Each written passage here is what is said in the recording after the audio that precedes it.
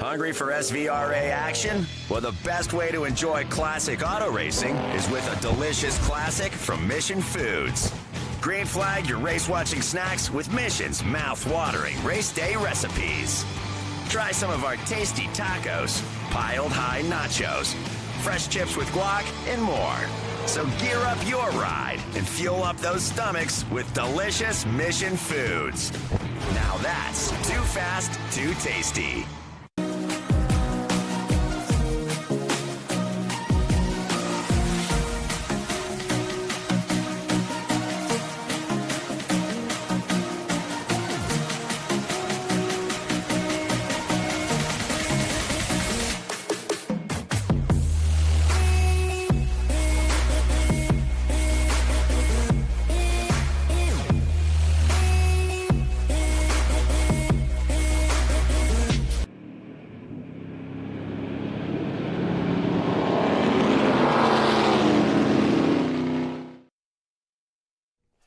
Good morning, everyone. Welcome to a beautiful day in New Orleans. You can see the Big Easy, the city of New Orleans, just in the background. But we are at NOLA Motorsports Park, a very revered racing track that has become well known over the last decade. And we're here for the Speed Tour to get things underway. And we hope to bring you a full weekend of great racing. We're looking high above the last corner, and we turn our attention first and foremost to the Blue Marble Radical Cup, North America, their first run for the season. And we have a host of radicals, and it just gets ever more popular, this championship, which is of course run around the world. They're celebrating 25 years of radicals this year, and just to give you an idea, there are multiple championships around the world, some 14 in all.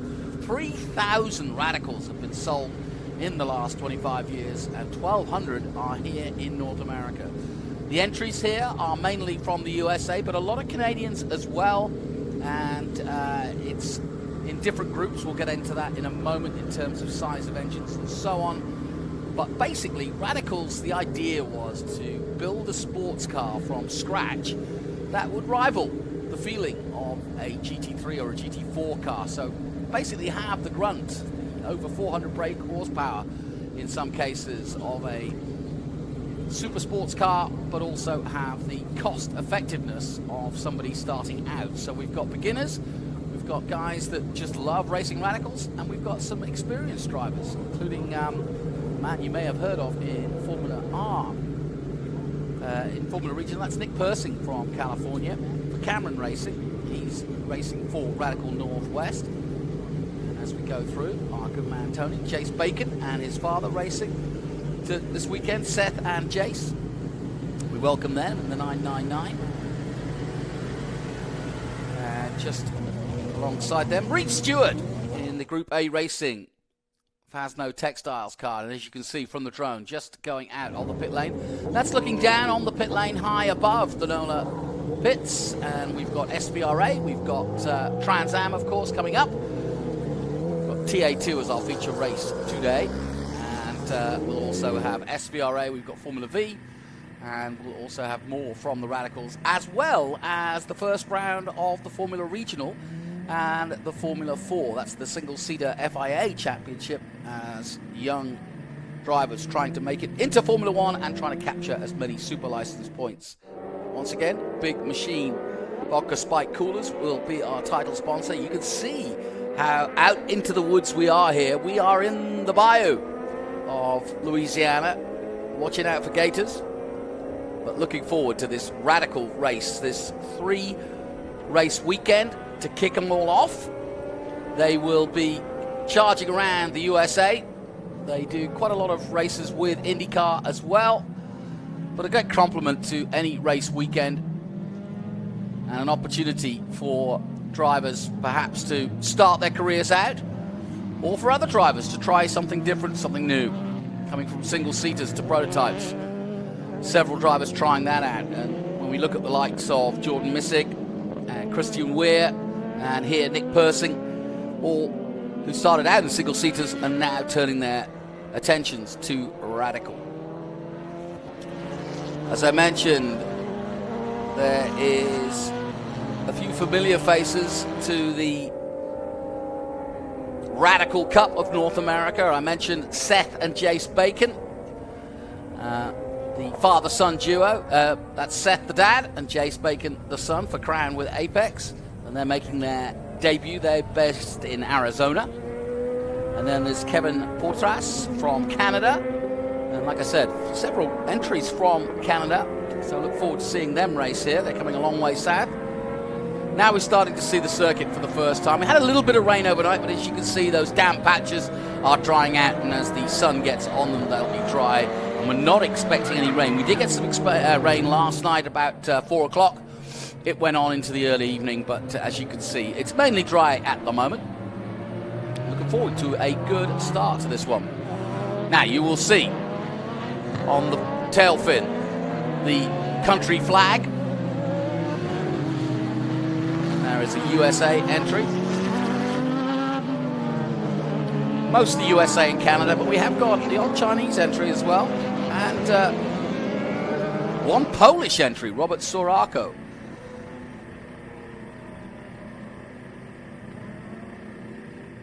And we'll try to give you, that's a fantastic shot going through the end of the S's towards the final corner. Our commentary position just up at that final corner, and then you see this long straight which will really let these radicals open up a little bit. And like I said, such a popular championship this. It's just hit the right price point and hit the right imagination, if you will. 14 championships around the world with a network of 33 dealers in 21 countries. So there's no question that the success that started 25 years ago, mostly SR3s, that's what they're calling. Super Radical 3s, and there's the odd SR10 out there. And in a moment, we'll hopefully get the Global Motorsports Director, Tom Drewer, to join us here in the booth and tell us a little bit more about his series and how it's going. Now we see the other side of the track, and as you can see, as they go out of the first corner, they wind through the infield into this first right-hander, then very fast left-hander, into a elongated hairpin, and then an even bigger hairpin. And then you can see this almost triple apex to get onto the back straight. So, talking to the drivers yesterday, they were saying that the unique thing about this circuit is that you just don't get enough time to rest. The main straight is the one place you really get to rest, because even these fast corners here that you're seeing the cars coming through now as they start to line up, and this next one here that the pace car is going through, the lights off now on the pace car, are just kinks really, and so they are flat out. And in an open wheeler, I was talking to Matthew Brabham, who of course is a Trans Am driver, but he has driven Indy Lights here, and he says these S's that we're going through now are flat out in a single seater. So you can imagine the concentration is paramount. Now they're forming up 2 by 2, as you should. The pace car pulling away, and that gives the poleman a chance to lead this field around. Looking at the 37 of John Field for One Motorsports, the American, for Bricker Home Design, leading this field into the last complex here before the start. High above, fantastic shots here from the drone. We're about to get underway with our first race of the day. A full race weekend here for the Speed Tour that includes SPRA, Trans Am, Formula 4, Formula Regional, and the Radicals. And coming out of the last turn now, 2 by 2. Looking forward to this. The first of 3 races for the weekend. Up go the revs.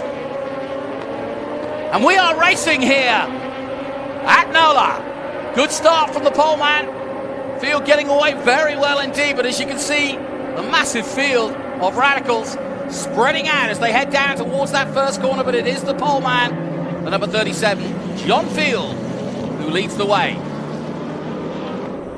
So good clean start. He's already making a couple of places up.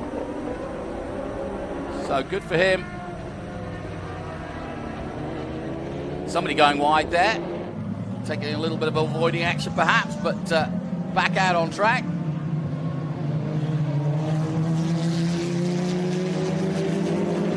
That's one of the Canadian entries. That's the 57 of Wayne Williams. Actually, that's the USA entry from S's Racing in Austin, Texas. I know those boys well. Spent some time with them. Louis Schreiber going through for Rhino Racing. He's in an SR10, so we've got three different categories out here. The Pro 1340s, the Pro 1500s, which is the main category, and the Platinum drivers in the SR10, slightly more powerful, but it's the 37 of John Field in his Platinum SR10, leading the field at the moment. And a good battle starting to form here between first and second. 111 of Louis Schreiber right there with him. And you can see already as they come out of that last corner just how quickly this field has spread out. We've got a group of, four at the front, and they've gapped massively the group behind them as they are pushing on now with the more powerful cars. In the background there, the 88 just coming through shot. That's Danny Zielinski in the Wisco Racing USA entry. That's a 1500. That's the first of the 1500s. And he has also gapped those chasing him in the Pro 1500 class. I had a good look at the cars yesterday as they went out, and they're very trick indeed. They've got all the lights, ability to be road cars as well as race cars, but they are purpose-built for racing. And just a really simple dash, but a very modern dash. They've got the flipper gear changing, Hewland gearbox. So it's all state-of-the-art stuff. Whoa. Plenty of room to make mistakes, but also forgiving enough whereby you could be learning without scaring yourself.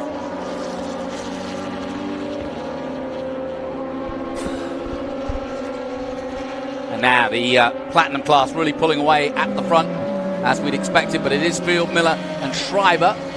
Then comes the 1500 of Deleski, Williams, Dersey, Strauss. A lot of talk about Strauss out there today. She's one of the competitors to become an ambassador for the series. That's Aurora Strauss for One Motorsports, sponsored by Richard Mill. Going well in 7th overall. But look at this racing. Great between the four of them here in this group.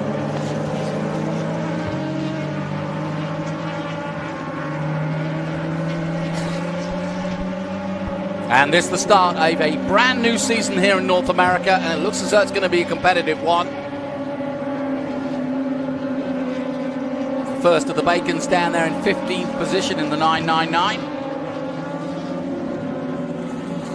That's Jace Bacon, remember, he and his father Seth fighting against each other. They lined up next to each other. There's the 73 of Kevin Portras for Canada in the SR3.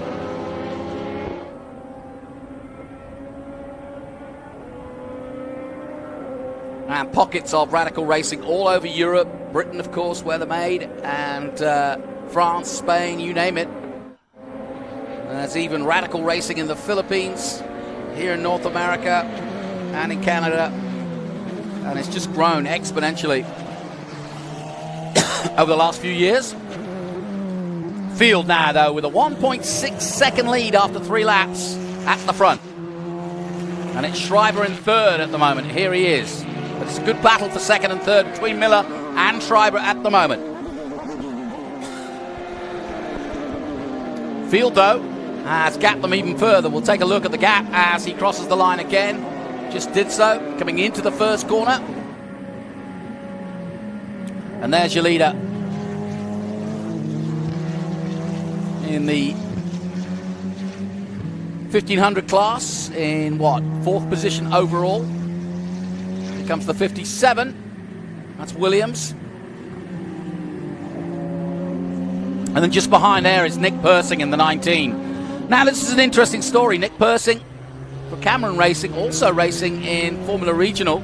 He's been a multiple winner and podium maker in Formula Regional in the last couple of years in Formula 4. And the tall figure of Nick Persing, great to see him out there trying radicals for the first time. But been doing the whole series, so big move for him. And as you can see, handling it pretty nicely. So he's on double duty this weekend, so he's getting plenty of track time because his qualifying session is shortly after this. So he's certainly getting the time on track. I don't know if the braking points are anywhere near the same, or it helps or hinders his progress in single-seaters, but it's always good to get track time. There's no racing driver in the world that won't tell you that they need track time, and they do. This is great racing, good grip, good downforce levels, but very forgiving, these cars. Persing trying everything. Ooh, and a nice inside maneuver. Has he made it stick? Oh, a little bit of touching there. Rubbings Racing, but that was a little tight. And through goes Nick Persing. Well, he made it stick just eventually, and once he got through, he was gone, but it took a little bit of touching for a moment.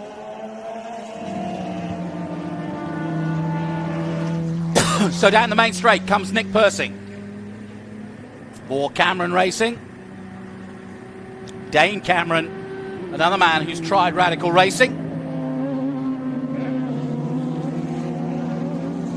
Coming through shot now, that was the 70. Also in the Pro 1500, that was Aurora Strash. We finally got our first glimpse of her. The 24-year-old.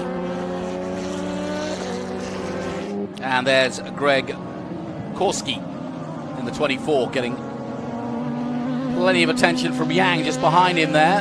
And this is the battle for the top 10.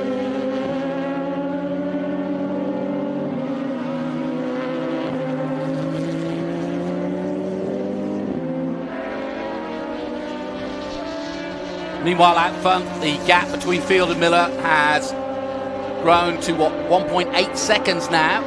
And Miller and Schreiber still involved in their battle for second and third. That, of course, in the platinum field. Now we've got little pockets of racing all throughout this field. Still some 28 minutes to go, though, in this first of 3 races this weekend.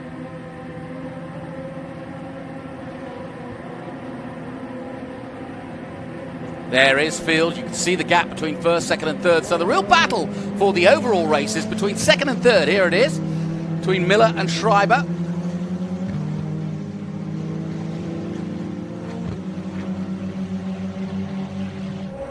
Miller trying every which way to get past him, but he can't find a way at the moment. Meanwhile, the 500 of Alan Miller. Trying to keep Louis Schreiber ahead of him as honest as possible. Rhino Racing versus One Motorsport. We've got several entries from One Motorsport, several entries from S's Racing in Austin, Texas. So each of the radicals has 2 or 3 teams that they enter. Coming through shot now, Danny Deseski in the Wisco Racing team for the USA. Nice colours.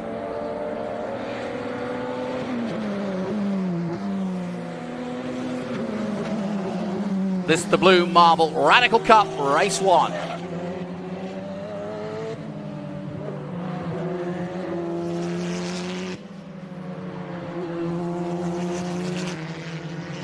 Now, interesting on my readout, it tells me that Field has dropped to 4th and Wagner now leading. Well, I'll be interested to see if that's the case.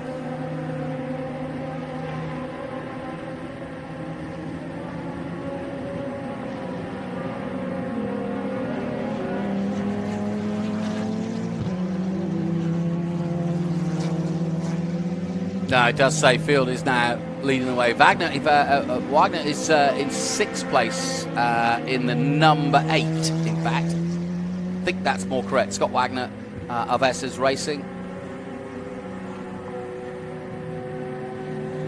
Yeah, they prepare several of these cars at S's Racing in Austin, Texas. Great company. Dave O'Neill, former Formula One team manager, part of that group. So Field extending that lead over Miller to 3 seconds. Miller and Schreiber still battling though for second and third. And then we've got a good battle starting to form up for the 1500 class, the Pro 1500 class, involving this man, Nick Persing, who's got some clean air ahead of him. Now he's got ahead. Had a nice little battle earlier on, but even though there was a bit of fisticuffs and a bit of rubbing, he managed to come away unscathed. But he is currently 6th overall. And behind him is 7th place Williams in the number 57. Looking at him now on screen.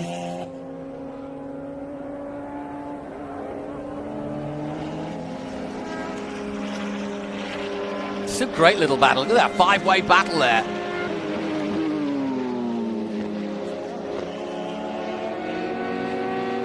And we head a little bit further back now to take a look at some of the other battles going on. And one of the Americans coming into shot. Bouncing over the curbs nicely. Nice to be precise as well though. That was Seth Braken, I think, just coming through. But look at this way. 4-way battle here between them. Coming out of the last turn and onto the main straight. This should sort them out. Great heat-hate shot here as they come flying towards us. Led by the number 17 of Aurora Strauss. She's trying to hold them all off, but look, they're all spreading out, trying to get past her, and into the first corner she does get overtaken. Or does she? Oh, drama! 2 cars going off, and he made the overtake past Strauss.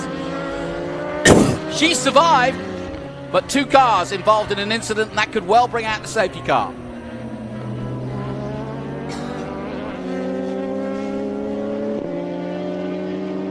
Well, getting through there unscathed, Robert Soroka.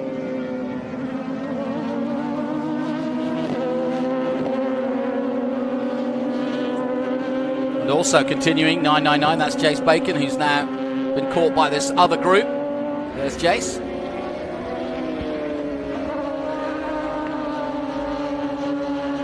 And there's the 20 of Austin Riley in the blue and Dayglow yellow. Can't miss him. Now the question remains, will they get the damaged cars out of the way before the end of this lap? So far so good, no safety been called just yet. And the battles continue. In the thick of that one, the 94 of Robert Soroka for Ryspec, a Polish driver, the only Polish driver. Down the main straight comes the 19. Persing leading this group.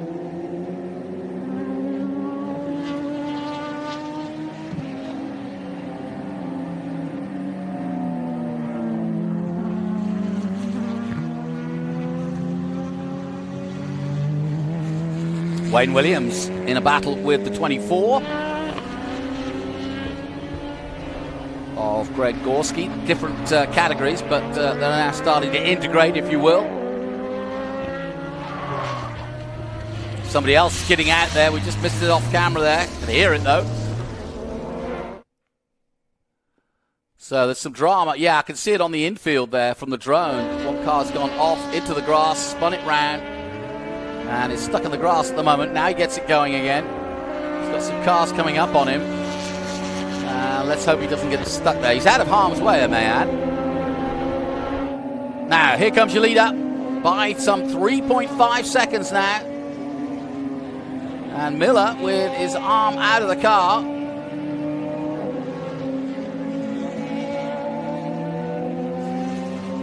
Schreiber still behind in third.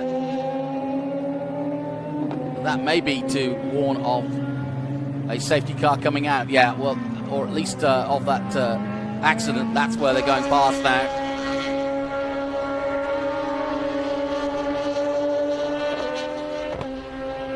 So we are under caution, no surprise. Under caution now here in this first of 3 Radical races.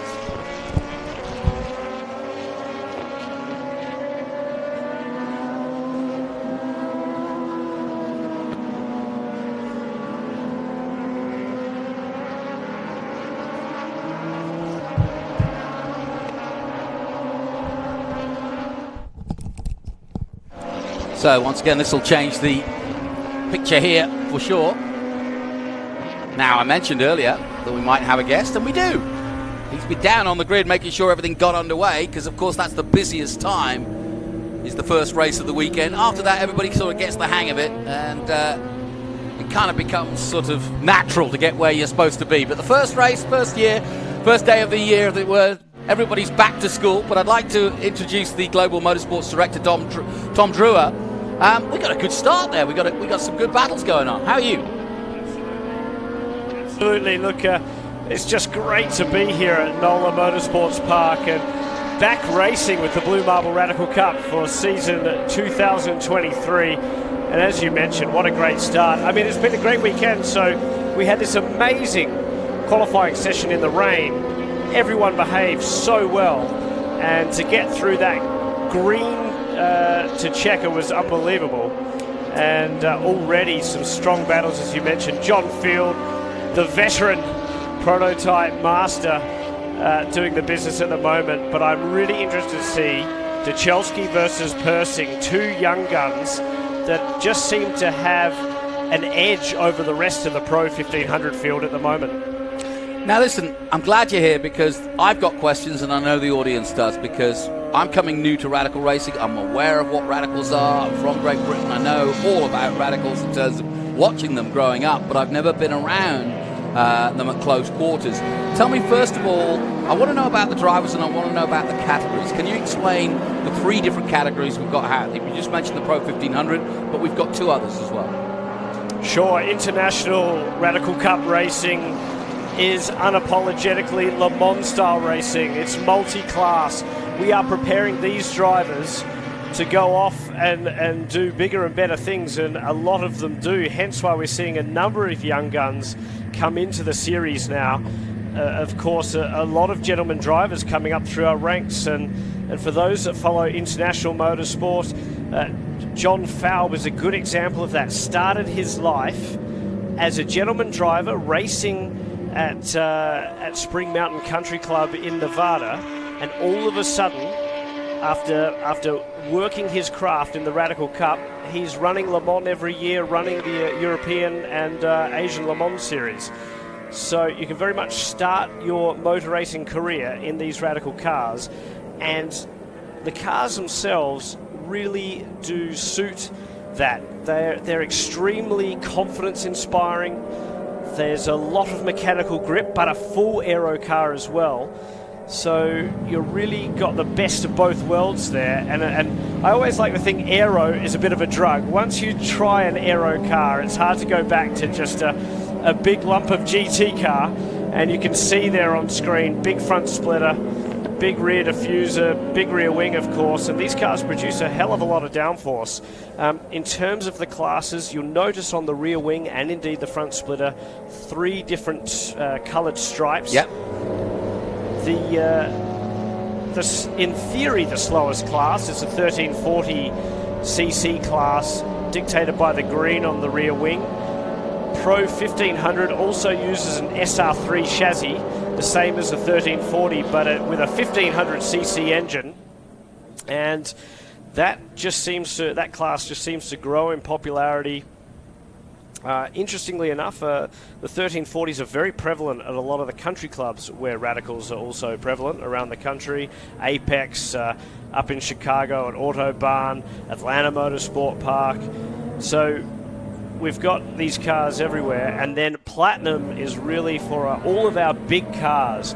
And historically, that's included the 600 horsepower RXC and the Spider variant, but now with this SR10, that's the car to have in this class. And perfect example on cue, John Field in the 37 SR10, 425 brake horsepower, 380 foot-pound of torque from a 4-cylinder Ford EcoBoost engine. all developed in-house back at Peterborough. And I think the lights are off on that safety car, are they? Well, we'll soon find out, that's for sure, because if he does come in, we'll be racing it. No, he's still one more. on. So, well, that brings me to another question. One thing I noticed looking at the cars yesterday, before the rain I may add, but everybody was just sat there getting on pre-grid. You've got the Hewland gearbox, you've got the paddle shifting, you've got all the mod cons, as it were, of a state-of-the-art racing car, and yet the price point is comparatively reasonable. If you want to go racing, like you say, from the start, is that really the attraction? Is that, I'd love to go racing. When you gave me a Porsche, I'd go nuts, but I'd probably crash it as well, and then give myself $60,000 worth of damage. As you say, motorsport isn't the cheapest of pursuits, but absolutely, look, these cars are the best bang for buck, if you like, that you can get. The performance level rivals that of GT3 cars. It's certainly an SR3, certainly a lot quicker than a GT4 car, yet you can go and run one of those cars with dramatically more performance for much less money. Very reliable car. Radicals are very sophisticated, as you mentioned, where they need to be. We run a full LMP2 style life ECU, paddle shift with an auto cut on the upshift and auto blip on the downshift. Lots of little sophisticated aids to help ensure that you don't over rev the engines and all those kind of things. But that's an important point too, with the auto shift and so on and so forth. You're not thinking about, heel toe, blah, you're not thinking about some of the more sophisticated racing sides. You're literally just changing down gears, changing back up gears, and finding the right price point, as it were, or the right rev point to go racing and hit the gas at the right time. And at the end of the day, that's what all of the cars that you're going to drive above Radical have too. So again, it's preparing the driver for what they're going to expect, whether it's an LMP3 car, LMP2 car, or even the very, very top tier GT cars. So it's a very, very good platform for preparing drivers. A lot of young kids looking at this series as an alternative to F4, FR, Persing as an example, Duchelski another, young Austin Riley, of course, in the 1340 class, Robert Soroka, Aurora Strauss. It seems that we continue to attract a lot of young guns, but again, a lot of, and I hate the word gentleman drivers, because these guys, once they get in the car, they're not gentlemen. No, of course. They race fierce, but guys that are coming to the sport a little bit later in life also attracted to these cars because they are a great alternative to the Porsche programs and Ferrari programs, etc. Before we go racing again, you talked about Aurora Strauss. Tell me, she's been in the headlines. Absolutely. We just announced that she's now a brand ambassador for Radical Motorsport globally. Excited to have her on board for that, but also in this championship. And she was unbelievable in yesterday's qualifying session. Nearly put it on pole in the 1500 class. Just unlucky not to hold on to that spot. And it looks like we're going green again. Al Miller was using all the track as he exited that final corner here at NOLA Motorsports Park. This is his best chance to catch John Field as they head down the front straight. You're listening to Tom Drewer and Jonathan Green here as we bring you the first Radical Cup race of the year, the Blue Marble Radical Cup, and already, that's the 57 getting in trouble that there. That was Mr. Williams, and he's a brand new competitor to the Radical Cup series, and he enjoyed the conditions yesterday in qualifying. He's used to driving sprint cars and said in the wet, these big torque monster SR10 machines are just that. They're like sprint cars. But now in the dry, he's struggling around some of these faster Pro 1500 machines. Greg Gorski in the Smoke Buddy machine trying to get onto the back of Duchelski, who is behind Persing now. So that's almost change. Lost it there. And that's a change for position of the lead. So the 88 has fallen back one. Duchelski now running second. And Louis Schreiber will be another one to watch, sitting third in the 111 machine. He was very racy last year and over the back of the 500. But Duchelski keen to get back into P1. Nick Persing, this is his debut in the series and has done a fantastic job. There we go, the 500 of Al Miller hunting down John Field. It looks like Louis Schreiber, we just mentioned him before, the curse of the commentator, Schreiber in the 111 slow. Yeah, he slowed right off because before this caution, before you got here, the battle was really between Schreiber and Miller for second and third. But now, as you can see, Field and Miller going at it, and Schreiber's dropped off. Meanwhile, the other battle is now catching them. And really, this is putting a huge cat amongst the pigeons with the Pro 1500s, because Schreiber's just made a meal of that beautiful three-way battle. And in fact, Jachelski now coming under pressure from the 24 of Gorski. So whilst Persing has got the lucky break with the multi-class racing, it's Gorski who's going to have a crack at Jachelski in the 88. Great racing here from the Radical. Almost the caution flag because of the crash we had in Field has actually spiced things up nicely, as we hoped they would. But Field still leading, but the gap that was 3.5 seconds is now down to less than a second to Miller in second. Persing now up in the 1500 class to third place. Schreiber drops to fourth, and as you say, Gorski trying everything and every which way to get into fifth place at the moment. And I'm just looking a little bit back further in the pack to see who's leading the Pro 1340 class, and that's Jace Bacon in the 999, and he's right in the thick of the Pro 1500 classes. In fact, he's got the 2021 1340 champion behind him, Mike Anzaldi, now running in 1500s, and a lot of guys stepping up to Pro 1500 this year, and a pass we can see further back in the pack, and just ahead or just behind that car was, I think that was Riley, young Austin Riley in car 20, a very distinct blue and yellow livery there, very, very bright on the racetrack. But a strong field, we can hear a bit. Somebody locked up coming out of one, or into one, I should say. And you can see on screen there to the inside of the track, just coming back now, is Austin Riley, weaving around a little bit. He's under pressure with a 27 behind him of Reed Stewart.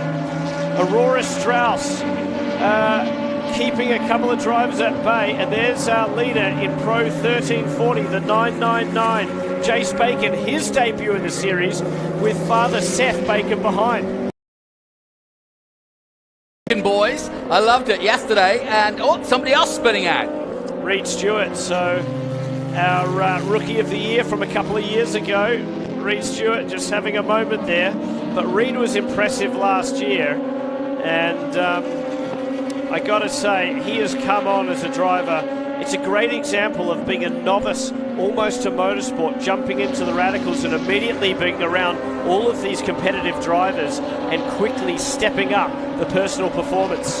And I guess what you're saying also, or what I'm reading into this, is that you could start off in 1300s and stay within the Radical fraternity, if you will, and go all the way up to platinum before you want to venture out of that, which gives a sense of comfort that you're in a in a group of people that you trust and know and have raced against before, and you're just going to progress bit by bit, and they'll tell you when you're ready to go up to the next level, right? Absolutely, and not only that, you can start locally, start at the country club, start with SCCA or NASA racing locally, step up to the big Blue Marble Radical Cup National Series, and then of course race around the world as well. We have series all around the globe, whether that's in the UK, throughout Europe, in the Middle East, Asia, Australia. Some 14 championships, something like that? 14 championships, and a World Finals, our inaugural World Finals last year at Spring Mountain. Numerous nationalities, a big grid of 36 cars, and for inaugural World Finals, it was just amazing to see huge talent from across the globe, and we're looking forward to announcing the venue of this year's World Finals soon. So some great racing here with 16 laps gone, the clock ticking down in the first of 3 races here in the Blue Marble Radical Cup. A couple of Canadians duking it out there on screen. Robert Soroka ahead of Riley. And that's pretty racy there as well, with the number 09 of Elaine Dursey from Spring Mountain. And he is all over the back of Wayne Williams. I love these great pockets of racing. It doesn't matter where you are on the field, you're in a battle. And you can see on Wayne's car, that's the brand new cockpit safety device, almost like a halo on these cars, and a lot of drivers electing to run that now. Yeah, that's an interesting ad, isn't it? Very safe. Dursey going for a big move, and you could hear under brakes more squealing of the tyres, the Hankook tyres, as Al Miller runs a little bit wide. But interestingly enough, that means that Miller's fallen way back because he was behind or just in front of Greg Gorski. So John Field all by his lonesome now out in the lead. Louis Schreiber, after having a little bit of car trouble perhaps, sits in second. Yeah, he's a long way off John Field, who's kind of just got back to where he was before, but increased that lead. Schreiber's still second. Zaleski, how do you say it? Dechelski, that's it, in third at the moment, and then Persing, who we're looking at right now. And Dechelski has got back ahead of Persing. So lots of switching up there at the front. Great. But this is Nick Persing. I know him well, and he's going to be loving this. Doing double duty, but he is right in the thick of it and looking for a podium and a win in 1500. And this is really a battle not only of young guns, but two different variants of the SR3 1500. So Persing in the brand new, in fact it was only delivered from England to the racetrack on Tuesday, a direct flight from England for the number 19 machine. And that's the brand new XXR SR3, the latest iteration of 20 years of development, if you will, of the SR3 against the slightly older model that Jachelski's running, the SR3XX.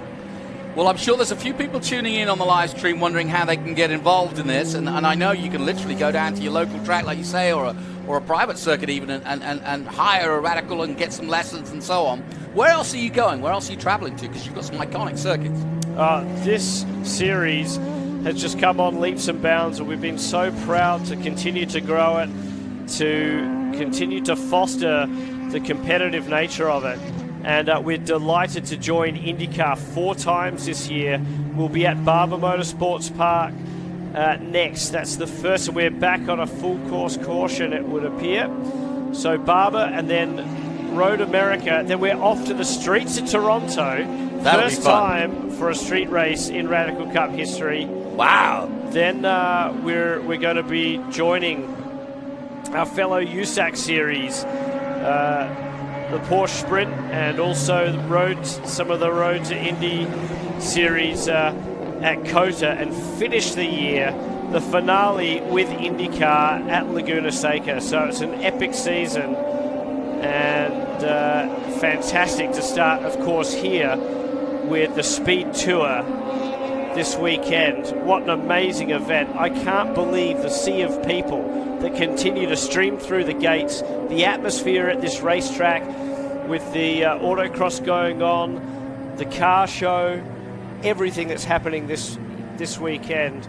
SVRA, Pirelli Motorsport Holdings, SCCA Pro just putting a fantastic event on this weekend. So there you go. That's your leader Bacon in the 1340 cars coming through shot there. So well, and no, is that Jace? Sorry, that's Seth, isn't it? Well, that is Seth, and so that's another change of leader. So the old man will be happy because he's ahead of his son, although I just wonder if that may be one of the cars we've lost in this caution period. Good point. Because the 999 was leading that class, and so that would be a tough one, wouldn't it? You're obviously be concerned about your son, but you're also happy that you're now P1. Well, as you can see, they're about to pick up the safety car and things slowing right down. There's John Field leading the way. And behind him, Schreiber, who's made up that 10 seconds now. He'll be happy with that. Jachelski in third place, but leading in the 1500s ahead of Persing. He'll have one more crack, maybe. Let's hope we don't finish under caution, because we'd like to see a nice little one-lap sprint if we can. Miller in the 500 is just behind him. And then it's Gorski, Williams, Dursey. Strauss now back up to 9th position. She dropped a few places, but in that incident, I think she made a few up. And look, this is a long championship, 18 races. Of course, yes, you can gain a lot of points today, but you've just got to work out what you can take home as well. Bank for that championship haul. And the other thing we need to check out, to explain to those guys that are watching around the world on the live stream, or if you're watching here at the racetrack, the fastest lap times of today's race set the grid for race 2. The fastest lap times for race 2 set the grid for race 3. I see, yep. So it's important not only to try and gain track position on your fellow competitor and finish as high as possible, but it's really important to bank a fast one somewhere within this motor race. And you know that there's probably drivers communicating with their crews at the moment saying, where am I? What are my fastest laps? What's happening out there? How am I positioned to for this afternoon's race? And if I quickly look, certainly John Field has set the fastest time in Platinum, so he'd be on provisional pole.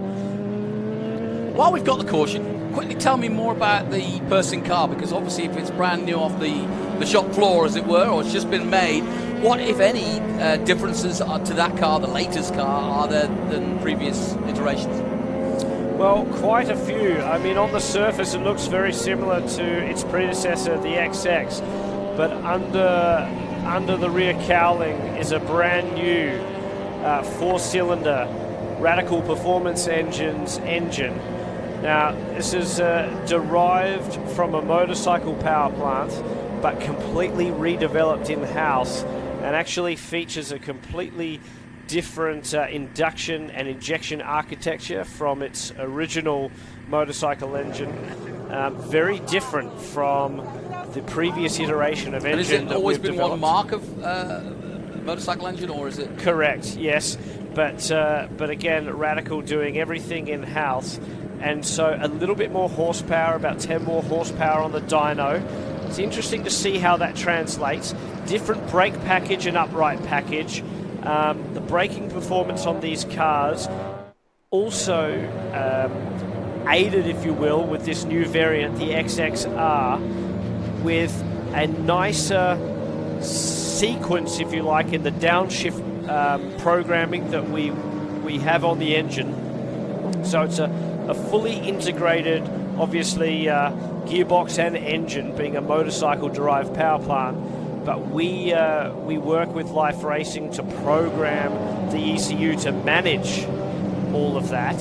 So I'm now getting the hang of this, because I've been in motorcycle racing for a long time.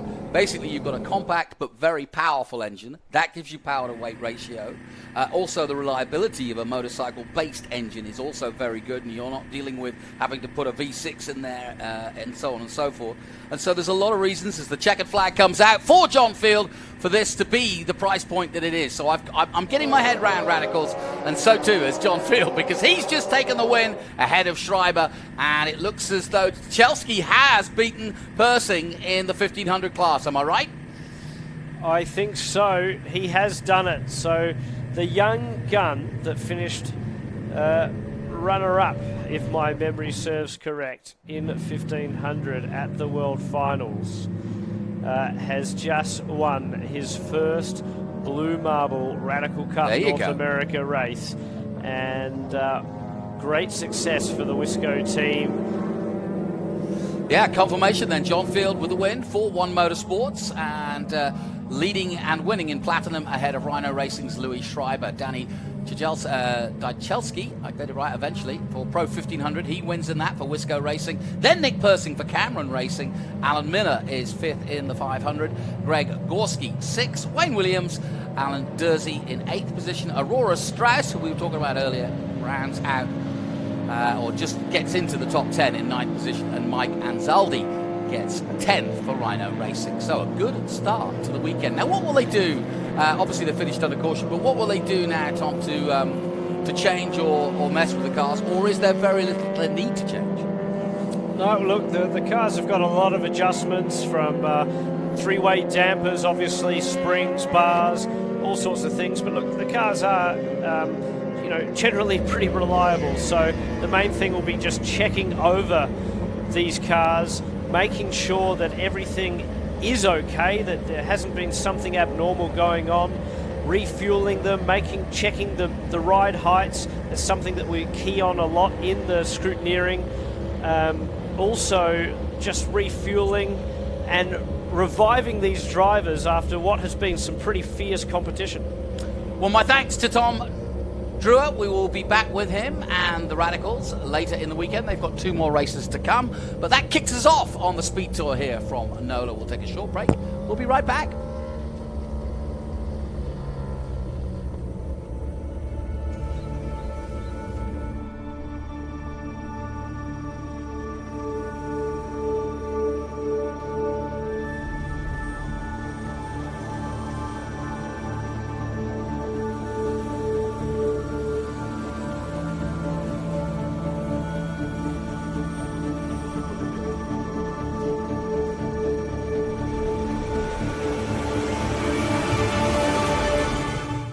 Okay, so pretend this is your car, and say you have an accident. Ouch! At least your insurance will pay for another one. Right? Well, maybe not so much. If you have a standard policy, they get to decide what your car was worth. Which could mean trouble. I mean, who wants 3/4 of a car? At Hagerty, we agree on a value up front and then pay that amount, guaranteed. That's because we want you to end up with a whole car. Hagerty, let's drive together.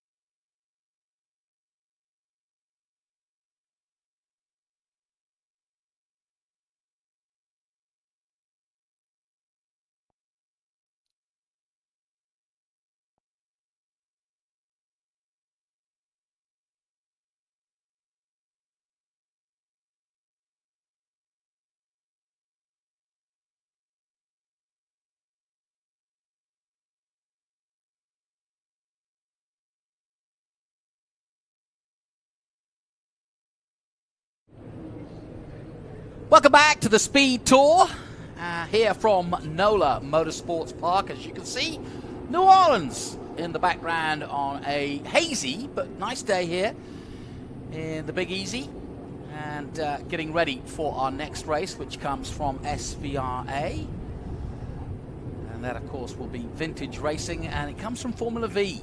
As you can see, the wind picking up slightly. We had some rain in the area earlier in the weekend, but I'm glad it's not here at the moment, and that means that we should get a good full run at our Formula Vs. And these are effectively single-seaters from yesteryear, and Formula V, in fact, has been one of the most popular classes. In fact, that's a bit of a ringer, that car, that number 21, because it's not a Formula V per se. In fact, it's a Honda F4, but he's doing some testing, doing some practicing to get out there and join them. So they've thrown him in this category, and away he goes. But here is your regular 1-1-3. That's a typical Formula V.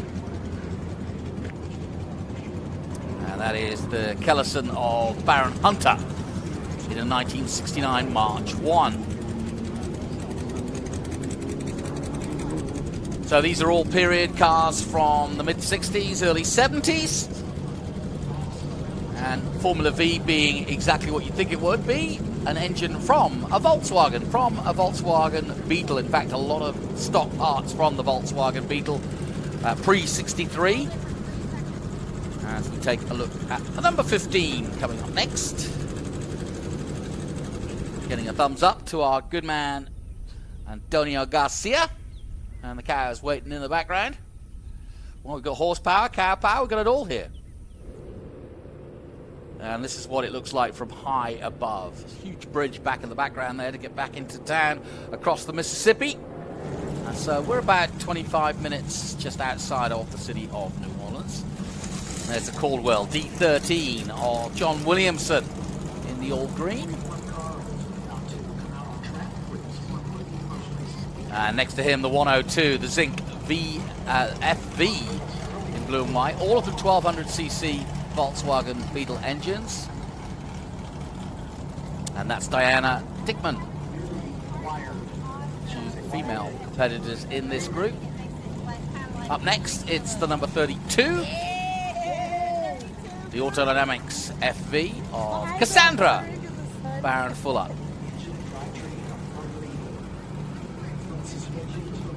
Up next, the 66.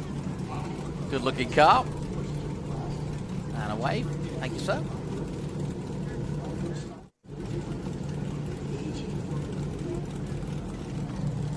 So we've got about 20 cars in this. And you just saw the two female competitors that we've got. But also Ross Maddox, Stephen Hild, Scott Eliff, and various different makes of Formula Vs from the various different years.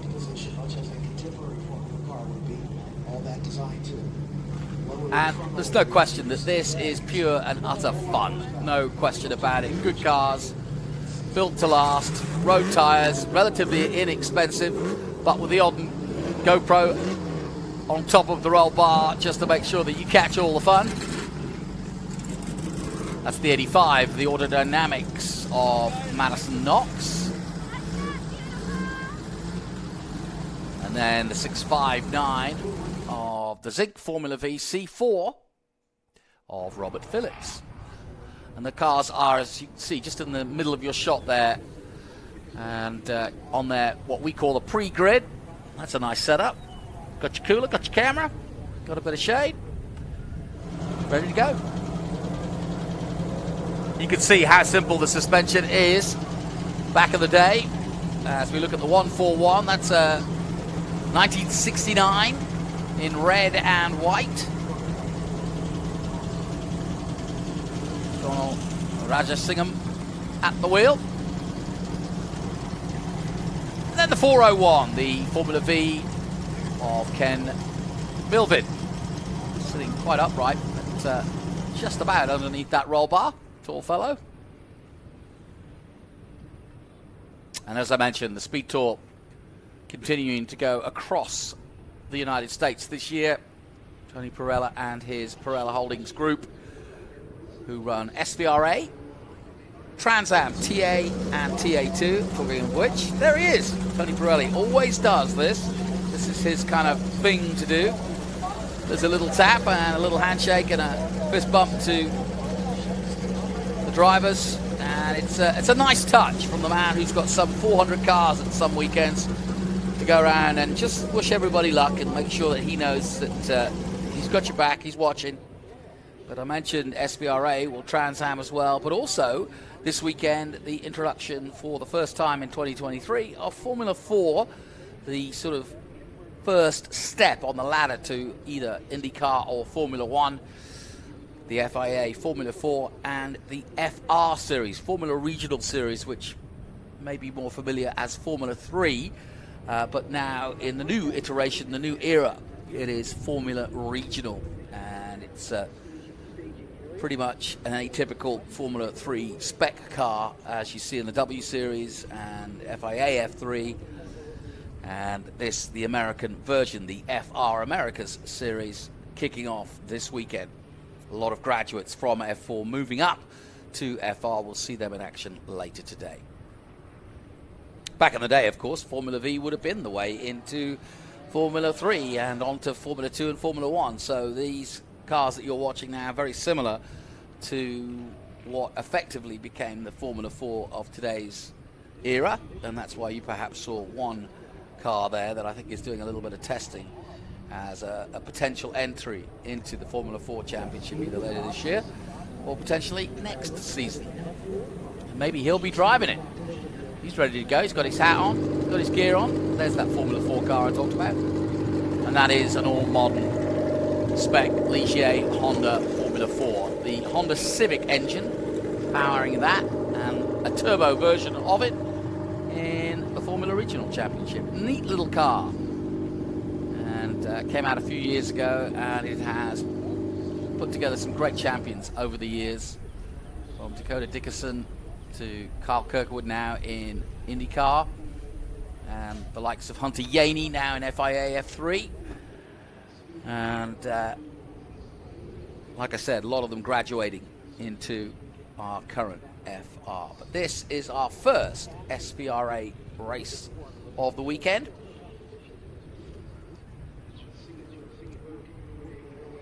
Perfect conditions.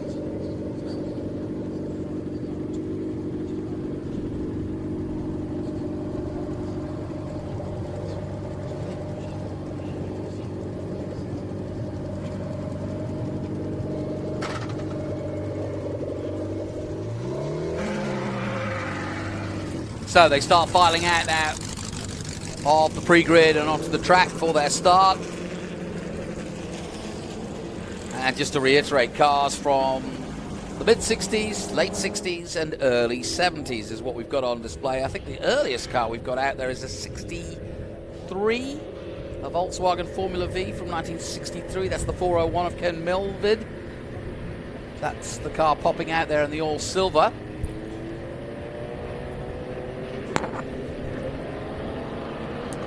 And then the most modern car is that Formula 4, of course, but most modern Formula V car is probably from, what, 1972? Yes, 1972. We've got a couple of, we've got a Pegasus and we've got a Truhaft FV with Bill Griffiths at the wheel, the number 99. So, good field of over 20 cars getting out here for their first run, and they will get 2 feature runs for the weekend.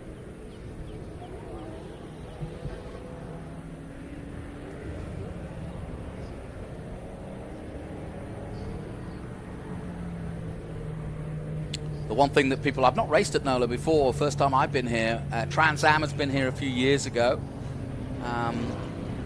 But all that I've been told is that it's a tricky circuit in terms of it is one of those places that's constantly turning. It's bumpy, but that almost adds to it. We've just come from Sebring. Nobody complains about the bumps there, and adds a little bit of character. It's flat as a surface from above. You can see that. So there's no undulations to get too excited about, but the track itself technically is very demanding. As you can see, it kind of like meanders through several large hairpins. We've just seen 2 of them above from here, and then there's these very fast right-hand kicks. There's the first of them, and then there's the second one coming up now, and that takes us to the back of the circuit.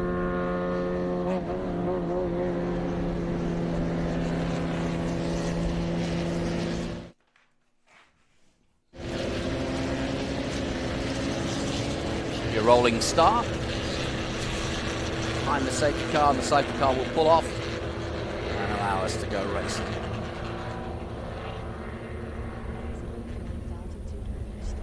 We're in Avondale in Louisiana, about 20 minutes from downtown New Orleans. And this is an FIA Grade 2 course. There's also a fully lit outdoor karting tracks. They've had SCUSA here in the past. So with skid pad and drifting, autocross, you name it. Pretty interesting facility, and run by Aaron Grosfos and David Pace.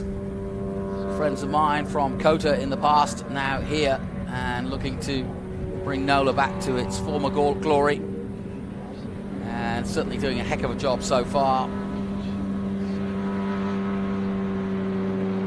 Just looking at the lap records here, US 2000 is probably the most relevant to this group we're looking at. They were doing 136.6s. IndyCar came here. Scott Dixon doing a 128.5 in the 2015 Indy Grand Prix of Louisiana. And ironically, Scott Dixon started in Formula V in his home of New Zealand, Formula First, as it's known there. And in fact, I was doing some commentary on some Formula Firsts just a few weeks ago. There's the VW logo on the side there. Got a feeling we're going to go around one more time with the safety car, because he's not pulling away. Or is he? Well, we're about to find out. He's gone. So then, here we go. We're about to go racing. This, the 2023 NOLA SpeedTour Formula V in action. Don't worry about the man leading the race. He is in a very different car. He's testing for Formula 4 in that number 21 Honda. But the rest are Volkswagens as they celebrate multiple years of great racing throughout the world, not just here in the United States, all over the world. Of course, where they came from in Germany, great racing in the UK and in Europe, Australia, New Zealand, as I mentioned, where it's called Formula First, and here in the States. And joining me in the booth, the one and only Ben Sissel. Fresh from the track. What's happening out there?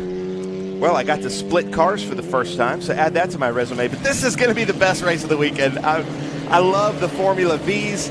Elliott Barron and his whole group out here. You can see Hunter Barron out there in front with Elliott right behind, sporting that SVRA National Championship helmet. That blue car you just saw may be one of my favorites there, that 103 of John Williamson. Just such a pretty car. But this car here is the one that's really going to give the battle, Daniel Persson to the Barons up there, I think, this black car. Yeah, I was just explaining the F4 that was on track is obviously a regular state-of-the-art F4, and I guess he's just doing a bit of testing. I'm not sure who it is. I think she's only 13, so not old enough to be kind of like Wisniewski did last year with us. Right. And he did such a great job. He's running an F4 this year, so she's doing the same thing. And so far, talking to the Formula, Ava Dobson, to the Formula V drivers, they said that she's given them all the room that they need and a really good driver. So that speaks really well, because a lot of the drivers in this field have 30, 40 years of racing experience. Great shots from the drone. This is the first images I've seen, John. Look at that number 103 there. Beautiful car. John Williamson, Caldwell D13. I personally just kind of like the Caldwells. Yeah, so a bit like Formula Ford, you've got so many different types or makes and models of these Formula Vs, all with the same engine and many of the VW stock parts, but that's the point. It's affordable racing, even back then in the 60s. Now look at this long straightaway. Drafting is definitely a factor here. Elliott gets right behind his son Hunter as they come into Big Machine Vodka Spike Coolers turn 1. And I misspoke, that 102 is Diana Dickman with that Zinc FV. That's a beautiful car. Just getting passed there by the number 66 of Bill Griffith as they come into Big Machine Vodka Spike Coolers. And then there's that Caldwell. Yeah, that is a good-looking car. Nice paint job, isn't it? 1970, that. So we are celebrating 60 years of one of the coolest classes ever created in racing, Formula V. Basically, you could go to a junkyard, buy a Beetle, and use the parts and make a race car. And it was, for maybe $2,500 to $3,500, you got a brand new race car 60 years ago. And then there's the Lynx, real famous, real fast cars there, that white and red. Number 141 of Donald, I'm not going to be able to say her last name, in the VW Lynx Formula V. You can try that as well. Where am I looking? 141. Oh, yes. You mean, I know who you mean. You mean Miss Raja Singham. Ooh, that's awesome. Look at that shot there.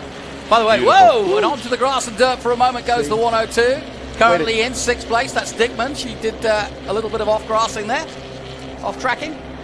We appreciate the stunt driving from the front. They knew they were on camera as a hawk flies by right there. Beautiful images here. And you can see it is group racing, like in all vintage racing. Sometimes it's the mid-pack racing that's the best.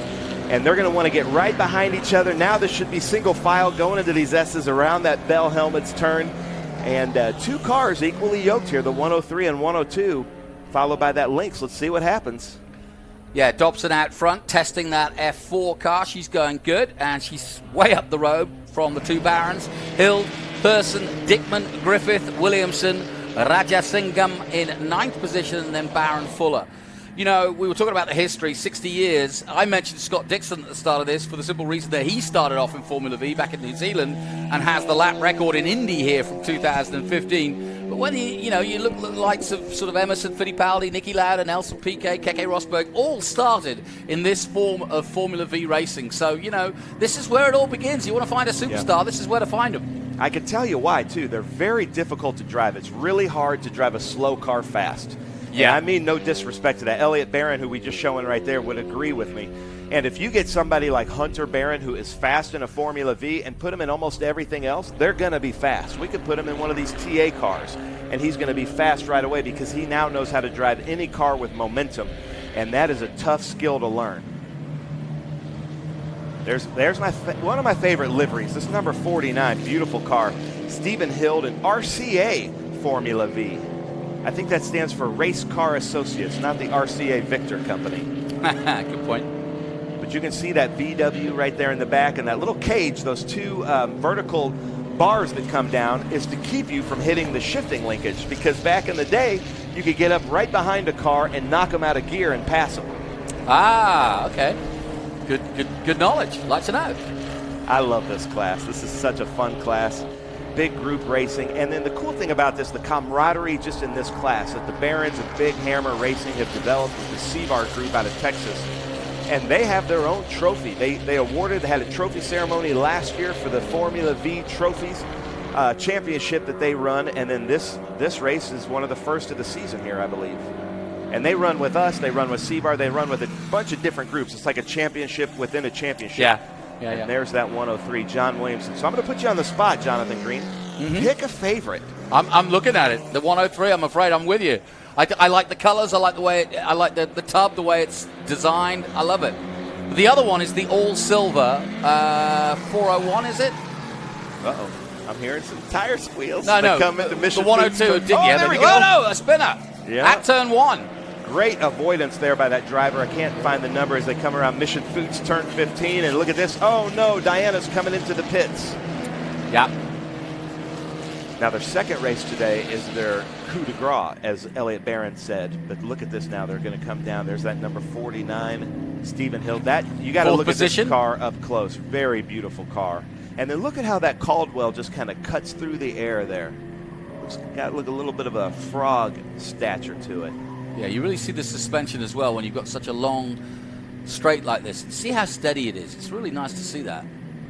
Right behind him, though, Griffiths really putting the pressure on, is bouncing over the turn 1. Now you see why it's a bit of a challenge, that turn 1, because Rajasingham really struggling there over the bumps, and there are a couple of places here at NOLA that can really shake your teeth at.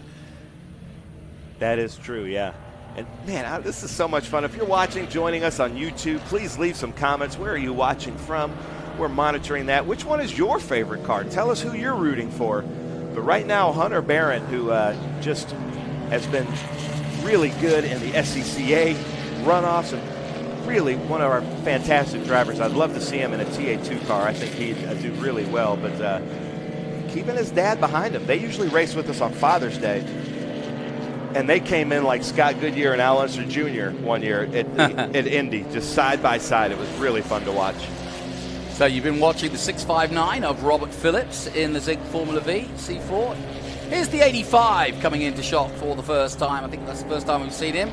That's the Auto Dynamics Madison Knox, excuse me.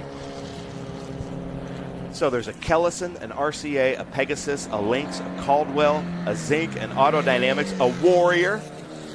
You know, how cool is it? Because basically it was kind of like some chassis designers would put the front and the rear ends together and then make some kind of a fiberglass mold, and that was their car. And like Caldwell was a full-on production unit of these, and some people, they made one or two out of their garage. You know, and I was reading up the price point. I mean, if you wanted to buy a brand new Formula V, it would still only cost you about $35,000 US. But a second-hand one that's been used and is still in good nick could be less than $1,000 if you're lucky. Yeah, you can still find these out there. I got to tell you, it's one of the most fun groups to run with. My son, who's here with me this weekend, was asking me what he should race, and I said Formula V for sure because of the training ground. Now, this is probably the oldest car in the field. That's Ken Milbit. That is a, let me see. Yeah, 1963, I think. 63, yeah. It just looks like that body type of the first ones, the body types were a lot bigger like that. And then here you see Ava Dobson in the background. This is basically the history of open wheel racing. This Formula 4 has kind of taken over Formula V as the training ground for open wheel racers. So there, right there, is like the genesis of training ground for open wheel racing. And I got to give it up for Ava Dobson. She's doing a great job. Very proud of her, and love the development that Scott Goodyear and the team at Formula 4 put into these drivers and the importance that they put into it. And we're seeing it now with some fantastic drivers coming through. Yeah, I'm wondering whether Brent Cruz might throw his hand at this because he's not quite old enough either. So maybe he'll get in that. Isn't it funny that he's old enough to run a season and almost a championship in TA2, but not yet for Formula 4? And he is our younger. He's our Rookie of the Year last year. Now that was a good corner, Ava. You could see that was a 180 turn, and she held her hand in one place and made the whole corner. So she's becoming a very smooth driver, which is speaks very highly for her and her team. Yeah, and like you say, it is apropos in some ways that we've got that car out there because these 60s cars that you're looking at are what this car, the F4 that we're looking at, also the Honda state-of-the-art car, you know, if you like, single-seater version out of karts that you would go to, and Formula V is still very much that today. Now, back in the 60s and 70s, you could go to any junkyard and take your pick of 30 or 40 Volkswagen Beetles. Yeah. You know, but now it's even tough to find those. So these Formula V drivers are starting to have some trouble finding some of these parts in the engines and having to get the engines rehomed. But look at this thing moving around, just jumping around. Cute little thing, isn't it? Suspensions, yeah. These are torsion suspensions. Like you say, 1963 Formula V. So that's 60 years, right? Mm-hmm. According to my math, if it's 2023, yep, we've got 60 years out there. It took me that long to do that math, ladies and gentlemen. That's all right. Here we go with a 1965. Let's see how your maths are this time. And Auto Dynamics is the model, Formula V. That's under 60 years. That's the math I'm going to give you. But look at the upright on him. So these cars, the drivers sit so different. Hunter Barron's like laid back and like a lazy boy, almost a flat line. Yeah. There's a car that Mike Jackson races with us, a Shadow Fax, I believe it's called, and his left and right feet are sideways hitting the pedals because they wanted it to be as low slung as they could get. Real famous Formula V car. But look as they come into Mission Foods Turn 1. And Jonathan, talk to the crowd a little bit about these bumps coming in and how that could really disrupt the vehicle. Well, you'll watch as they come into this right-hander here at Turn 1. There's a bump right in the middle of the corner. Here we go. Now watch. See how they come in there just on the approach there and then through the middle as well. And if you turn in there and you're not steady, easy to get the back end out. See that happen, and I think that's probably the reason we saw that turnaround a moment ago. But it's a tricky circuit, but people do like racing here, that's for sure. That's Amelia Phillips there. I got a good story. I just split the cars for the first time, and she came right at me and scared me a little bit, but I deserved it because I put her in the wrong grid positions this morning. So, Amelia, sorry about that. Beautiful car in that number 10, and she is in an Autodynamics MK4 Formula V. There's the 19, John Carter Zink. Yep. With the VW logo on the back. Beautiful helmet with the racing stripe as well. So if you're in the New Orleans area, come out to the NOLA SpeedTour here. So excited to be here at NOLA. You can see it's a beautiful racing circuit, kind of in the Bayou, Jefferson Parish of New Orleans. We've got a crawfish boil. We've got Trans Am, Radical, Formula 4, FR, and Formula V 60 years. Got some autograph signings as well from the youngsters later in the afternoon. We've got a car show. And it's a really easy trip outside of New Orleans, about 15, 20 minutes on a good run. So, Elliott Barron has dropped off. We didn't see him. He must have come into the pits.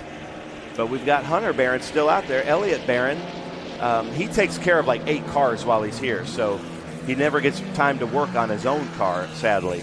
So we'll see what happens. But maybe he's just saving himself for what he calls the coup de grace. Today's second race, and there's Ava Dobson, our leader. Coming up on, she's going to lap our leader in Formula V, Hunter Barron. Hunter Barron, one of the most aware drivers I've seen, looking at his mirrors. Let's Ava go. Pushing on, she's doing good. She really is good, really well. The point is, there's no drama there. It's just nice and smooth. You can hear the input to the throttle. That's how it's, that's what you want to hear. She's not trying to change the world. She's not setting lap records, just going about her business, and that's all you can ask. I once asked the team manager, what do you look for in a driver? And he said, somebody doesn't crash it. Yeah. He said, we'll test somebody that, we'll take people out who bring the equipment back. Yeah, exactly. And seat time. Everybody will tell you the most important thing is just seat time. So she's out there getting her seat time, and it's really going to come in handy when she's old enough to race in Formula 4. And there's Hunter Barron. Look at this car. This is a beautiful car, one of my favorites. That is a Kellison Mach 1. Really cool lines. You see the little bulges there. It is shock inputs. That just looks fast. Oh, we have a car off there. Hope that car is in a safe place. Here comes the checkered flag. Give it away, Jonathan. Yeah, well done to Dobson, taking her first win in SVRA, but of course really here at NOLA to test for F4. Not old enough yet, but already showing good signs that she will be on the grid, as are several women this weekend, and looking forward to seeing her race in the coming years. Barron takes second, but the first of the Formula Vs, and the other Barron going out, and that gave Hild in the 49 a chance to get on the podium. Williamson, fifth. I got to give a shout out, though, because one of Hunter Barron's mechanics, Frankie, first time to NOLA. It's his birthday today. Hey! So, Frankie, happy birthday. Hunter Barron's giving you a thumbs up as he comes through Big Machine Vodka Spike Cooler. So, Frankie, happy birthday, buddy. Cool shots, isn't it, Jonathan? I love it.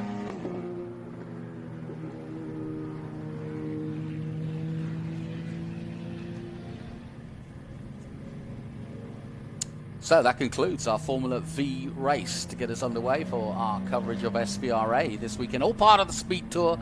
We've got F4, FR, and of course the feature race of Trans Am. My thanks to Ben Sissel. We'll take a short break here from NOLA. We'll be right back. Stay with us. More action to come.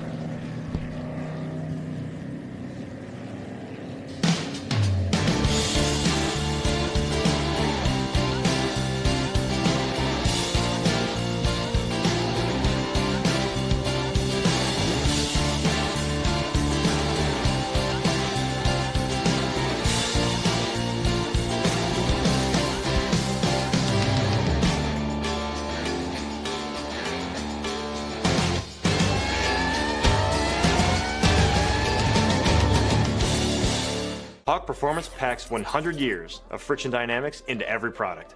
Backed by Carlisle Brake and Friction, the world's premier innovator of industrial brake and friction components, Hawk leverages R&D tools and motorsports experience to deliver uncompromising performance on the street. There's no reason to settle for less. Choose pads that are race-proven and street legal.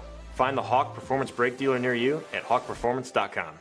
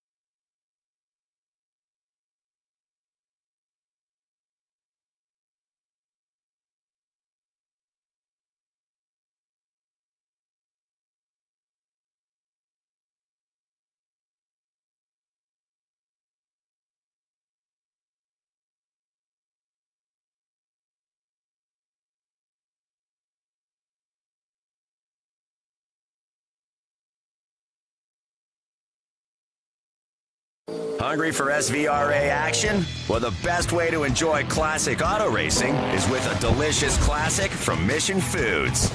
Green flag your race-watching snacks with Mission's mouth-watering race day recipes. Try some of our tasty tacos, piled high nachos, fresh chips with guac, and more. So gear up your ride and fuel up those stomachs with delicious Mission Foods. Now that's too fast, too tasty.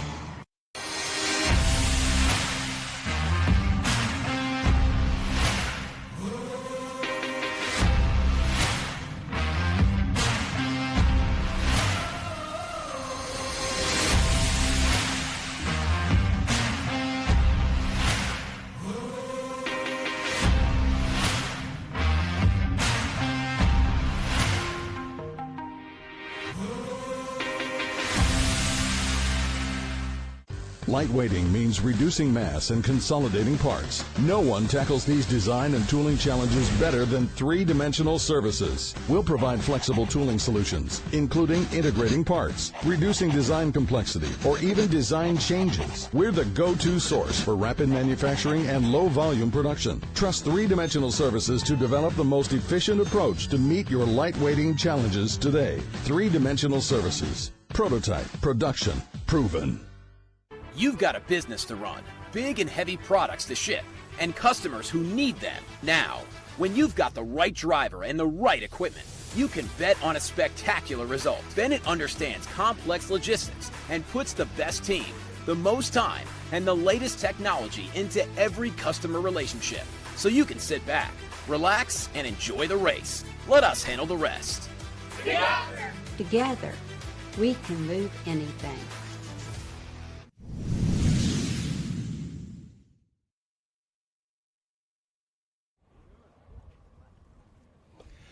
Hello and a warm welcome to a very sunny New Orleans, Louisiana, here at NOLA Motorsports Park for round 2 of the Big Machine Vodka Spike Coolers TA2 series. I'm Jonathan Green, alongside me, Al Unser Jr. We are looking forward, as you can see, the grid has formed up behind us. It's perfect weather for racing. And Rafa Matas, our former champion, leads the championship after Sebring. But Al, I don't think it's going to be that easy this season for lots of reasons, and the obvious reason being Thomas Merrill, the current champion, is obviously a big contender for this title, but it's not going to be that easy, is it? It's not going to be that easy, Jonathan. We've got some real young kids here with a lot of great talent. We got Brent Cruz and Evan Slater coming in as their second year. They're hard chargers, young, but they've got some experience behind them, and so we've got a new pole sitter with Thomas here. His fourth race, he's learning. He's getting all the experience that he needs to go out there and do. And so we've got some hard chargers out there. So no, Rafa and Thomas Merrill are not safe at all. You know, I was just talking to both Rafa and Scott Borchetta. I was like, you know, just as you've got yourself dialed in, they bring all these 16 and 17-year-olds. They don't even know how good they are themselves. Correct. That's what I was talking about. So they're out there. They're going to be going as fast as they can every single lap, charging every corner.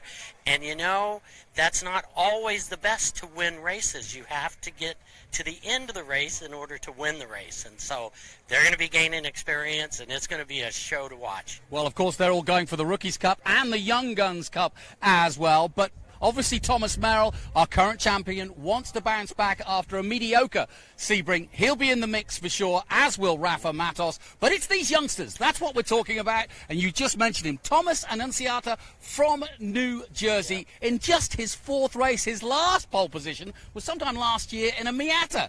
This is the real thing. Ben Sissel caught up with him. First, though, let's take a short break. We'll be back with all the action after this.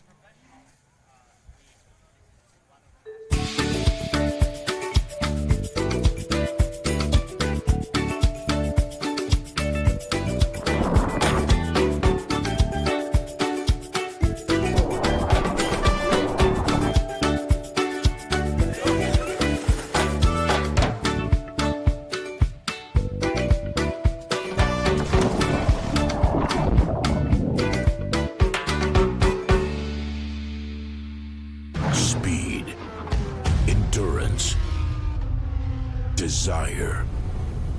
For 160 years, Motul has helped engines and drivers go faster, further and stronger. Tested in the heat of battle. Driven with passion. With one aim, to give you superior powertrain protection and performance. Motul.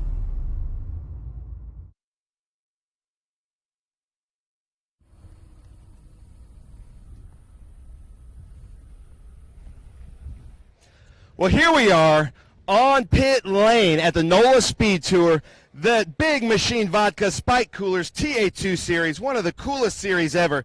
Just 4 times here in the TA2 series. Thomas Annunziata, you're going to have to pronounce your name for me, is the Motul Pole Award winner. I got to point this out. Unbelievable. And he actually, you did it with, it wasn't a small margin like it usually is in TA2, almost a half a second. Thomas, how does that feel? Oh, it feels great. I mean, only 4 times in the series. I'm still learning how to race in this series. They're long races, but I'm starting to get used to the car, and we finally put a lap together in qualifying early, and I'm happy to have early success here in the Trans Am series. Now, was it only 3 laps on these tires?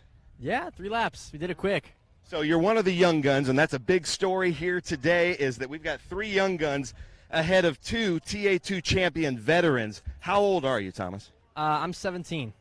And what do we need to do to get our eyebrows looking so pristine? Maybe the best eyebrows in motorsports. Check that out. Get closer. Thomas Annunziata, nice job. You have any sponsors you want to talk about? Yeah, I've got Nerd Focus on board, AI Media, and SC Arms. They've been with me since day one in cars and have supported me the whole way. So I'm looking forward to possibly putting this thing in victory lane and getting the sponsors out there. Nice. I love it. Thomas Annunziata, one of the young guns. Unbelievable.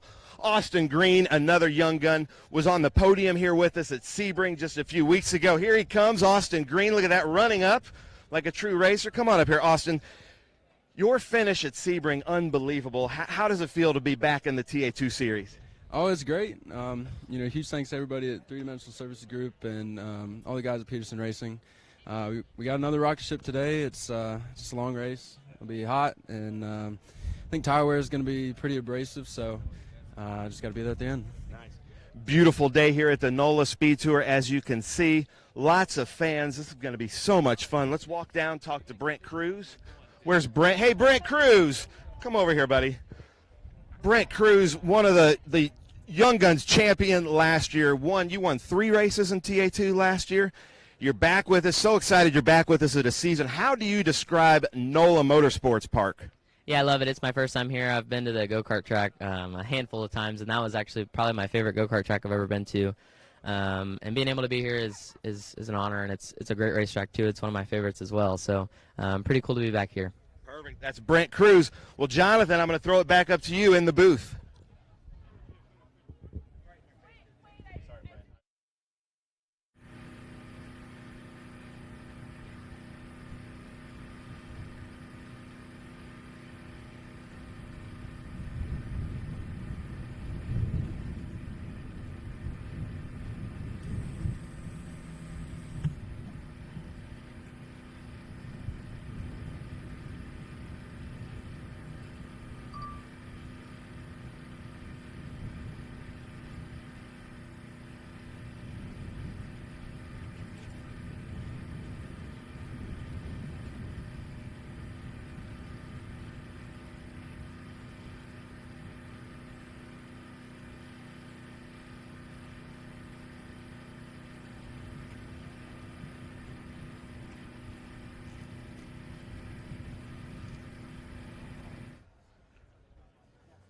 So excited to be back here with the Big Machine Vodka Spike Coolers TA2 series, and welcome to the MAV Fast Channel viewers.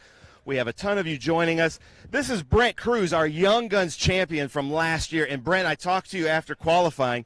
Qualified 3rd, and you were disappointed with 3rd. Yeah, I feel like you can always be grateful, but I definitely wanted to be a little bit better than I was. I feel like I made some errors in myself, and I for sure always want to take accountability for that. I think we have a very strong race car, though, for some race speed, and I'm looking forward to it. Perfect. That's awesome. So the story is, if you're just joining us, we have 3 Young Guns, 1st, 2nd, and 3rd. And then in 4th is Rafa Matos, followed by Thomas Merrill back here. I don't see Rafa anywhere. But here we go, Thomas Merrill. Thomas, champion last year here at NOLA, and I know you've done some stuff with NOLA Sport, but have you raced here before? No, never. Just tested. How do you describe NOLA Motorsports Park? Bumpy, physical, and a lot of fun. I enjoyed it. I enjoyed it a lot more than I thought because it's a very flat racetrack, but it's got a lot of really cool corners, a lot of fast sections, and it's built on a swamp, right? So it's really bumpy, and that adds to the character, and so knowing where the bumps are and how to manage that is going to be a big factor. But I think the big thing, honestly, for today's race is going to be the fatigue.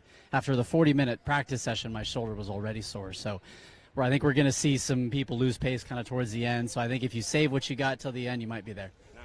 Hey, and Rafa, I'm going to have you jump in here with Thomas because the story we're talking about here, these two were at it all year long. They came in, the championship was tied last year, and then Thomas had more wins. It was that close. But it's unusual to be behind all these young guns. How does that make you feel as a TA2 veteran, Rafa? Well, I'm okay. We had a little bit of a hiccup yesterday in qualifying. We were quickest in practice, and I think we went backwards, but we changed the car back to where it was, so hopefully the car will be fast. Hopefully we'll be in contention for a podium finish, but it's a points race championship. We got to keep finishing.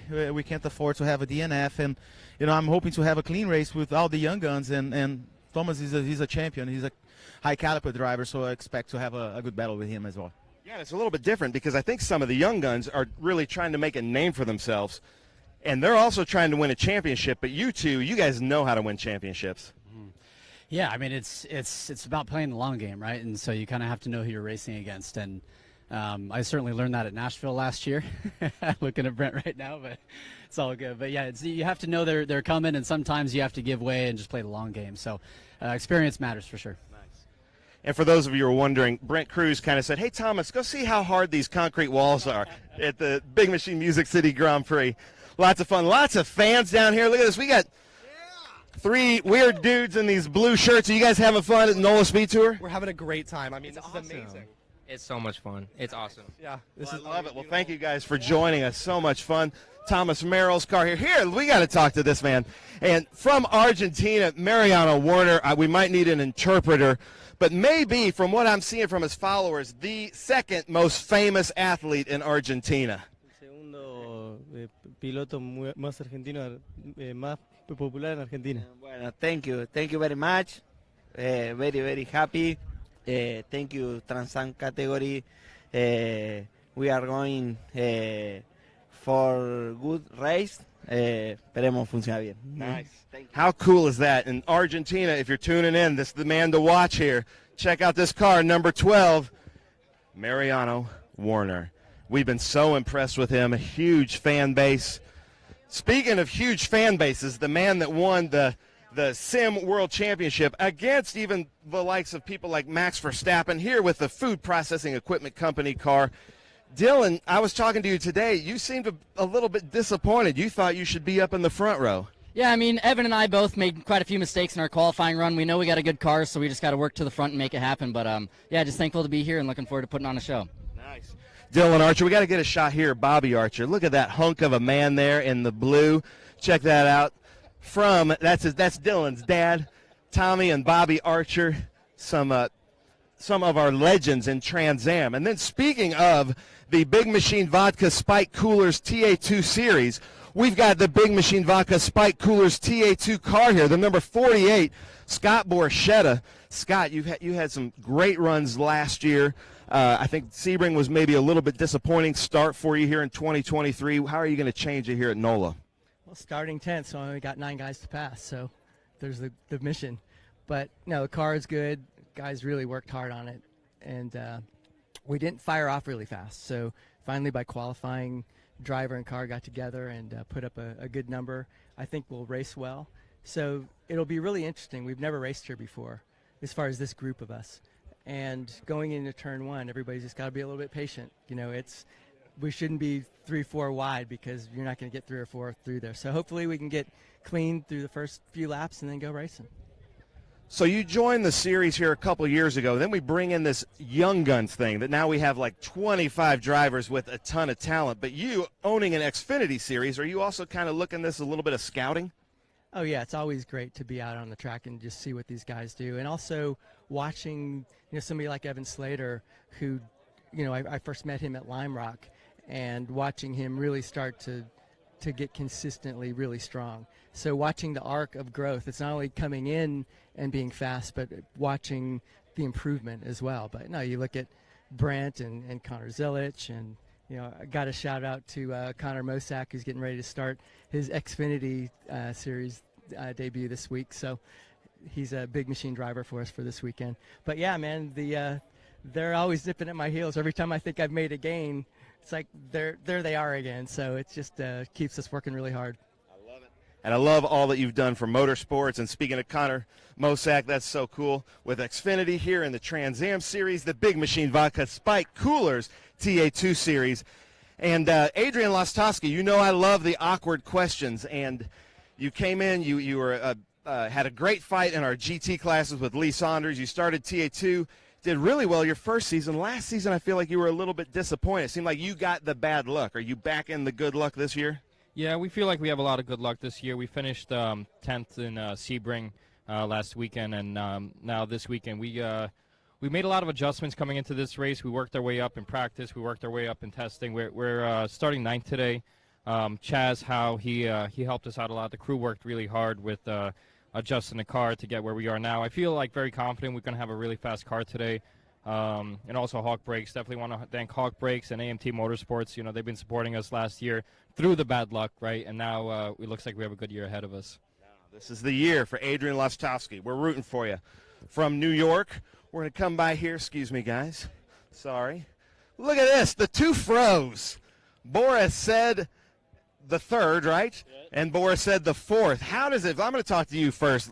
Trans Am legend here, Boris said – and we've talked a little bit. You're probably more nervous to watch your son race than you. Oh, my God, yeah. I mean, I'm super proud of what he's done so far. I mean, to go from the Miata into this three-dimensional Trans Am car, I mean, he's only done a couple races so far, but he's doing really good.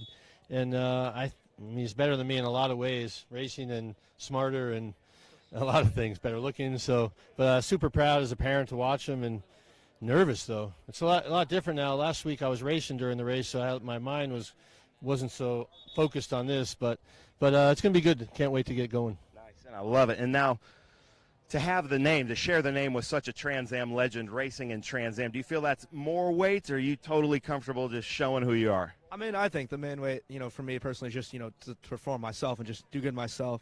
And, it's just, there's a lot to live up to. I mean, these are fast cars, thanks to Doug Peterson for, even giving me this chance. And I know, there's pressure from that, but not really from the name. But, obviously there's some pressure from that too as well.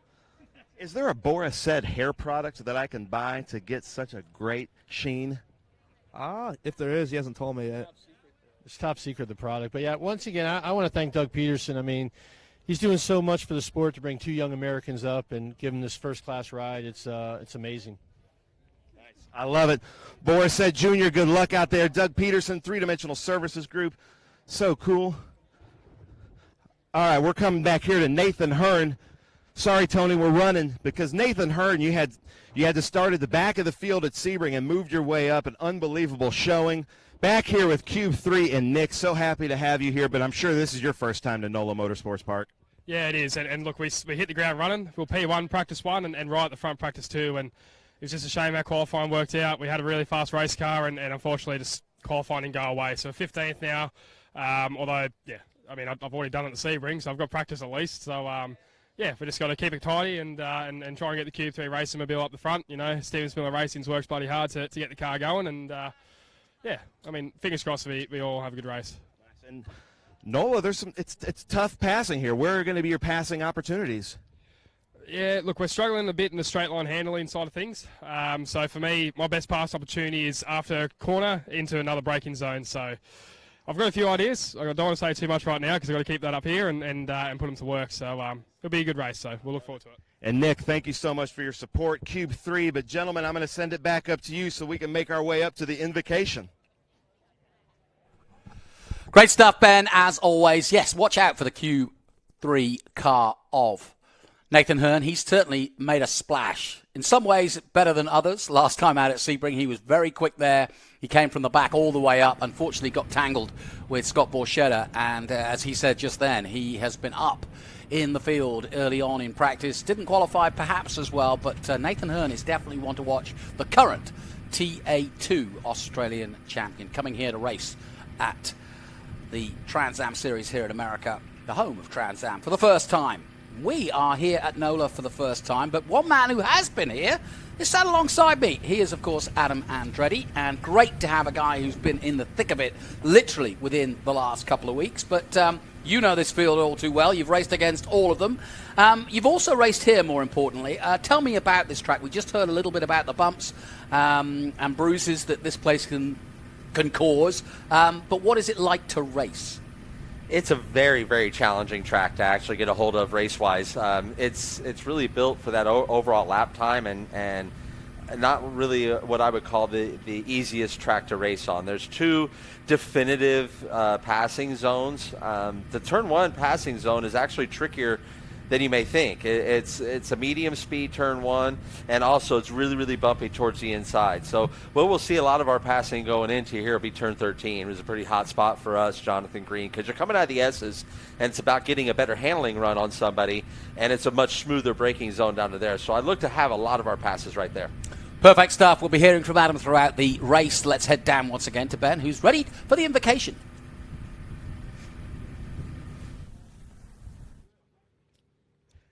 All right, well, welcome back, and I want to introduce my friend Bill Knox from Road Race Ministries to deliver the invocation. If you would, please remove your hats. If you'll join me in prayer. Heavenly Father, we give you thanks for this glorious day and this great establishment. Father, we ask for your protection upon all the drivers, the crews, the spectators. Father, keep us all safe. Father, we ask for your hand also upon the EMS, our first responders, our police officers. Father, keep them safe as they do their best to protect us. And Father, watch over our military across the world, within the country, Father, as they protect this great country that we all love. In your Son's most precious name we pray. Amen. Amen. Bill Knox, thank you so much. And ladies and gentlemen, I'm going to introduce Keely LeCompte, here local. I've heard a lot of great things about you, to deliver our national anthem. Keely, take it away.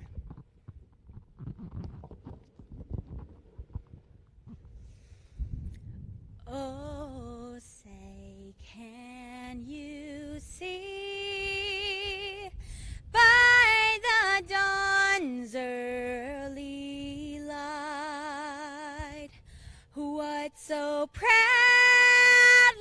we hailed at the twilight's last gleaming, whose broad stripes and bright stars through the perilous fights for the ramparts we watched were so gallantly streaming, and the rockets' red glare, the bombs bursting in air, gave proof through the night that our flag was still there. Oh, say, does that star-spangled banner yet wave for the land of the free and the home of the brave?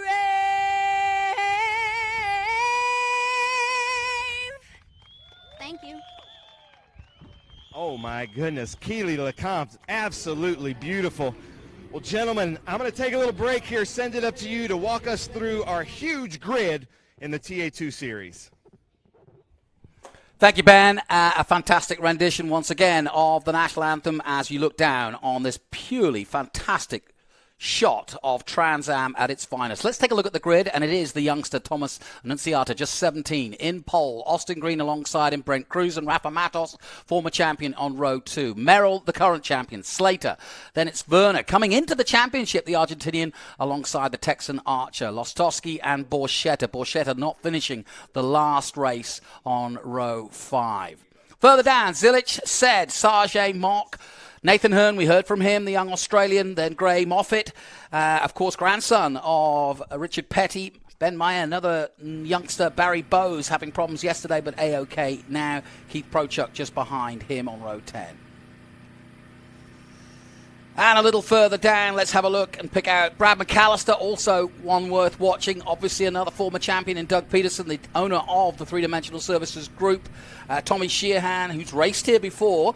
Abate also has raced here before. No time for Dylan McAvern out at the moment. We think has got a little bit of bug, and so I don't think Dylan will be taking part, but it's still a massive field. Let's head down now once again to Ben Sissel.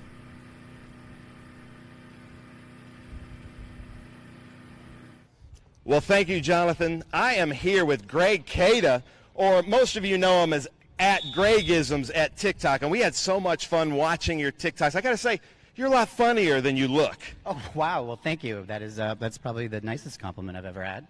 Thank you. And you did some hot laps here yesterday, and I saw that you posted it. How many times did you say, "Oh my God"? I think the tally that people counted was at least 126. Yeah, you called it a hot lap. It felt more like a hot flash.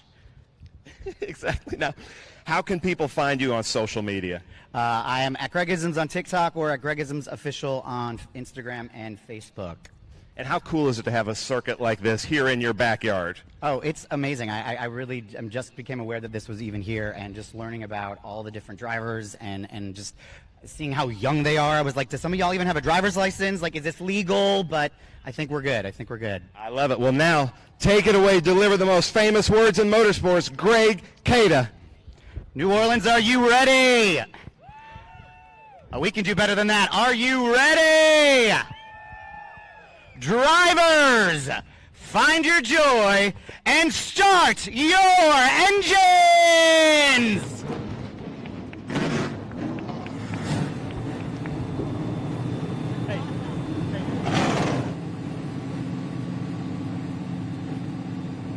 So as the engines roar into action, a couple of men who've already found their joy in motor racing. They are, of course, Alan Jr. and Adam Andretti. Delighted to have both of you here. Always great to have two guys who've been there, done that, got the T-shirt.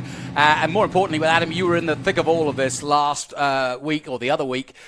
So you are close at hand as to what we're about to see and how competitive everybody will be. So first of all, Adam, this circuit versus Sebring, I mean, there's a lot of similarities in that it's flat, it's bumpy, but that's probably where it stops. Yeah, it's flat, it's bumpy, it's swampy. It's Sebring in that aspect, but pretty much where it stops, right? You know, Sebring carries so much history and character with it, and this is a relatively new facility. It's a wonderful facility to visit here at NOLA and here in Avondale on the skirts of the Big Easy. But the competition is thick and heavy, as you saw at Sebring, and there's even some competitors in this mix like Mariano Warner I've never raced with. So, I mean, I have no idea what to expect out of this young man, but everything I've seen, everything I've read, Little Al, about this kid is he's like an ex-phenom. He is from Argentina. We know some great drivers from there, right? The Fangios. Yeah, we do. Yeah, so I'm sure he's going to be someone to watch today. Yeah, I think, you know, especially these opening laps, because of the way it is at the beginning of the season right now, everybody's really feeling everybody out, especially it being the second race. You've got, like I said in the introduction, the young kids, the young guns out there. They're going to be going flat out, and then you got the experienced guys with Rafa and Thomas that are going to go, hey, I've been here before, we know what's going on, and so we'll just see how it unfolds. So as they start to take to the track for the first time, go ahead, Adam. No, I was just saying, it looks like one of the 90. It looked like the 90 car, one of the Nitro cars, had a hard time firing and getting off the grid there. So hopefully they get that sorted. You know, sometimes just sitting out there in the heat for a little bit, you know, causes a little vapor lock, and and you just got to bump through it, and so hopefully they'll get that thing going. But yeah, they're rolling out here on grid, and this is going to be, and this is also one of those racetracks, Jonathan Green, that you got to be careful of the rear tires, just like all Trans Am, you know, all Big Machine Vodka, Spike Cooler, TA2 races. You have to take care of those rear tires. It's so pivotally important once we get here too, because you could buzz the rear tires off here at NOLA Motorsports Park in a heartbeat. Yeah, I was talking with Evan Slater before the start of this race, and he said tire management is going to be key in today's race.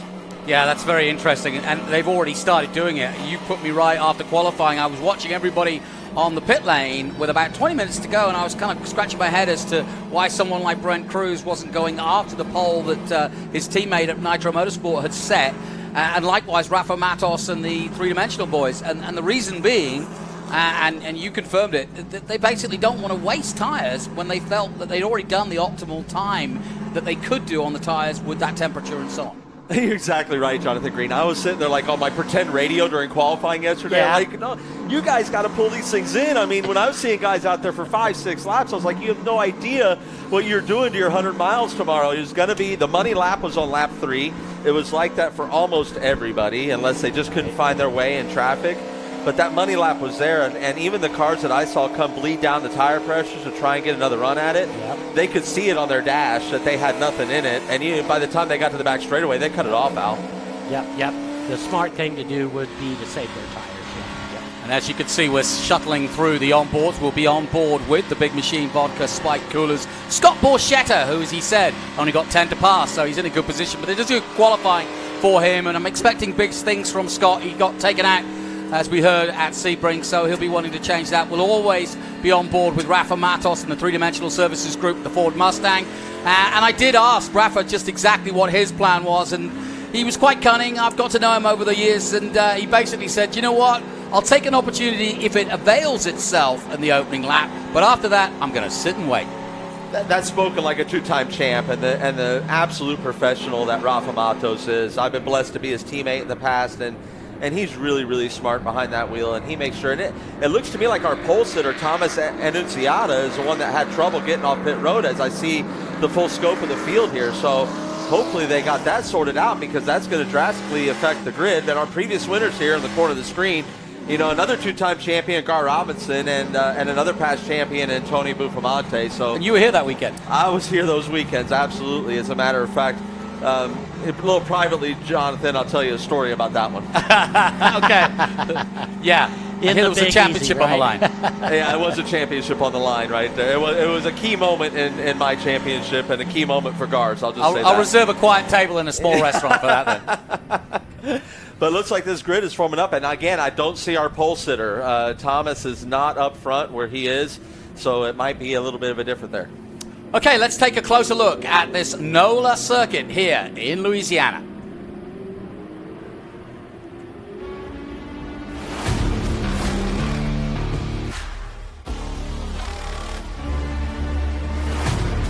Straight, and that's, I think, the big thing about this place. But Adam, jump in when you want. We're going into the Bridge Hall Bennett's turn 3, and then it opens up with these very fast right-hand kings. Yeah, it's really, honestly, it's really lead follow through there. You could be 4 seconds a lap faster than the rest of the field through turns 2 to 5, and you're going to be stuck behind them. So you got a high-speed S's here, 9, 10, 11, 12, 13. Like I said, that exit of 13 is crucial, because 14 is the real absolute passing zone. And 15, 16, 17, another place you do not want to find lap traffic. And obviously getting a good exit out of 17 out, key to that long straight. Absolutely. It's everything down that front straightaway. Now we can start to see that turn 3, the Bridge Hall Bennett's turn 3 from high above. And now we're starting to see, guys, it looks a challenge, doesn't it? It's a hairpin, but it's not a hairpin. I mean, it's decreasing radius, so you're not letting, like, we as race drivers, we want the horse to have its head, right? We want to let it go.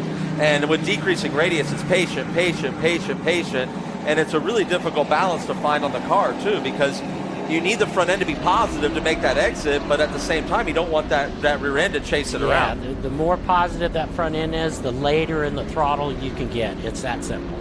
Exactly right. So that's where this challenge comes in. That's why I say it gets to be real follow the leader through that part of this course here. So again, patience is going to be key here. which is tough to say to a 14, 15-year-old, is be patient. But we have some of the best on the planet when you look here at the Young Gun Championship.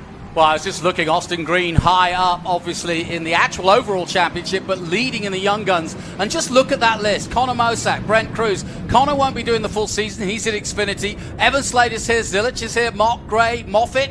Ben Mayer had a chat with him. And Boris Said Jr. is making his way in the three-dimensional services group. We're on board here with Austin Green. And what an opportunity for this man. He starts on the front row alongside an Enciata. And if he's going to make a mark with his teammate Rafa Matos and actually sort of give his presence or make a presence felt, and you know in a four-man team that the only way you're going to get respect and not all be behind Rafa is to say, well, I'm going to beat Rafa then. Absolutely, and we've had a change up front, Jonathan Green. If you notice, Thomas isn't up there. Austin Green oh, my word, you're pole absolutely position. right. Brent Cruz is now up to the front row, so this is a young gun front row still.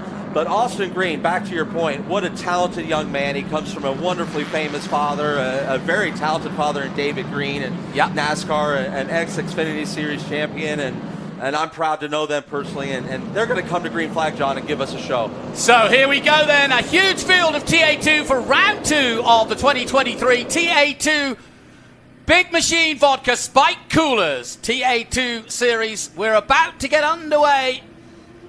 Brent Cruz on the right-hand side, and Rafa Matos effectively vaunted forward. Austin Green there alongside Brent Cruz, but Rafa with a chance now to go for the lead, but already Merrill makes his move, and round the outside goes Rafa, side by side with the youngster, the 15-year-old Brent Cruz, sponsored by Franken Road.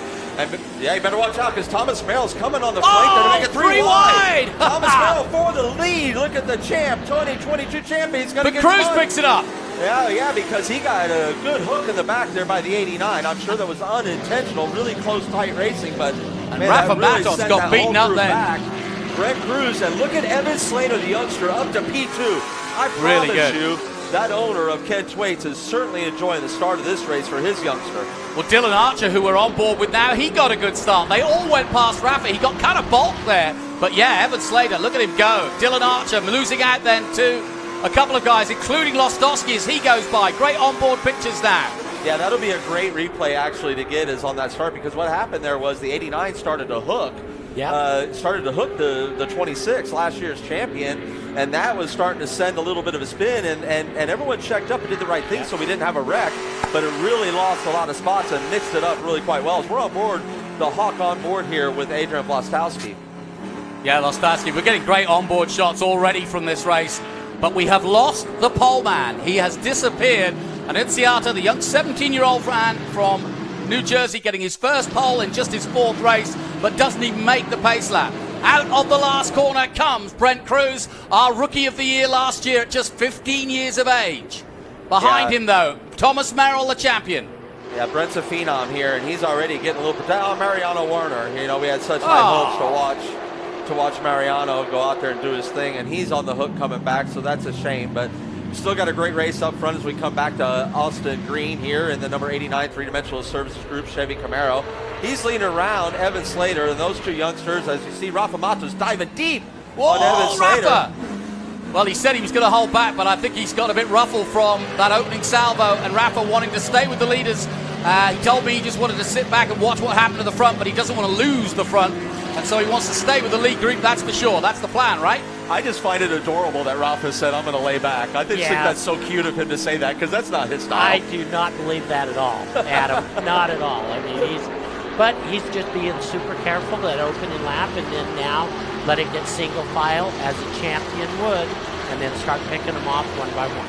Yeah, it looks like he's going to really rely on his teammate there. Austin has got, he's got some speed to show right now, and he's really on the charge. I think he was expecting to get out front and kind of take off with this thing, but he's going to battle pretty hard up there. He's P3 right now, Austin Green, that we're on screen with Rafa Matos, the two-time champ.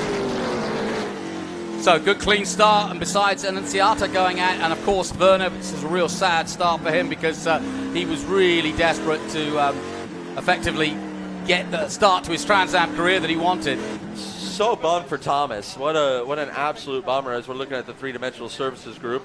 But yeah, absolutely bummed for Thomas to not even get off of pit road, and and end up there. And as you see, very protective here on the front straightaway. It looks like Thomas has a little bit more straight line speed, and he's going to pull up alongside. Going to use it into turn 1. And this is a really good move to have, because if you can keep the outside of turn 1, Jonathan Green, you got the inside into turn 2. Yeah, and Zillage on Slater at the same spot. There's Archer. Archer currently in 8th position. Nathan Hearn behind him. We're on board now with the young Texan. And as you can see, Archer in 8th position at the moment. Exciting start to this race. Nose to tail, throw a blanket on the top 4. A little bit of a gap to the next 4. They're mixing it up now. Here we are. You got the 89 of Austin Green up underneath the last year's champ of Thomas Merrill. This is going to be a drag race down the straightaway. Merrill's got some good forward bite. He's going to take this corner, and yeah, absolutely. Now, I have got some updates on Thomas Annunziata. He's in the race. He's currently 17th. He started right at the back because he couldn't roll off the pit lane. But more overtakes going on while I'm reading that to you. Guys, Austin Green and Rafa, yeah? Yeah, Rafa got around Austin Green right there, made a move on Austin, and Austin got checked up a little bit trying to make a pass on Thomas. Thomas got a little bit more forward bite and a run in the corner. Oh, Thomas! Well, they've got a lawnmower here. They don't need an extra one, but they found one there. But he's managed to gather it all together and gets behind Zillage. Big moment then for the champ. Excellent save. And to not tear up the car, because when you get off-road here, Little Al, it wants to rip the splitter off, so he really got away with one there. Absolutely, yes. On board with Lostowski now. You can see how fast and furious and how they're bumping over the curbs here, coming into the stadium section and out of the last corner. Crucial corner this to get it right, but Brent Cruz leading the way, and the heat from Thomas Merrill dissipated somewhat. Now he's got the 2 yellow perils behind him of Rafa Matos and Austin Green. Yeah, it looks like maybe Thomas went for a little bit more straight line speed, has a little less rear end grip, a little less wing angle on that car. He's not getting through the handling section as good, but he's definitely down the straight line. Guys, what do you see here as we look at the replay? So yeah, Thomas just got too much of the curb. Loose. Yeah, he got too much of the curb. Yep. He grabbed a little bit too much of that curb, and we run a very aggressive suspension setup on these TA2 cars right now to get the best advantage of that Pirelli tire. And really, you come to find that if you grab too much of the curb, it releases too much of the energy that's built into that suspension, Little Al, and it really makes the car a handful for a moment. Yeah, and it would make it snap out running stiff springs like that. Yep. Yeah, there's Rafa. I mean, he's doing a great job. 1 by 1 is what he's doing, and so look for him to close this gap and see what happens there. I see, knowing what I know about Rafa, he's at this point right now in the race that he knows that he can run this pace and feel like that kid is pushing his car to keep the pace ahead of him of Brent Cruz. So with Brent, he feels like he's pushing Brent, and if he's just nice and relaxed, it's only going to help him save those also precious Pirellis for the end. You're listening to Al Unser Jr. and Adam Andretti as we take a look at Brent Cruz going about his business on board with Matos. Green, Zillage, Merrill has recovered to 5th place. And that's your top 5. Still a long way to go, though, in this race. 4 laps of the 37 gone. And this has far from started, even, in many ways, with Annunziata already starting to come through the field. Yeah, just listening to his front.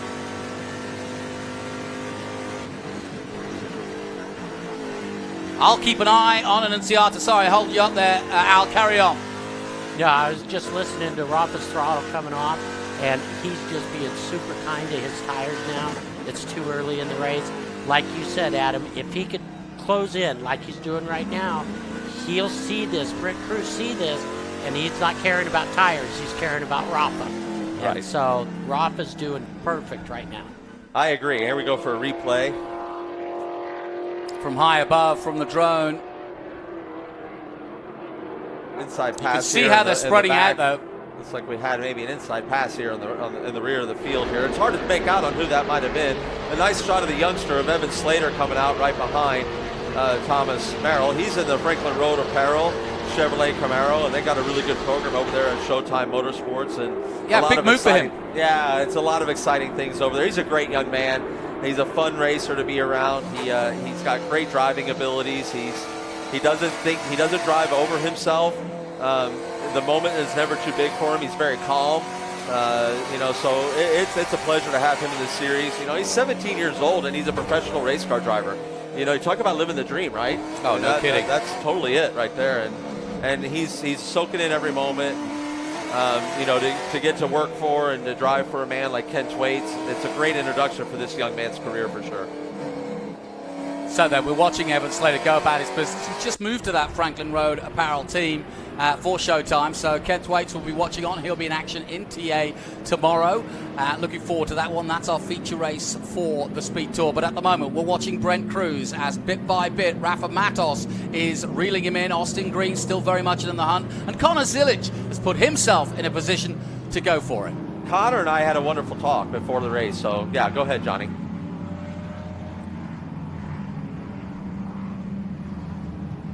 Now, it could be a full caution yellow here at NOLA. If you've just joined us, welcome to NOLA Motorsport Park, nolamotor.com, for those who want to go online and have a look at it. But we have a full caution, our first of the race, and just trying to make sure that we keep up to date with who's where. And Inciata, the pole man, is now up to 16th position, having started at the very back. He's putting in some sensational laps. And remember, we changed the point system this year, and so now it's 101 for a win and all the way down to 40th place. And Al, that makes a big difference when you're racing if you can get back from the end up to 16th. Yeah, what I was just thinking, you know, he's the pole sitter that had problems starting his car. So he started in the back of the field.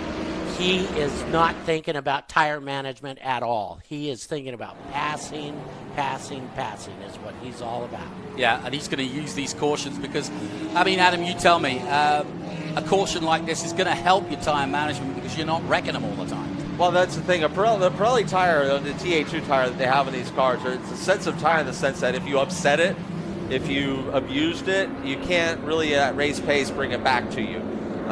You can't be gentle on it and still hold lap time. You need to actually get a caution to cool the things down to bring it back to the right operating pressure. And that's really the tricky balance of this Pirelli tire and those that understand it the best. This is a 100-mile race on one tire. And those are some of the most challenging kinds of motorsports out there is because you don't get that great feeling of, hey, I'm going to come in and put a Band-Aid on this car and get 4 new tires. You know, you're kind of stuck with what you have here. And so, yeah, you know, he's not thinking tire management. He's thinking all pass, but you still can't be just negligent of your tires because you'll have nothing. I mean, if you use up all your tires on the easy part of the field to get through, once you get up to where it gets really difficult to overtake, you have nothing to get around those guys. Correct. He's doing everything he can to pass. And then the other thing about this caution tightens up the field. So that helps the back guys close up to the field, gives them great opportunities when this thing does go green. Yeah, that Thomas that was a big thing for him, right? Because he was able to come from the tail, and this actually closes that gap that was caused from him not starting. So we're under caution here at TA2 in NOLA in Louisiana. Beautiful day here, a bit overcast, but it's hot out there, and it's going to certainly weigh those cool suits. And ironically, Annunziata was one of those who failed from it last time.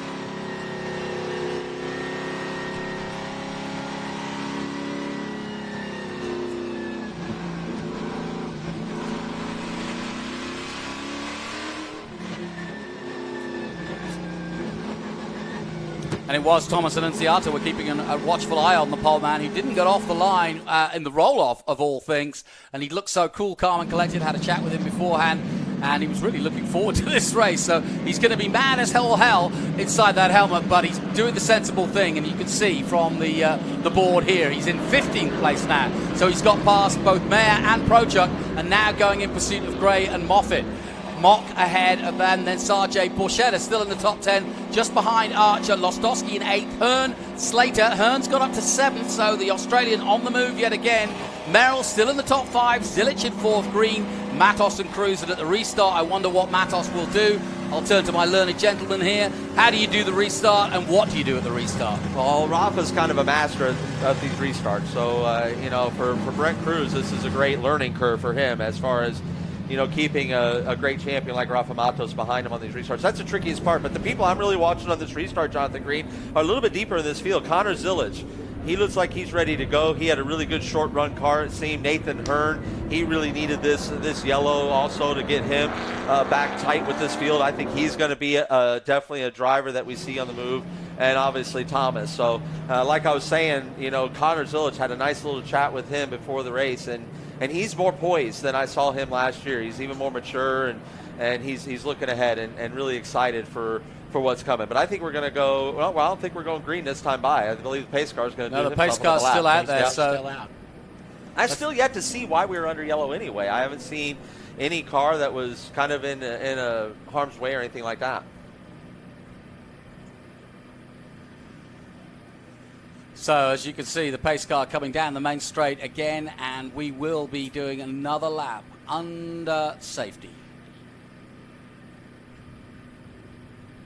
So the pace car on track here at NOLA. Brent Cruz chasing it, keeping the tyres mechanically warm, and likewise Rafa Matos winding his way behind, and then comes Austin Green. An important race for Austin if he wants to make his name on the team. Second in the championship, and looking for first in the young guns as well. Remember, the drivers under 25, and that includes Thomas Annunziata, Dylan Archer, Caleb Bacon, Kylie Bryson, Brent Cruz, Parker DeLong, Taylor Gray, Austin Green, Nathan Hearn, the Australian, Tad Moffat, Darren Mock, Connor Mosack, who's only doing a shortened schedule, and Luke Rumberg.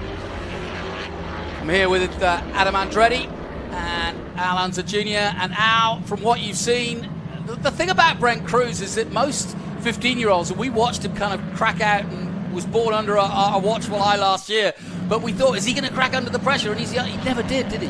He never did. That's what I was going to mention a little bit ago, that, you know, Brent is drives with so much experience, and so having Rafa behind him, I don't think is going to bother him at all. I think he's preparing his car, getting it ready to do a restart, cleaning his tires, cooling his brakes.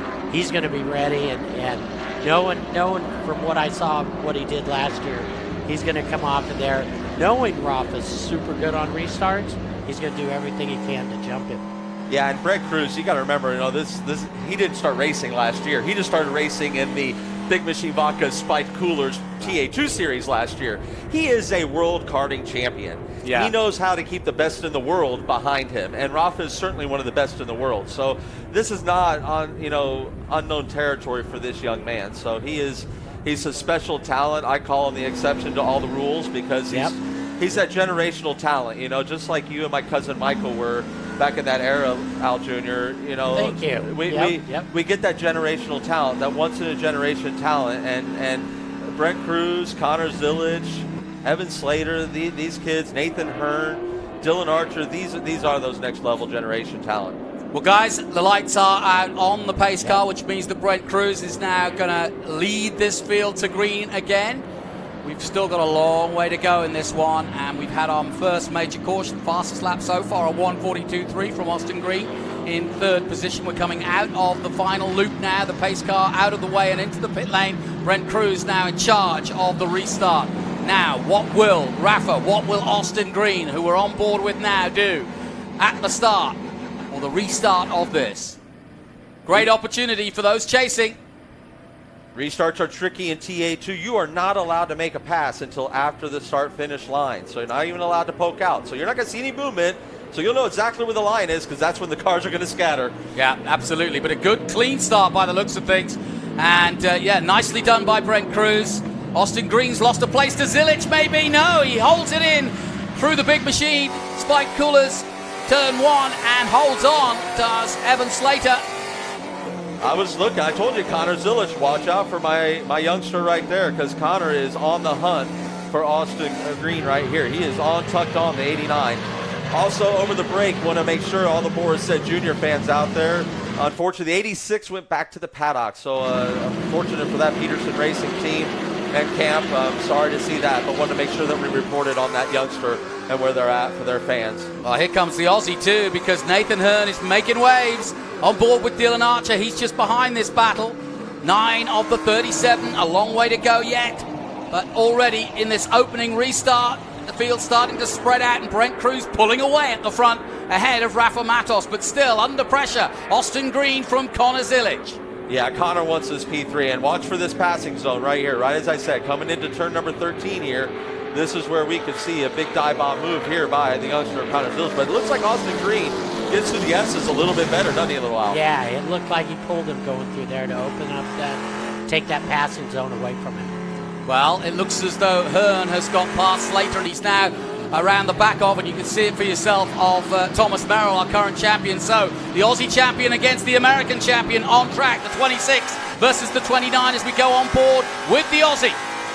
You know, I had the pleasure of having quite a few conversations with Nathan Hearn this weekend, and what a fine young man he is, and a talented driver. Looks like we're under a full course caution again, so don't know what's caused this one, but cautions do what, little Al?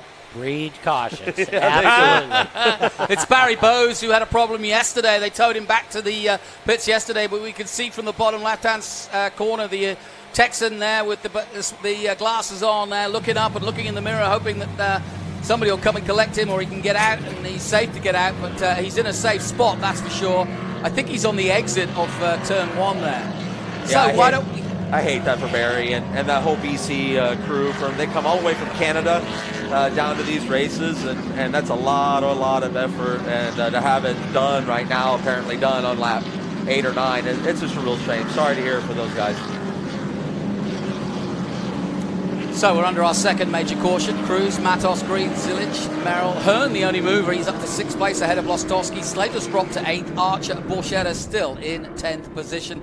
And Annunziata has made up another couple of places. He's gone from 15th to 13th. He is going to score big despite the fact that he started from the pit lane. So this is a big story that we're starting to hot up here, which is that the 17-year-old Annunziata, Thomas Annunziata from New Jersey, who's only starting his 4th ever Trans Am race. He's a good friend of Brent Cruz. They raced for Nitro Motorsports together. He invited Thomas into the series. He said, come and race this with me. And right now he is doing just that. But right now it's his buddy, Brent Cruz, who is leading the way here in TA2.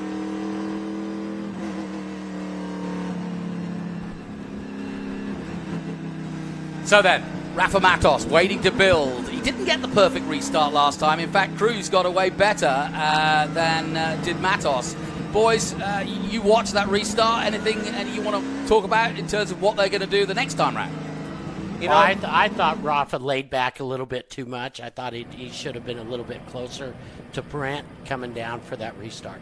Yeah, I agree, and you know, that's kind of the product of this not being able to tuck out before the line, as you're trying to give yourself that space so you're not, you know, stuck too tight and too up on, you know, the car in front of you. So that's a big thing, and I think we lost our pace car. No, there's our pace car. But no, I think that's where that can be kind of an improvement and something to look on for there. And when you're talking about the youngsters there with Brent Cruz and Thomas, yeah, they ran karts together. Not only that, like their same coach, Ashley Rojero Butcher, you know, and in celebration of International Women's Day, which was on Wednesday, you know, there's so many wonderful women in our sport that not only you see the ones like Michelle Abate, who are the drivers that are out there, but there's so many behind the scenes, and Ashley being one of those, and she's also really high up at SRX, so she's definitely a pretty special talent to have here in our paddock.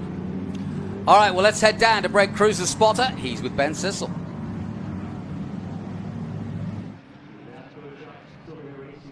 So I'm with Nick Tucker, who usually hides from me, actually the crew chief for Brent Cruz. I found him up here in the bleachers. So what's your driver saying right now, Nick? Yeah, we're just a little bit tight, so hopefully as the run goes here, we'll get a little bit more front turn and be okay. But our cars are pretty historically good on the long run, so if we can just stay out front, clean air, and we'll be okay. Perfect. Well, there we go. You can't hide from me too long, Nick. Back to you, gentlemen. Yeah, he said it right there. Nick said it right there. It's all about saving clean air. If you don't have the front end underneath you, you're going to need that clean air to keep the front tires on you for the rest of this battle. Nick Tucker's wife, another one of those great women, Johanna, behind the scenes, and Brent Cruz's mom, Marisha. She's, I was joking with her. I said, you're really important because of the support role, and our mothers and our wives and are so important to us in our support roles. My wife Tabitha being one of those. But Marisha, she's got to drive Brent places. Brent can't even drive himself to these races. Right? That's a good point. So he needs his mom there to be taking him away. As we see Barry Bowes on the hook there with the BC Racing Chevrolet Camaro. Don't want to see that. Hopefully they get it sorted out. Maybe he can get out there and collect some points and finish this thing off. Yeah, so just to remind you, Barry Bowes out, Boris said Jr. out, obviously Werner out early, the Argentinian, and of course we're keeping an eye on Annunziata, who is coming through the field bit by bit. He's currently in 13th position, having started right at the back, even though he was pole position. Nathan Hearn's the man to watch, no question about it. He's behind Merrill, and it's going to be interesting to see how these two get on, because by now, Thomas Merrill will be all too aware who's behind him and knows that he's an aggressive driver. Pace car's off, and we're coming around turn 17, or turn 16, 17 here to get ourselves another green flag, Jonathan. All right, Brent Cruz will do it again. Let's see if Rafa Matos holds back or goes with him this time. Hearn looking for a way past the champ. The green flag waves. Yeah, Brent Cruz accelerates away. Everybody line astern. They can't commit to overtakes yet, but now they're starting to spread out. Zilic looking for a place. Green trying to defend. Into turn one they go. Rafa Matos tucked in nicely this time, and Merrill under pressure this time from Zilic.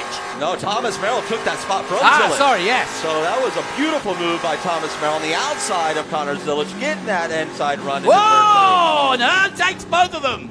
And look at Hearn, Nathan Hearn, knowing what he needs to do. What did he say, Jonathan, at the pre-race? I have to find the gaps in between the corners and really make that dive bomb move, and that's exactly what he did right there. That was Open one up the door.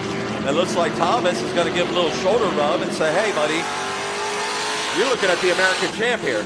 This is great racing. Merrill got through, but Zilic, and now the Hawk-sponsored Adrian Lostowski in the hunt, but Nathan Hearn just stole a march on both of them as wide goes Lostowski. Luckily, he gathers it all together, keeps it forward, just about.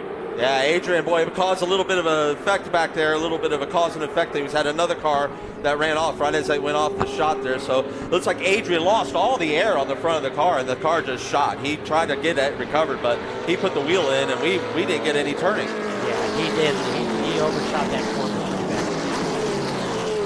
So we're underway again. 12 of the 37 gone. A long way to go in this one.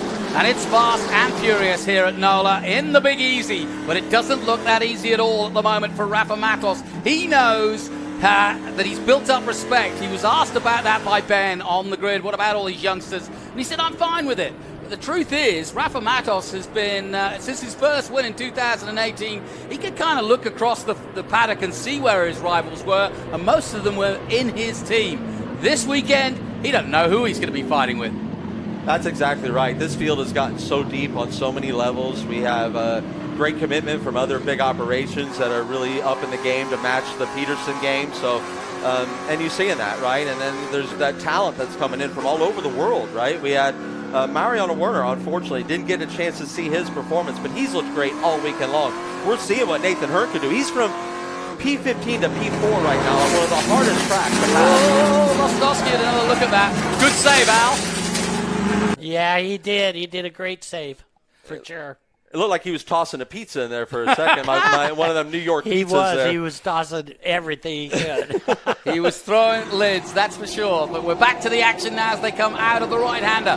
Fast down the back straight they come. A little bit of dust flying up there. But perfect conditions for racing as we go back on board with Austin Green in third place, looking to lead the rookies. But Brent Cruz will have something to say about that afterwards. And for those at home think that Brent was swerving to get away from Rafa, that wasn't it at all. Remember, that's where everyone went off. There's a lot of gravel on track. That was a veteran move. You don't want to be the first to that gravel and puncture one of these tires. We don't have a whole lot of, it's not even, it's a slick tire, so there's very little rubber that protects it from the track. So it doesn't take much to slice one of these tires open. And Inciata up to 11th now. He's going to be in the top 10 before you can blink an eye. Great racing. Yeah, and then also what I'm noticing, Adam, is offline, off the groove, is super slippery. I think that's what caught Thad out there. Yeah. Yeah, no, that's exactly right. You don't want to get offline here, and it's not only more slick, it's even more bumpy, right? Because as we alluded to, we're built on a swamp here, so the ground is always settling. But if the ground seems to settle smoother, where the heavy cars run over it, as opposed to where the ground has had very little traffic. So on board here with Nathan Hearn, he's got himself a gyro cam on the inboard. It looks like there, but really, really good shot here that we have from our Green Light TV crew as we come forward. And it looks like Connor Zilic is being held up by last year's champ. He wants to get around. And this was a great battle at COTA last year between these two, if we remember correctly. That's right, yeah. Zilic, the youngster, just 16 years of age. And, of course, Thomas Merrill, our current champion from Salinas, California, grew up racing at Laguna and has finally got that championship that has so eluded him over the years. and deserved it in many ways. He was there at the end. It's the key to motor racing. You've got to be there right at the right time, and he was. And he took it away, sadly, from Rafa Matos, who did everything right, and then it all fell apart at Coda for him. But Rafa will not be intimidated by that. He knows that's racing, and he'll be back this year, and he already is. You can see he's already vying for a race. I've got some big news for you guys. They're all watching in Australia. I know that for a fact because I'm getting messages. They're all watching Nathan Hearn. They're watching in both Argentina and Venezuela because there's big fans for, of course, Werner, who is out. They call him Zorro or the Fox, but he sadly has gone to the foxhole, I'm afraid. But he'll be back in action again, folks. So please stay tuned in those countries because we want to bring you TA2 action every weekend that we can, and this is the very best in the world. Brent Cruz now, under pressure as they dive into the big machines. Vodka Spike Coolers, turn 1. There it is. Yeah, it looks like you could throw a blank over the top 4. I think the top 4 are setting themselves up. They're almost half distance right now. They're really measuring everything up right now to get to the end of this event. You're exactly right, Al. I mean, I kind of was witnessing that in practice. I've been in this big machine Vodka Spike Coolers TA2 class for so long that you start to be able to read practices into our qualifying and know what the kind of the race, how it's going to unfold if you don't have any crazy untangibles. And what we saw in practice was exactly what we see here. Where these were our top 4, and they kind of were separating themselves from the rest of the field in consistency over the long run. And over the long run is what matters here on a 100-mile race on the same tires. So yeah, this is playing out very similar to the way I was kind of visioning in my head. Nathan Hearn is really throwing this thing around, and I mean, again, he's driving it. I tell you what, he is holding a pretty wheel, and he's making those Australian folks proud back home because that's really driving the heck out of one of these big machine Vodka Spike Coolers TA2 cars. That's for sure. As you can see, the gyro cam in the back, at the bottom left of your screen. Yeah, I love it. I love this camera that you've got down here. It's superb. Hey, and listen, guys, I've got news for you watching in Argentina and Uruguay. Hola! He's back on track. Zorro, the Fox, he's back on track in 28th position. He's a few laps down, but Werner is back. So watch out down there because he's back out on track and we'll try to side his way through. But the man we're watching is Nathan Hearn, without a doubt, and Annunziata, the youngster from New Jersey, as they too side their way through this pack. Yeah, it really looks like those Peterson Racing three-dimensional services group cars are coming into their own in this after this last restart. They're starting to really close the gap and to do it pretty handily and easily on the leader of Brent Cruz in that number 70 Franklin Road Apparel Ford Mustang out of Nitro Motorsports. Wow, first look at Dylan Archer on board. Not the start he wanted, Dylan Archer, for the FBEC. His dad came in this weekend, and of course he comes from a family of great racers. So I saw his dad at the hotel, and he just sort of wanted to keep an eye on what was going on with Junior. He just felt that it wasn't as settled as it needed to be, and he wanted to come down and just sort of help out if he could, and that's what he's doing. Well, and his Aunt Katie, another shout out to another excellent woman behind the scenes of our motorsports deal, and in honor of International Women's Day, and Katie Archer. She's at pretty much every one of these events supporting her nephew, their Dylan, and so she's out there also to make sure that that they're want to make sure that Dylan's getting all his needs met. Mainly you want to make sure off the track so you have no distractions. As we're on board with Adrian Blastowski again, and he's starting to recoup and needing to recoup from his little off-course excursion that he had a little bit earlier, because he had a really good run going. He was hanging tight up there in the top 10. Mariano down again. He's out again. That's a shame. So sorry for all the Argentina fans that tuned in, but yeah, I do not believe this is the last we'll see of Mariano. He is actually driving the Mike Cope chassis that won the championship last year with Thomas Merrill behind the wheel. Yeah, and he's a good friend of Thomas and of Keith Prochuk, and in fact, he came to COTA last year, took a look, and really liked it. He races in Argentina in TC cars, and obviously very similar in many ways, but this he felt was a much bigger step up, and obviously the competition, and he's just excited to be here. So we're going to be seeing much more of Mariano Werner. And we're grateful to have him, right? The international flavor is just outstanding within this Trans Am paddock. And now we'll look at the 3 wide. Adrian going in on Keith Prochuk there, right behind Thad Moffitt, Richard Petty's grandson, right in front of him. As you see, Brent Cruz trying to get everything out of his Mike Cope race car right there, prepared by NOLA Motorsports. That's a really good look at how that kid holds the steering wheel, and it's really, really nicely done. So Cruz, Matos, Green, Hearn now in 4th place. This is a fantastic run from Nathan Hearn, who started off one of the free practices the fastest out there. Remember, he's never seen this circuit until this weekend, and he's just blazing a trail, no question about it. Oh, Rafa, get a little bit too much of that curve, almost like what we saw earlier out of Thomas Merrill. So you don't want too much of that, but Brent Cruz just absolutely blew the apex just in front of him, tightened up the gap, not what Brent wanted to do there. Yeah, you know what I'm noticing here? We're right at half distance, and I'm noticing most all the cars are losing that tire grip. Yes, they are.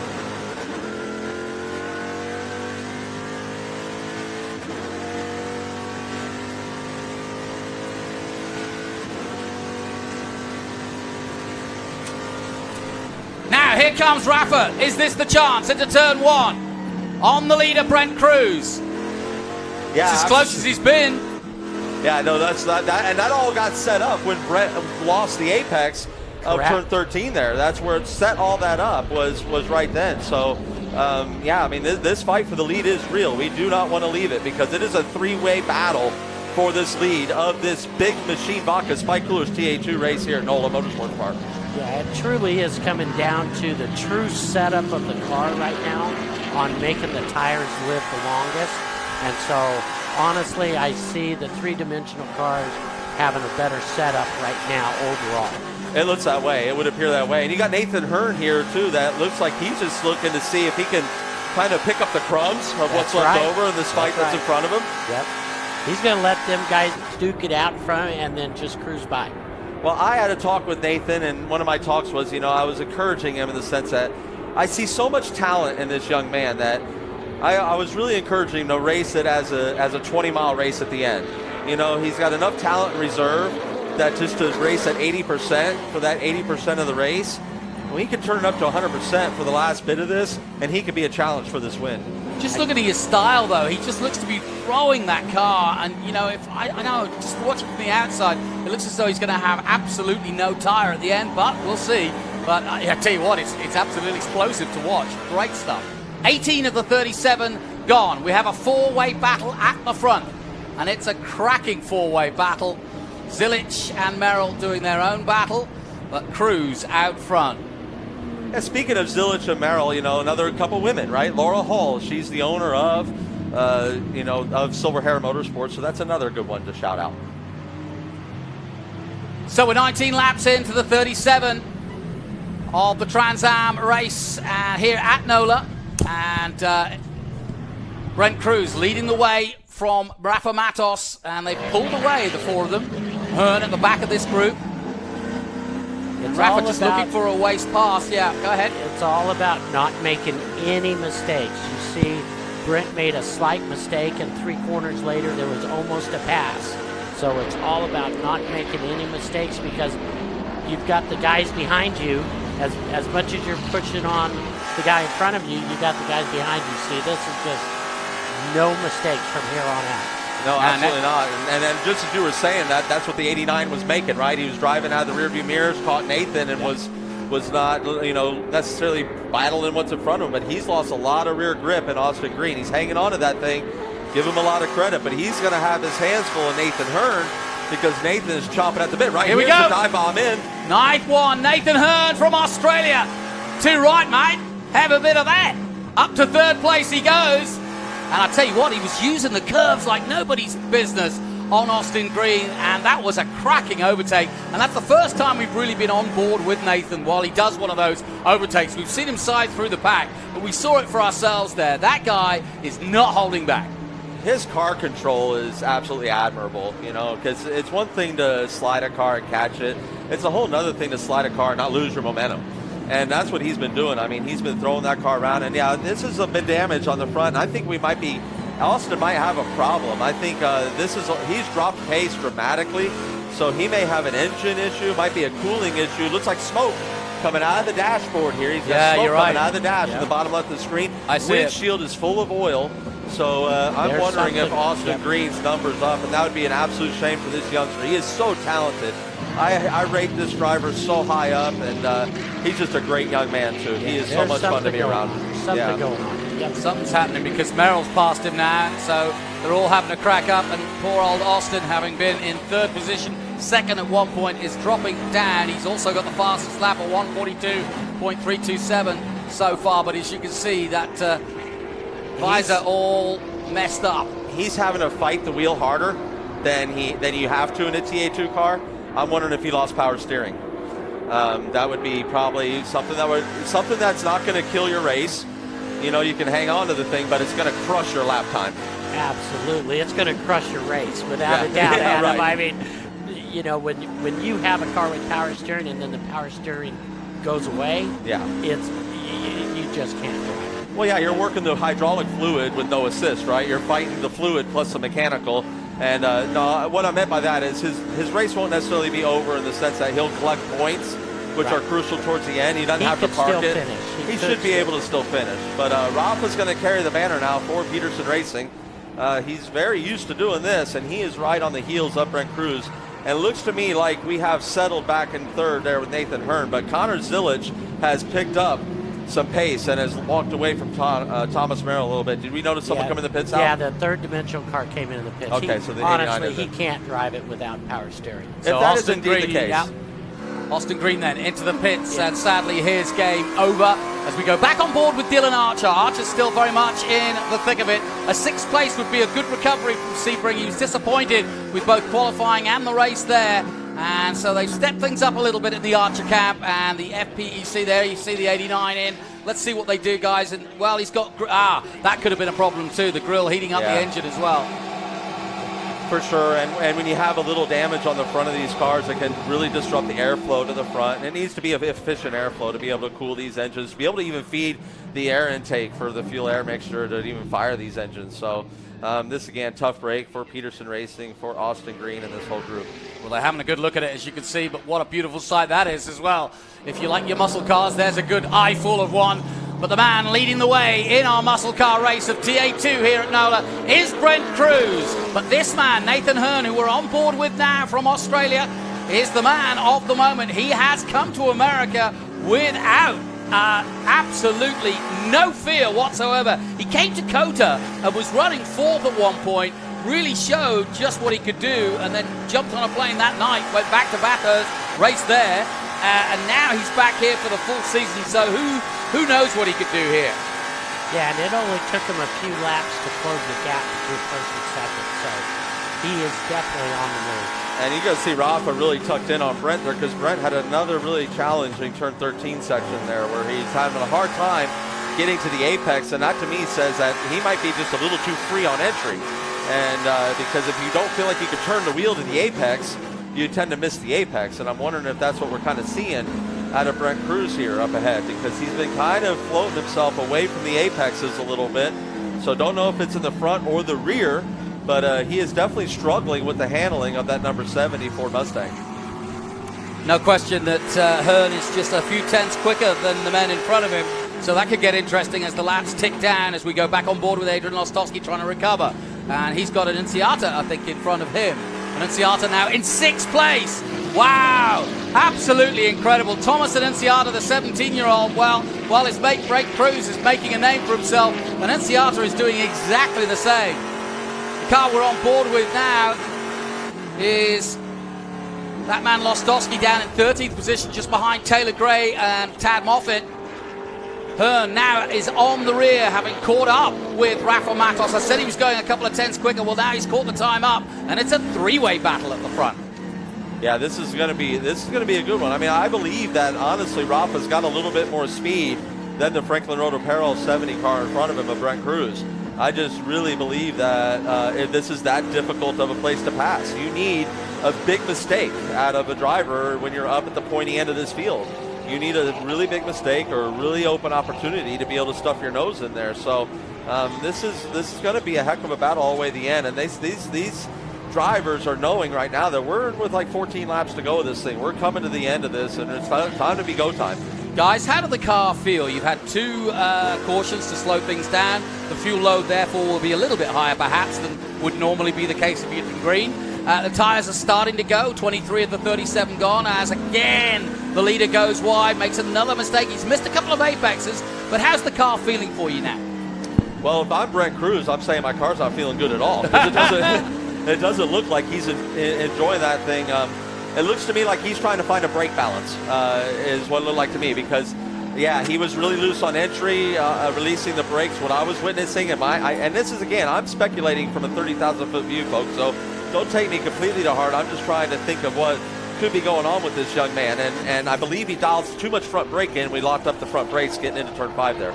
You know, I just heard from the pit lane from Ben Sissel that Austin Green, it was power steering failure that knocked him out. Adam, you called it. Thank you. Yeah, no, again, it's spend a lot of time in these cars. You realize it doesn't take that much effort to turn, and he had a fighting grip on that wheel, and a driver of his talent doesn't need to put that much grip on the wheel. But look at the onboard here of Nathan Hernan, how he closes up under braking. He's been saying all weekend long he's down on power. So not to see him do anything special at the end of these straightaways, but if he could tuck up in this draft, Al, if he could get that sniff, that might actually kind of subsidize that down on power. Definitely helping him. Definitely helping. So 23 of the 37, another bit of news, right rear shock failure for Brad McAllister. That's what's put him out of this race, but it's A-OK for the top 3, as you can see from high above. Hearn still trying to stay with the leaders. 24 of the 37 completed. They're about to start that 25th lap. You know,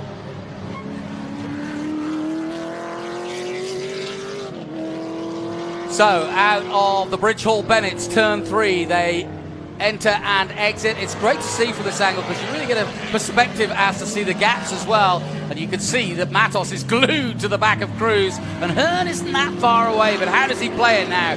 He's played the aggressive role. He's caught up with them. But now what? Oh, you know, Hearn just was hoping that maybe he had a better starting position at this point, because that would have closed up that gap completely, and he had maybe a little bit more to fight with. But we're on board here with our buddy Scott Borchette and the Big Machine Vodka Spike Coolers Ford Mustang. You know, he always does a great job, and but he's been hanging on to a loose race car, Al, like you've been pointing out a lot during this race. Yeah, he has been, and I can tell you, Thomas Anciato is praying for a yellow flag. Yeah. He is out there. That's all he's thinking about, is some kind of yellow flag to tighten everything up. Yeah, because he just cut himself a 1:42.9. Nobody's been in the 42s since the beginning of this race, and to think he drove through the field. So when we talk about tire wear, right, you know, I mean, he drove through the field, Jonathan Green, and he's still cutting the fastest laps on the track right now by far.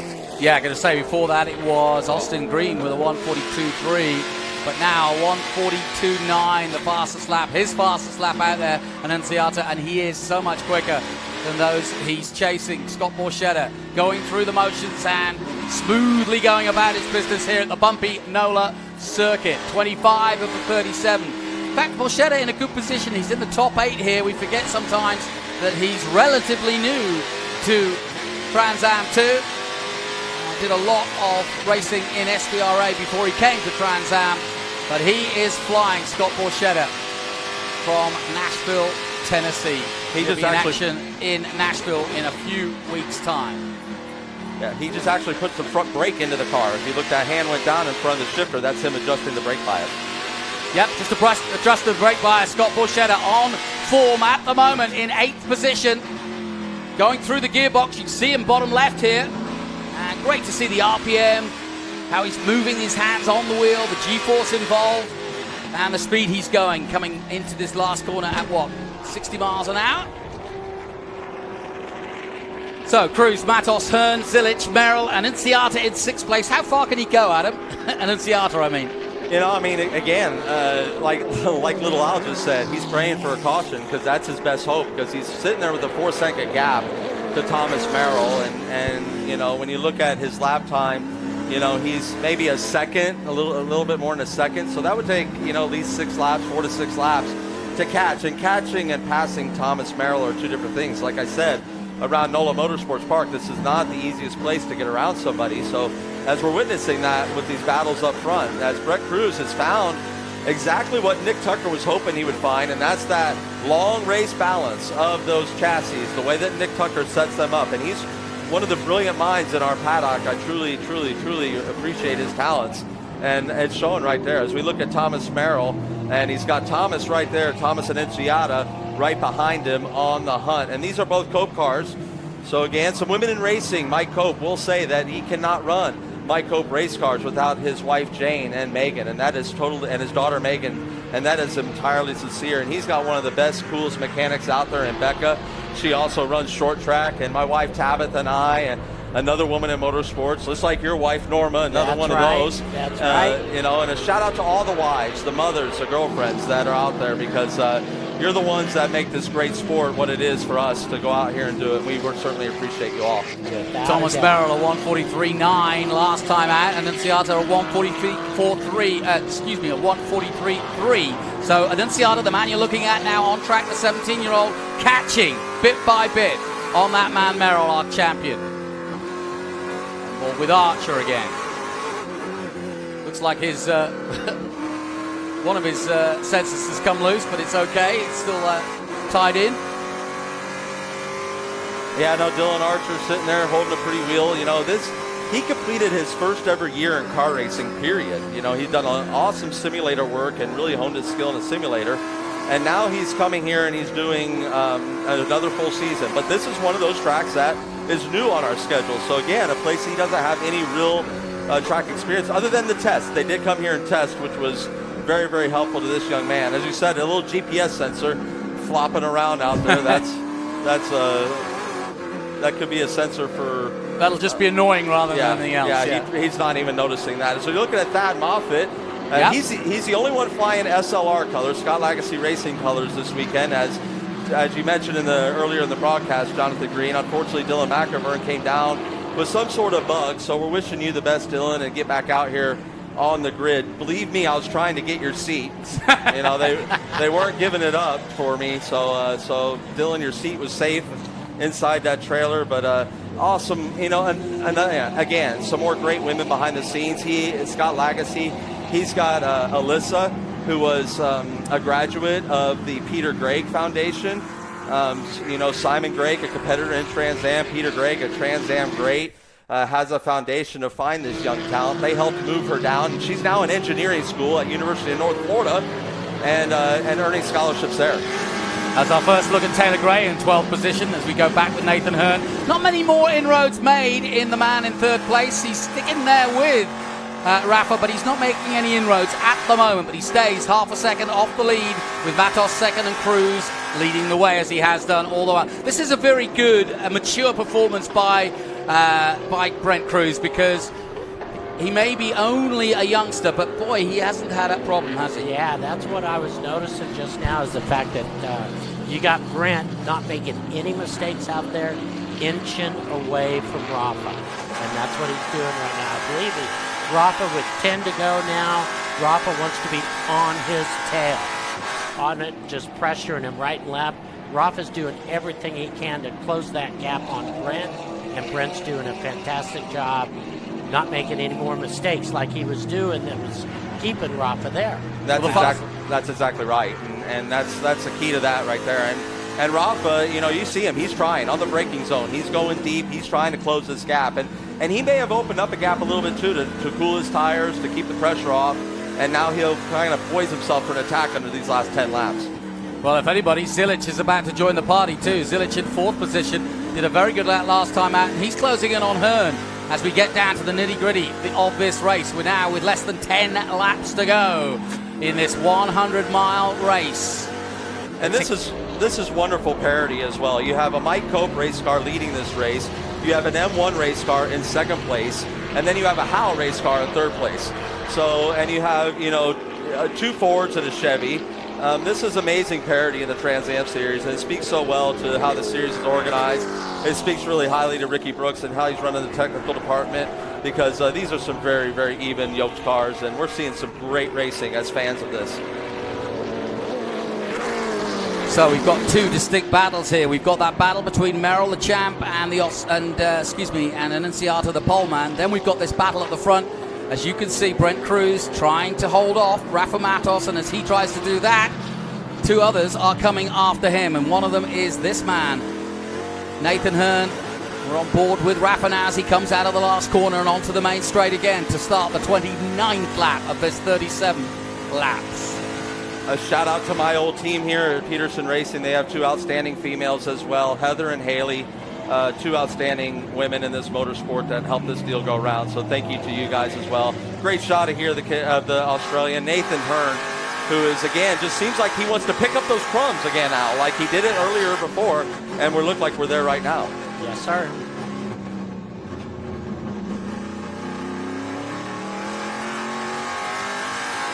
So on board with Nathan Hearn in the Cube 3 Ford Mustang. He's put on a heck of a show, and he has done since the get-go. I mean, he is at least, if nothing but explosive. He came from the back at Sebring, and were it not for it coming together with Scott Borchetta, which I think was unfortunate, it certainly wasn't purposeful, and it took them both out, unfortunately. And Nathan Hearn has just been the, well, not the star of the show, that's the wrong word. He's just been the surprise of the early season, should we put it that way. And it's never easy. Remember, different tyres in Australia. They use the Husias compared to the Pirellis. They also have a different sort of gearboxing in terms of the length of the gearing and also the way the cars are prepared and so on and so forth. A little bit heavier, a little bit older cars in Australia. And these are all the things that Nathan, I don't know those for facts, these are all the things that Nathan's described to me. And I know, Adam, you've been thinking, ooh, I wouldn't mind to go at one of those Australian cars. Oh, no, I'm already begging Nathan for a ride at the Phillip Island event because that's the spot to go. Oh, everybody else wants to go to Bathurst. You want Phillip Island. Well, you're a bike guy, that's why. Well, I mean, because people don't know about Phillip Island, right? Right, yeah. If they knew about it, that's where they'd want to go. I mean, that's true. That's the spot. I mean, and when the way Nathan describes it, you're in the top of fourth gear on flat out. You come over the hill and you just pitch it in the corner and you ride the left rear around the corner with some pitch in it. I mean, I can't. That's my kind of racing. That's my style of driving on the Bias Ply tires. So Thomas and the Thomas Show. Thomas Merrill, Thomas Annunziata, the crafty veteran of Thomas Merrill, the youngster of Thomas Annunziata, who is really probably, by the looks of it, by his lap times, by what we're seeing, not having a problem on pit road, probably would have run away and maybe stuck up this show, Al. He would have been leading this race for sure. No doubt about it. So we're looking for a grandstand finish to this one. 30 of the 37 gone, and already Annunziata making his final run here at our champion, Thomas Merrill. But the clock is ticking, and Dylan Archer looking for a good finish for him. A good 7th place would be not bad for Dylan Archer. That would get him back on track, if you like, especially as he's going to beat Evan Slater and the likes of Borchetta and Gray. But the real battle here is between Merrill and Annunziata, and to see if Zilich, Hearn, and Matos can get on board and get ahead of Brent Cruz. We could have a real grandstand finish in two ways here as the laps come down. But we're now getting down to the business end, boys. What are your thoughts? How's this going to play out? Well, back to Dylan. Dylan is at that point in his career where this is what he needs to do. Consistent 7th place finishes and more. And then you're going to be consistent top 5s. Then you're going to be consistent podiums. Then you start winning races. So he's doing the methodical approach the way he needs to do it at his experience level. So my hat's off to Dylan Archer and how he's driven this 100 miles up to this point.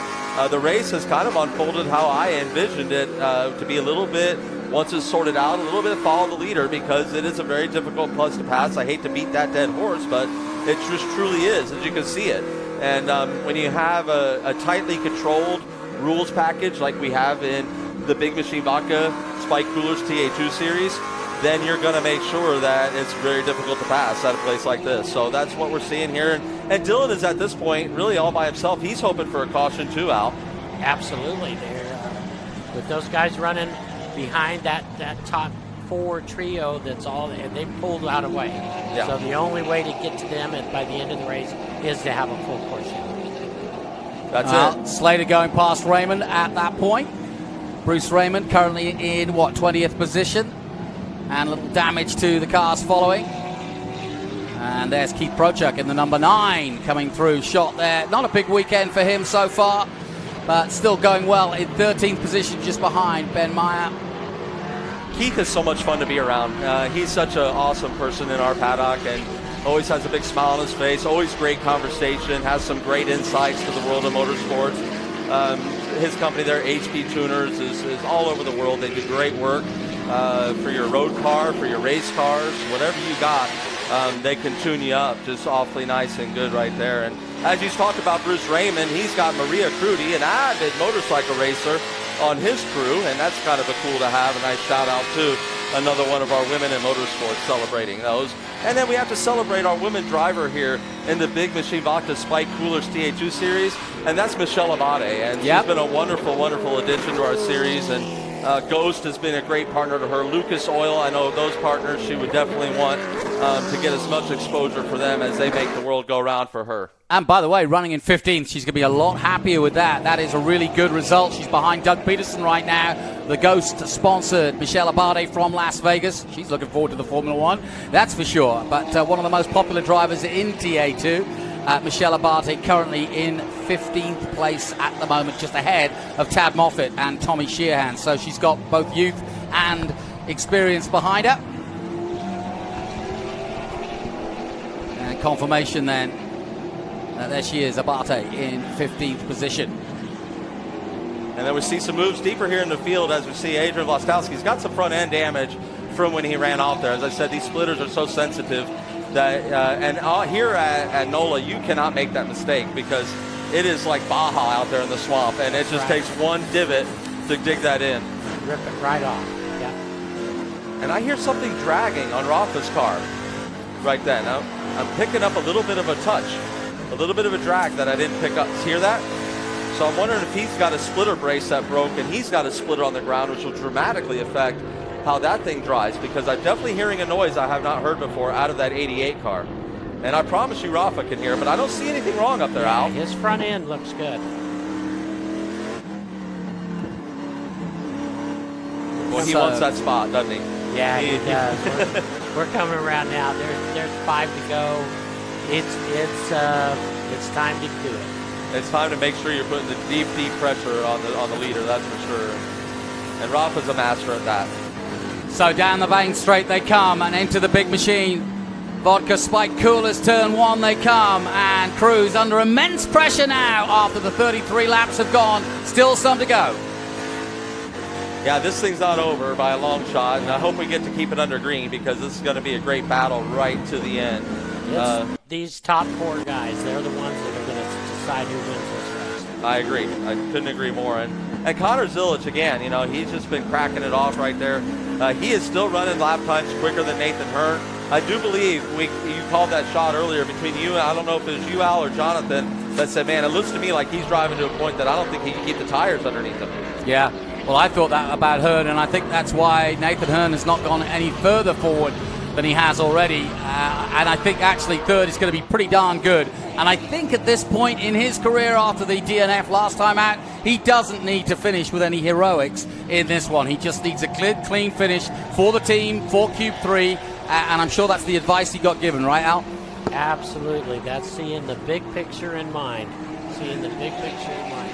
I say that, and he's closing in on Rafa. Just as we say that, he just goes ahead and makes liars out of all 3 of us. Yeah, look at him go. And like we told you, fans back at home, you know, a lot of what we're doing up here is speculation. And Nathan Hearn, to speculate that he was out of this and used up his tire, boy, did he teach me a lesson right there, because he is all over the back of that 88 car. And I'm not entirely convinced that the 88 isn't suffering something. Again, I keep hearing that clicking. We may not be able to see anything on TV. He's dialing rear brake into this car.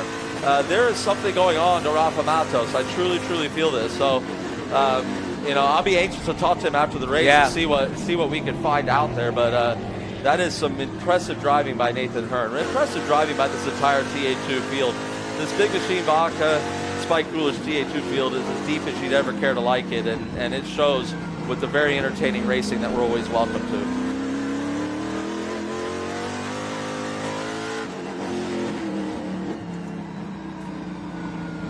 So then, we are ready for a grandstand finish. We believe Rafa's struggling somewhat. That could play into Hearn's hands. Cruz, on the other hand, is actually cruising along here. He's got us more of a gap than he's had in previous laps. He's got a bit of traffic ahead of him, though, and that could come into play. 34 of the 37 gone. We're looking at the Q3 29 of the Australian, the Berryman-sponsored Nathan Hearn.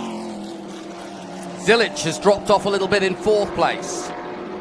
I mean, again, I can't say enough about Brent Cruz and the way that how poised he's been in leading this race, operating in this race, controlling the race in the way that he has.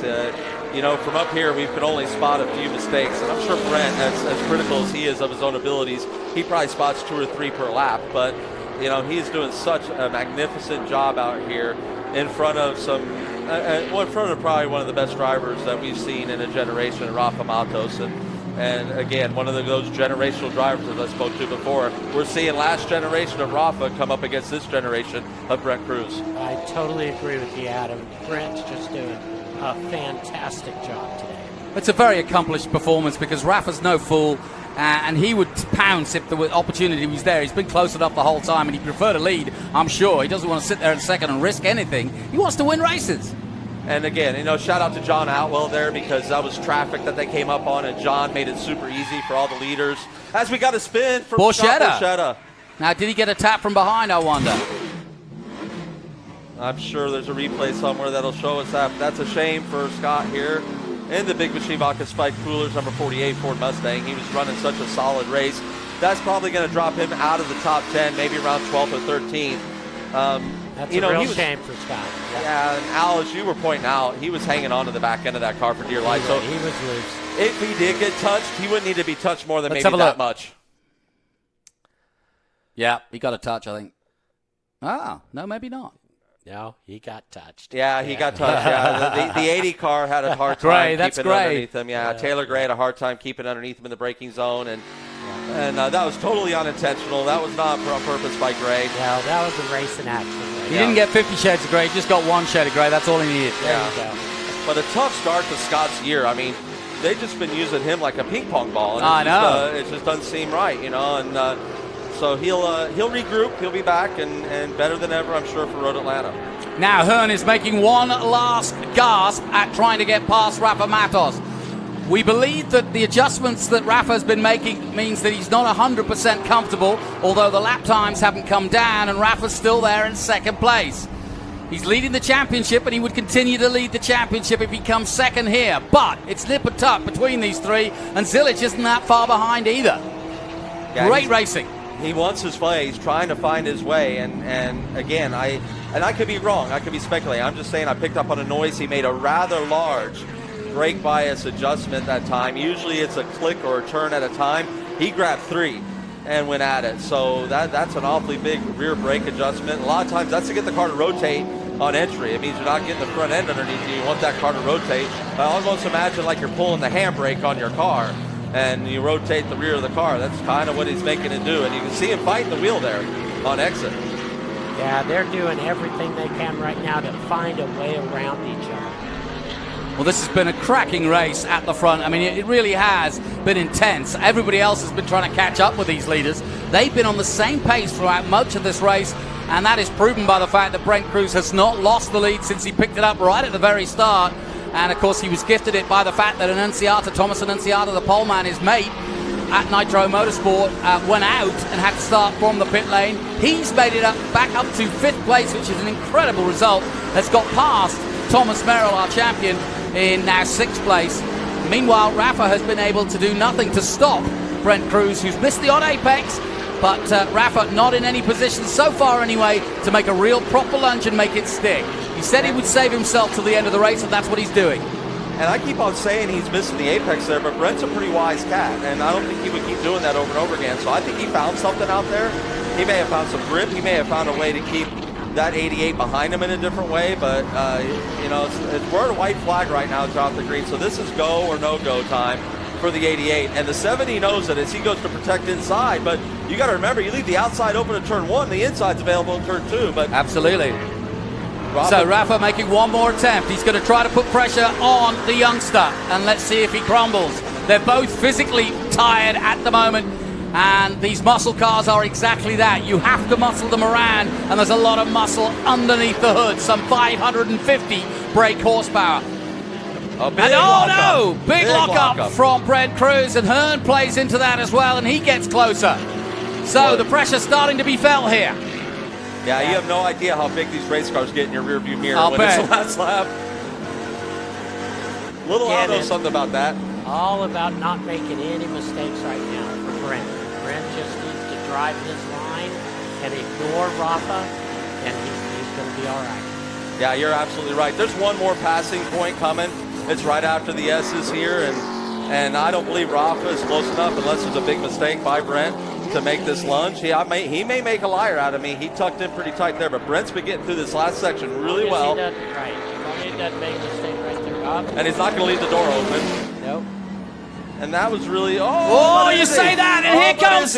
Oh, that was a big moment, and Cruz almost blew it, and now here comes Hearn. Hearn comes for second place. It's neck and neck with Rafa Matos, our former champion. Hearn won't be denied. He's going to come alongside and up the inside of Rafa Matos. And Nathan Hearn from Australia has just shown the Brazilian the way and taken second place as he was battling for first.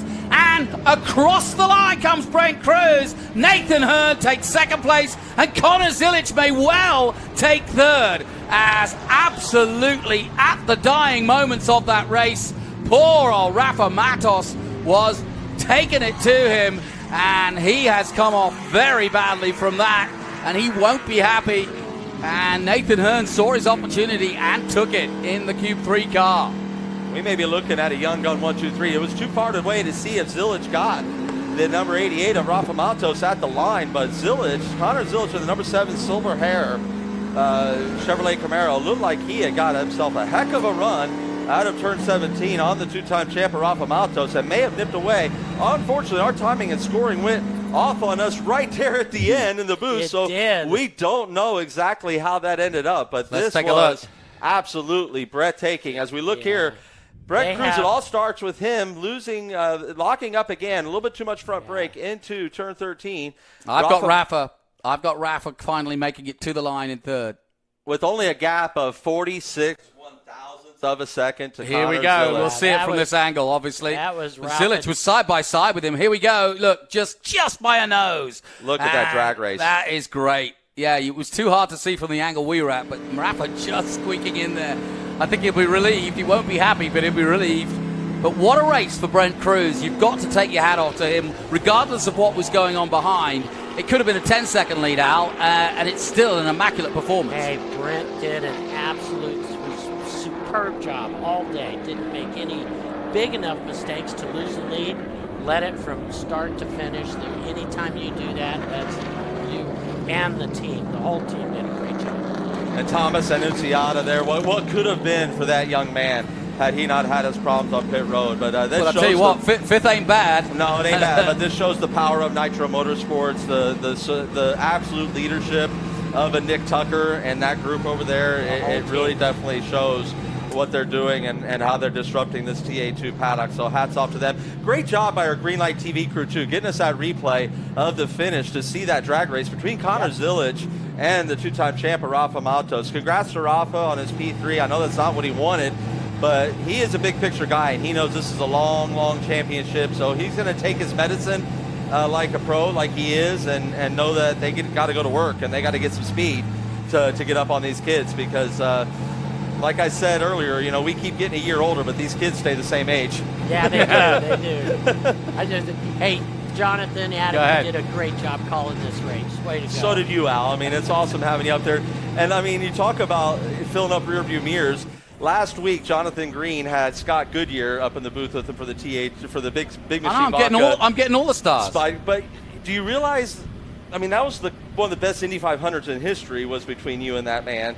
And he filled your mirrors. It's still the closest. And he filled your mirrors. And I'll never forget when he went on David Letterman. And like that was tradition for the Indy 500 winner to go on. And David asked you, do they print on the mirrors on the Indy car objects and mirrors closer than they appear? It was on my car. Yes, it was. Yeah. Where did you put the transponder? That's the question. Yeah. My transponder was in the nose. Okay. His transponder was in the side pod. So it's actually closer. Oh, it is, than what they have it. And it was 0.043 of a second. It's closer than that. And it was only one year for that Gallmer chassis. Yeah. And you went off, won the Indianapolis 500 and the championship, if I'm not mistaken? No. Michael won the championship that year. Yeah, we finished third. Yeah.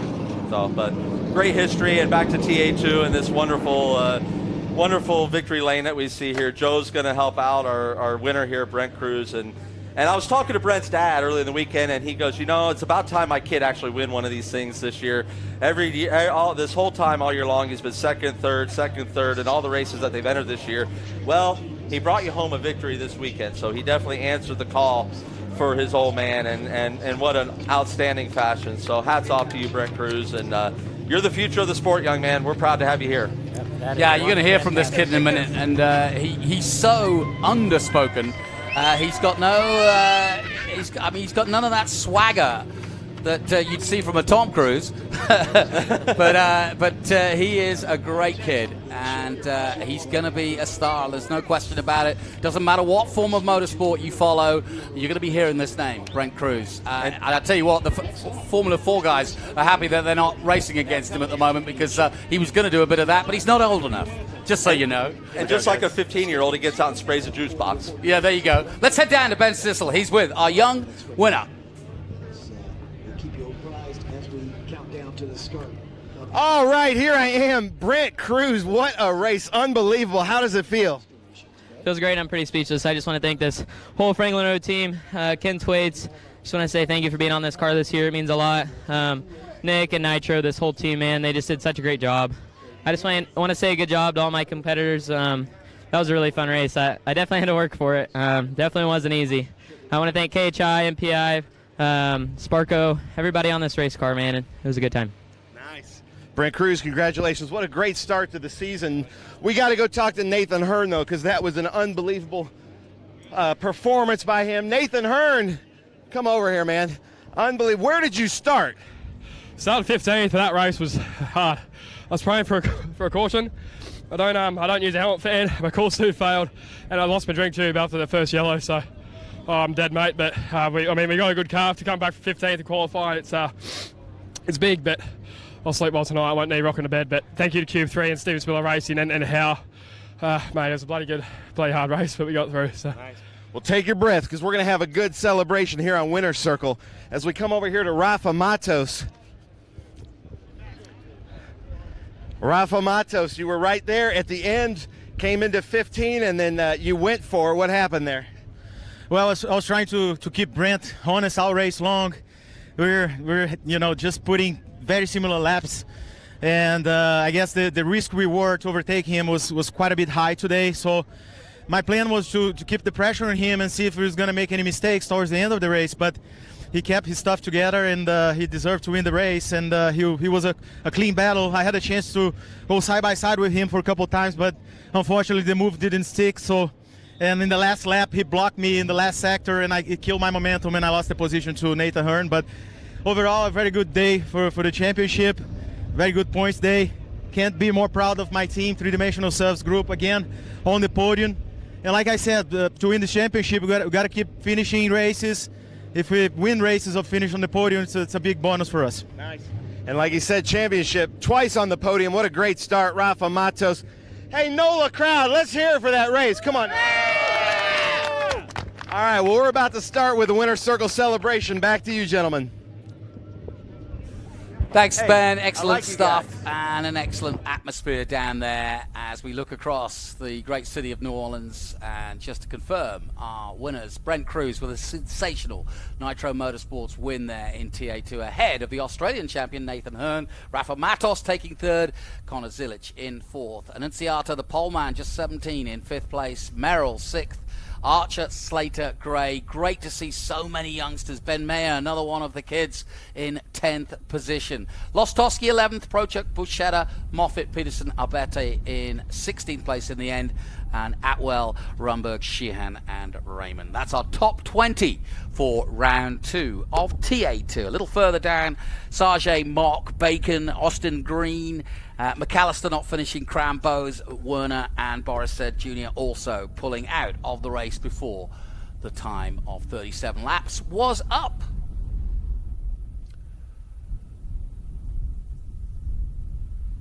So then, we catch our breath after what was a very, very exciting race. But well done to Brent Cruz, no question about it. And he deserves everything he gets from that. But as we look high above New Orleans, don't forget, we'll be covering all the action from Road Atlanta and, of course, the TA race to come from New Orleans coming up tomorrow afternoon. That's our feature race. But that's it for TA2. Thanks for watching. Join us for the next one.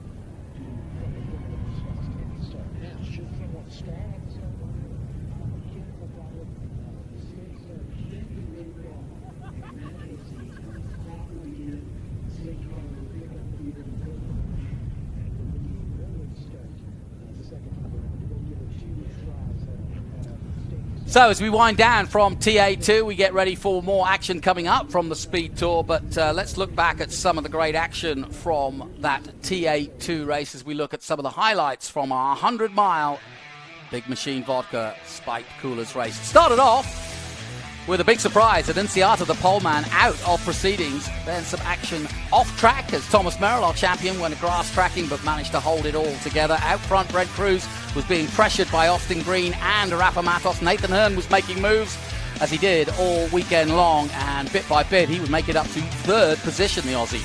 Great stuff from him. He is electric. Sadly, Scott Borchetta, for the second round in a row, was turned around. No big damage this time.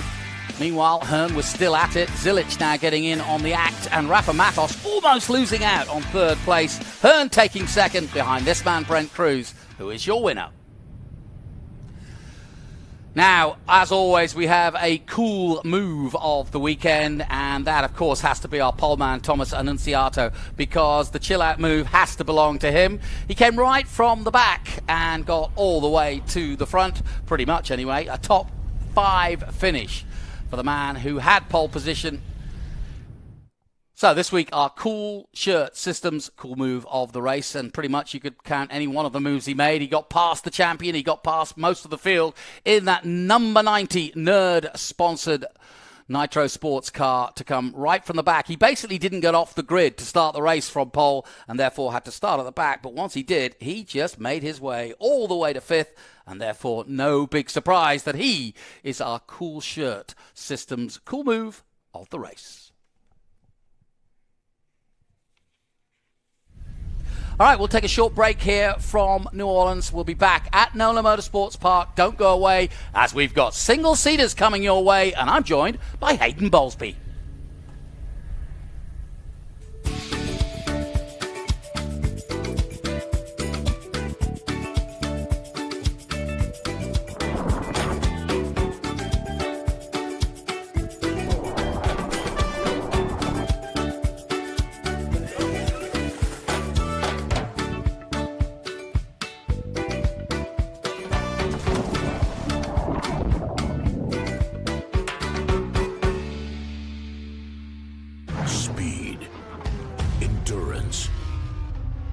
Desire. For 160 years, Motul has helped engines and drivers go faster, further, and stronger. Tested in the heat of battle, driven with passion, with one aim: to give you superior powertrain protection and performance. Motul. Hungry for SVRA action? Well, the best way to enjoy classic auto racing is with a delicious classic from Mission Foods. Green flag your race-watching snacks with Mission's mouth-watering race day recipes. Try some of our tasty tacos, piled high nachos, fresh chips with guac, and more.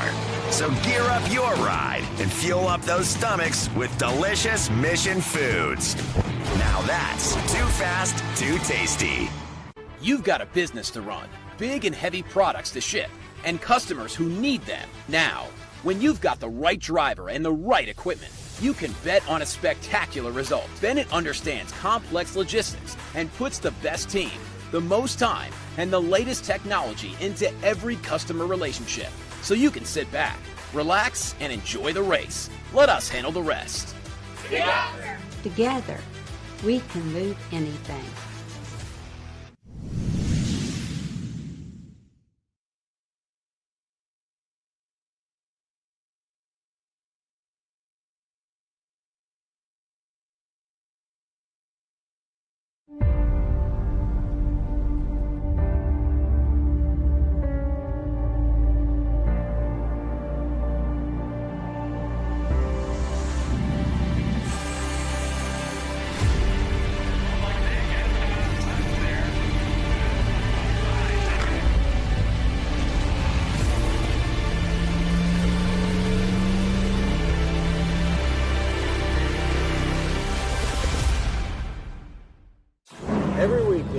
driving trucks for Clean Harbor.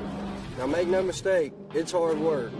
It takes a lot of focus, and you have to know your vehicle's limitations. And more than anything, you have to drive to win. Nice running, Ted. If you want to drive for a winning team, give Clean Harbors a call at 1-833-32-DRIVE. Visit driveforthebest.com. They have the vehicles and the compensation for every kind of truck driver. And everyone drives home a winner.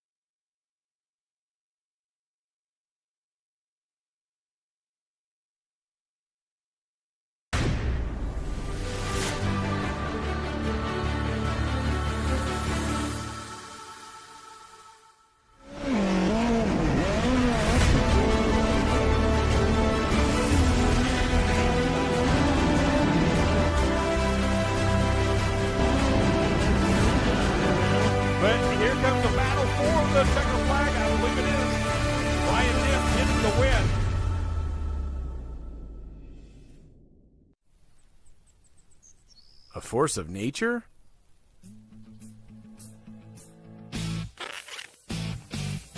Man, that's good water. I feel like Chuck Norris.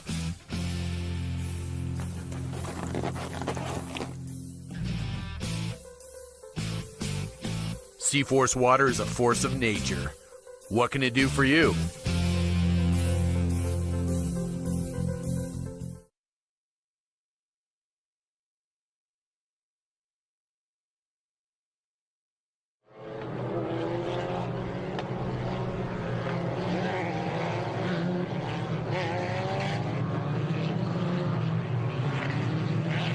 Welcome back to NOLA Motorsports Park here in New Orleans, and I'm going to welcome a local to us, Hayden Bowlesby, who is the perfect guy to have here in the booth for this one, because not only is he from New Orleans, have I said it right, New Orleans? Yep. There you go. He's also been a perennial member of the F4 fraternity, now racing in Formula Regional, and that's the plan. That's what all of these young men want to do, which is progress through the ranks of single-seaters and hopefully make it to the dizzy heights of Formula One, potentially IndyCar, whatever, sports car racing. What is your hope, Hayden? What do you want to do with it? I think staying in America is probably the most plausible situation, so IndyCar is the goal for me right now, but we have a scholarship going towards Super Formula if we win Formula Regional America, so that is the goal this year. I would love to go to Japan. Yeah. Good strong field here, as you can see, and I'm sure a couple of your mates from past racing are amongst them, including a teammate or two. Yeah, I got my teammate on IGY6, Christopher Parrish. Hopefully, I'm hoping he does well and can make some positions up in the start, and yeah. Well, Hayden will be in action later this weekend, well, later today actually, in the FR race, so we'll be watching him in action in the Formula Regional, the big boys of the Formula 3 FR Regional Championship.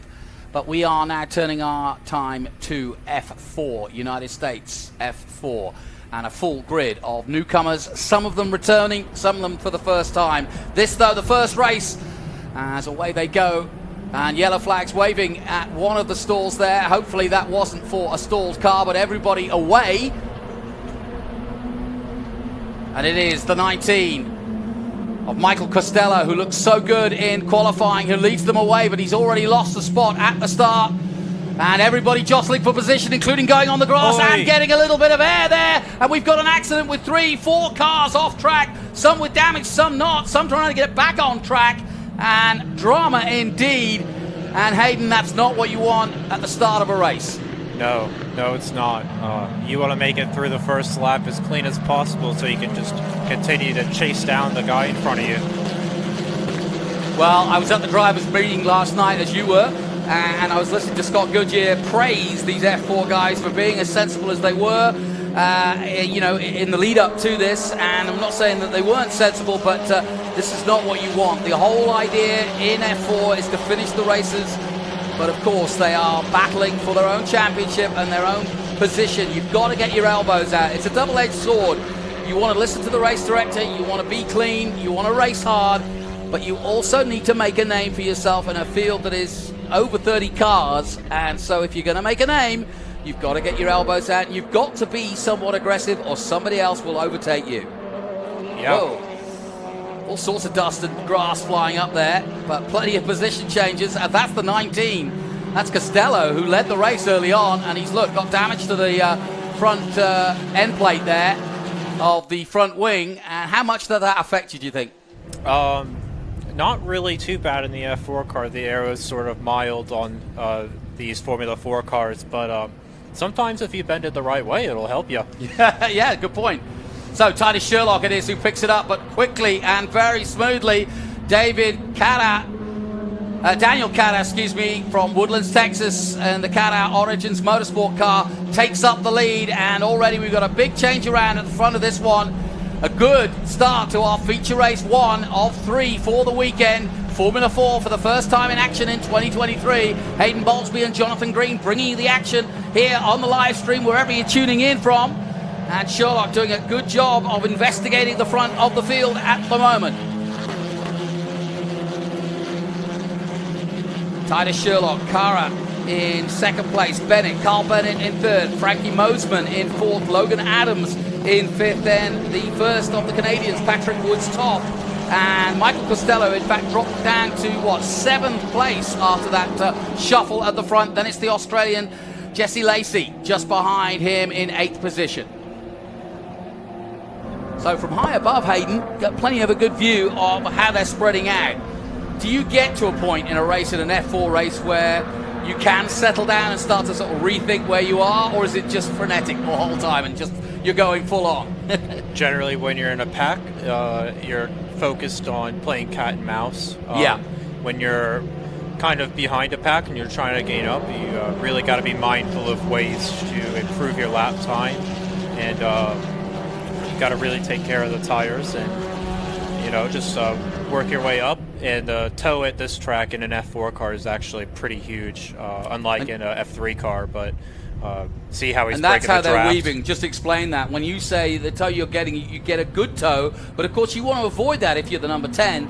If you're the guy that leading, you don't want anybody in your toe, but you create it by the fact that you get into a group, and therefore slipstreaming comes into play, and that can suck you into the car in front of you, and in fact effectively give you a slingshot pass as a helpful passing maneuver. Yeah, man. In F4, you could be 3 car lengths back at this track starting at the straightaway. The toe is so massive in these cars.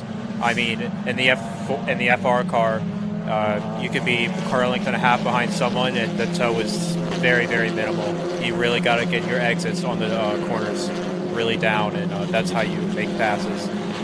And we're looking at the man from Quebec in Canada, Patrick Woods top in the Crosslink Kiwi Motorsport team. And of course, Crosslink Kiwi Motorsport, the most successful team in American F4. There's the letters on the side of another one. That's Cole Kleck from San Antonio in Texas, looking to make a name for himself. We've had some good Texans over the last few years. Growing up here in New Orleans, I'm guessing you knew this track well. I mean, there's a kart circuit across the way here on the same complex. Have you been here a few times? Yeah, I started driving here in 2015 in the rental carts over there in the rental cart center, and then Jay Howard was affiliated with the track at the time, and I started karting with him and did some national stuff, and then moved into his F4 program, and it's just kind of gone from there. Has it grown? You can see the kart track in the distance there. As a complex, has it kind of grown? I know we had IndyCar here in 15, but it still has now started to sort of find its way, hasn't it? Yeah, I mean, the kart track here was pretty big at one time, and I actually think SCUSA didn't come here for Winter Nats this last year.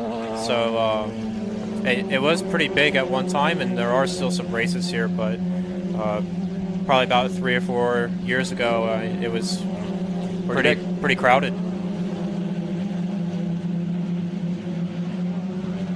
So let's take a look at what happened, and Hayden, I'm going to turn to your wise eye on this, because we had several cars involved in that first incident right at the start. So we'll see the start here, and Costello gets away well in the 19, right at the middle of your shot in the blue and black. It's the cars behind him that we're going to kind of focus on, because as we dive into this next right-hander, you start to see people jostling for position. Carl Bennett is one of them. He takes the lead, but it's just coming up now into the next left-hander that we start to see shenanigans. One car on the grass, another one jumped up there, loses his back wing. It's hard to say if there's anybody at fault there. That was just a racing incident, right? Yeah, I mean, you had some cars that went into the turn 1 runoff. It's pretty bumpy right there, so you got to wait for the car to settle down before you can really start doing any changes with the pedals and the wheels. And it seemed like a couple people checked up, and it just happened from there. There's really nothing you could have done. It was kind of a chain reaction. Well, Nicky Ambiando of Davenport, Florida, in the 51 for the Scuderia Buell was involved. He was the one that lost the rear wing. And the ERA car on the inside there, the blue and yellow, looks as though he's slowed down, because through goes the number 12 of Garrett Deltman of the Fishers Industry Momentum Motorsports team. And down the main straight they come again. 12 minutes to go. They don't get a lot of time. Does the car change as the as the race goes on in a Formula 4 race if there's not too many cautions? If it's a green lap race the entire way through, you can expect the tires to sort of give a little bit, but it's probably no more than half a second. Yeah. It's not to the degree of a F3 car, for example. So Cara, Bennett, Mosman, Sherlock drops to 4th, having led early on. Woods Toth from Canada is 5th. Adams, Lacey, Kleck. I'm going to get his name right eventually. Boy Aziz. I'll get it right. Durst, Hodson, Berg. Alex Berg in 12th position. Detman, Scott, Higgins. Wazaninski in 16th position. DeFabis in 17th. Juanio, which is a Hawaiian name, but he's from Florida, 18th position. Greenmeyer, Hannah Greenmeyer is in 19th, and Martin is in 20th position at the moment as we take a look at the number 17, and that is Tyke Durst of Ganella Racing. Several successful teams in this championship over the years, but Crosslink Kiwi Motorsport the most. Oh boy, they're pushing it. How far sideways can you get these things? Can you grab them before they lose it? He was close. I've done a full 360 and kept going. Well, do they give you a lot of... Oh, somebody else has just done a 360. But do they give you enough time to react? I mean, some cars suddenly just go. Other cars give you a little bit of control before you actually lose it. Safety car out. Yeah. I mean, it depends on the severity of like how sideways you get and kind of how much load is on the car. Sometimes if the car is really loaded up, it can just give, and then you have no time to react. Or sometimes you go through a corner and it'll just start putting up a slide, and wish that you could, pull a drift and recover. Good crowd here on the balcony, and that's one of the best spots just by our commentary position, actually, on the last corner here at NOLA to watch from. So a lot of the friends, family, sponsors, you name it, are all up there. Some of the spotters and engineers as well. But we're under caution here for another incident that's happened, and it's all change at the front because the race was led by Carl Bennett, but now Frankie Mosman has picked up the lead. And so it's all happening here, but we're under caution yet again. And just trying to see David Cara, Frankie Mosman, Jesse Lacey, that's the top three. Carl Bennett dropping to 4th place. Well, we're on in a few minutes' time. The Mission Foods Atlanta Speed Tour returns to Michelin Raceway Road Atlanta March 24th through the 26th, featuring the Trans Am Series presented by Pirelli, the Sportscar Vintage Racing Association International GT. Saturday, take part in the Haggerty Cars and Caffeine Car Show with Parade Laps. You do not want to miss the Mission Foods Atlanta Speed Tour March 24th through the 26th. Advanced ticket discounts and camping is available. For tickets, simply go to speedtour.net.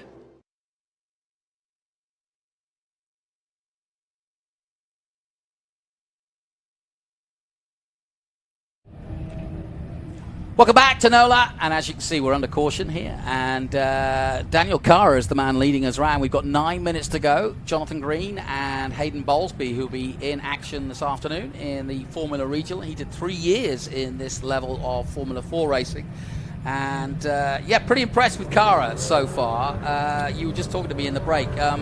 Very little experience. Yeah, I mean, I was talking to the guy who's his mechanic and the guy who's like running his team he's running with. He's had a minimal amount of testing, and he's actually doing pretty good considering in a field of 30 cars. He's in 6th place. I mean, that's really good. That takes a lot of talent. He's a good driver. No question about it. Well, currently in 6th place, but he's been leading up until one point. Mosman now in the number 6, leading the field from Bennett. Sherlock in 3rd, having led also. And yeah, there's been quite a few changes in this race already from the get-go. We had that big incident at turn 2 right at the very start, and then everything sort of settled down for a couple of laps, and then as you can see, we're under caution. I'm not 100% sure why we're under caution again in terms of who's caused it, but the clock ticks down, and this must be a tough time for a driver because there's actually more than you think. It looks as though you're just sort of sitting there waiting, but you're not actually. There's a lot of sort of things that are going on. You've got to check that the tyres are... Basically, you're waiting and readying yourself for the restart, because if you just sit there and kind of, you know, look out the window type thing, well, not look out the window, you know what I mean, you can easily get beaten up at the start of the restart of the race. Yeah, if you're not paying attention on the restart, you'll get freight trained down the straight, and that's Exactly. not good. So that's a NASCAR term.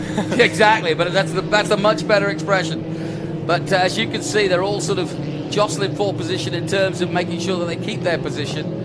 And what are the rules here? You can weave, you can keep the mechanical grip in the tyres, keep them warm, but you certainly can't accelerate really and use the brakes to heat the brakes up really, can you? I mean, or can you? So here, when I was driving F4, I would, if it was like a bad incident, I wouldn't really even bother keeping my tires warm the entire time, because I'd try and preserve them. Good point. Yeah. The hotter they are, the stickier they are, the more it's going to wear on the track. So there's our incident. So turn it's 6. right at the turn 6, yeah. And so it's a car stuck in the gravel, so that's why it's taking time to get him out. Yep. So, but yeah. So I probably start warming my tires back up a lap before we go green. Right. And you could see that by the fact that the caution's either being cleared up or you're being told by your engineer, right? Yeah, and typically what I did is I would use the brakes like you were saying to, you know, get the tires warm, because heat typically goes from the bottom to up. Yep. So it'll expand out the tires. Scrubbing across the track only does the surface, but you want the core of the tire hot. So, but Thank you, man. Like you said, you can't give too much of a gap. You kind of have to keep the same pace. I know when I was in F4, I'd give a little bit of gap, maybe about a corner, just so I get a run in and kind of get the tires a little hot. But and how is the transition? First of all, well, I don't know if you were doing karts, but what about the transition from whatever you were doing into Formula 4? Because for most people, it's their first experience of slicks and wings. I'll tell you, I drove X30, the IME X30 class in karts. It feels faster than an F4 car. Yeah. And it's only because the ground is going underneath you and you can see it. These cars feel slow. Slower. But what about the fact that you've got the wings and the downforce? I mean, it helps a little bit in the corners for sure. I mean, this car has a lot more mechanical grip thanks to suspension than a go-kart. But the downside is it's heavier and you can't throw it in like you would on a go-kart. You could dive bomb in a corner in a go-kart. Sometimes you'll go over the top of somebody, sometimes you won't. And these cars, half the time, or most of the time, you go over the top of somebody if you really hit them hard. Yeah, so and hurt you, and potentially hurt and break your car. Yeah. What about the gap between going up from F4, which you've just done, into FR? How big a change is that? Well, I'll tell you, in F4, it's a very tame car. It's a really good entry-level car, and the best way I can explain the FR car is the first time I laid down on the pedal, the turbo spooled up, and then it was like you can hear an audible thump, and then you were like warp speed. Wow, I bet that was scary. Exhilarating. Do you get used to it? Oh yeah. Yeah, that's interesting you say that. Yeah, I was talking to Callum Hedge, who I've just been with for the last 6 weeks in New Zealand, doing the Toyota Racing Series. Very similar cars, obviously, but different chassis, different engine. And he's saying, you know, that turbo lag is something to get used to. It really is. It dumps in there, and once it hits, Yeah. I've never driven the Tatus, but I think it has a tad smaller engine, yeah? Yeah, like a 1.6. Yes, exactly. Yeah. Yeah. But like actually might be a little worse. I don't know the size of the turbo, but if you don't have the same amount of exhaust pressure coming out, bigger engine gives more exhaust pressure. So. Yep, Ligier chassis here, Tata chassis in New Zealand, Toyota engine here, Honda engine here in the US of A. And we're really appreciating Honda's involvement in the FIA coverage. Hence, we've got the Civic out front as our safety car, and there he is. Yeah. But and of course, all of these cars, in fact, use the Honda Civic engine. In the F4, it's the non-turbo version, and in the FR, it is the same Civic engine but with the turbo. So a little bit more power, a lot more power, I should say. But neat little cars and a great way to learn your racing chops. Yeah, and it looks like they got the incident cleaned up a little bit, so we should go back green soon for some exciting racing. And I would have said this is pretty much hell-bent for leather, because the amount of time we've got left on the board, and with the lights off on the safety car as they are, you've just got to give it full beans now. If you're going to make a position up, if you're going to go for some points or a podium, it's got to be at this restart, because we're down to what will be just a couple of laps, really. And who's your money on? Ooh. Mosman's got the advantage, but it isn't always the advantage to be at the front, is it, at the restart? I think Cara or Sherlock really have a good chance. Being P1 right now is kind of the place you don't want to be. Yeah. Well, here we go then. We're about to find out at the restart of this. Just 2 minutes to go, so we are just going to have a sprint finish here in the first race of the year. And as you quite rightly point out, a bit of a sitting duck. Mosman there as Bennett dives through on the inside. Sherlock's right behind, the 27 of Woods Toff from Canada. And a good clean restart. Some going wide, some on the race line. But that was a great start from Bennett. Carl Bennett out front, but he hasn't got this all done yet. Through comes the 27 of Woods Toff. On the inside is the 31 of Sherlock. And you made a good call on that, because Tyler Sherlock really doing a good job of hanging in there on the outside. Where do you make an overtake here at NOLA? Turn one's kind of a sketchy area to make a pass. In the turn, if you do it in the braking zone, you're pretty safe. Turns 3 and 4 are some good last-minute passing. And probably at the end of the S's, I'm thinking 15? 13, you can 13, really make some passes, yeah. That's right. Well, that's coming up now. We're heading into the S's, which I believe is flat out in these cars, yeah, pretty much? Yeah, the first initial bend left is a slight lift, and then it's full throttle there on out.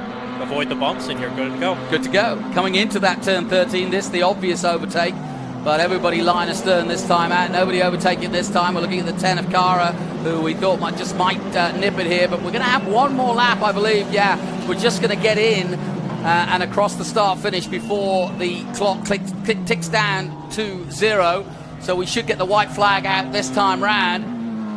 And Bennett will lead them across the line. And there is that white flag. So last lap here in our F4 race. Hayden Bowlesby with me, Jonathan Green. And in the mirrors, Bennett looks to see how close. He shouldn't have done that, because he'll scare the heck out of himself, because they're right with him. The 27 of Woods Toff in second place. Oh, drama! Round goes one of the Howard Development cars, and it's the number 6 of Mosman, who had been leading at the restart, and he is out. But it wasn't his fault, I don't think. Yeah, man, that's unfortunate. He was looking really good. Yep, that's racing, as they say. Back to the action, though. Bennett still leading, but only just. Sherlock looking for every which way to get round. Time running out. This is the last lap, and he cuts the nose off nicely. Woods Toff, though, there in second place. Sherlock in third. It's going to come down to the wire. It really is. I don't think I'd want to be leading right now. No, the huge toe coming up, especially through these S's. There's no air wash in these cars. Here we go then. Bennett trying to hang on through the S's for the last time. He's flat out through here. Woods Toff trying to make a move, and if he doesn't make it right, the man behind him, the number 31 of Sherlock, will make his move. And now we're coming down to the vital corners. Into 13 they come. Good recovery from Bennett. He's got away at least by half a car length in as we come into the complex. He may have this. He's got to get the run to the line, though. Into the last corner they come. Oh, he's going to have a Four tow. abreast. It's going to be a drag race to the checkered flag, but Bennett's got this. Here he comes. And he does take the checkered flag, and just holding off the 27 of Woodstock. 31 is Sherlock across the line, but it is the number 9 of Carl Bennett who wins the race here for the Yorba Linda, California. The man for Ganella Racing, fragrance sponsored, number 9, and that's going to smell pretty good. But he played well there. That last lap was never good, a never easy restart, was it? And he took the advantage right from the get-go into turn 1 and then held the rest of them off. Yeah, he did his job. He went out there and executed, and he got the win. So good on him. Well, I got a chance. Tell everybody where to look for you, because you're going to be on this live feed in just a couple of hours. Tell us your number, your sponsors, and how to root for you. Well, I'm driving the number 3 IGY6 Motorsports Formula Regional car. So, and I believe I'm starting P7, but the grid isn't finalized yet, so we'll see about that. And what about social? Can we find you? Yeah, you can get me on Instagram or Facebook, Hayden Bowlesby Racing. And yeah, I think our race is at 3:35. 3:35 local time. Well, look out for Hayden Bowlesby, the local man from New Orleans. We'll take a short break. We'll be back with more action from the Speed Tour after this. Feel the power. Experience the excitement. You're in the driver's seat. At Skip Barber, you learn from the best. Whether you are a new driver that wants to learn accident avoidance or a seasoned racer looking to improve, we have a program for you. We're your #1 destination for auto racing and driving schools. Skip Barber. Feel the power.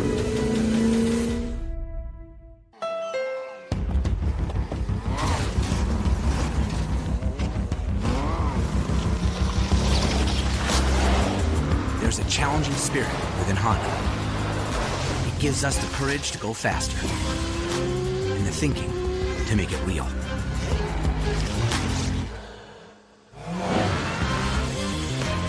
Whether it looks like a truck, a sedan, or an SUV, inside is the heart of a race car.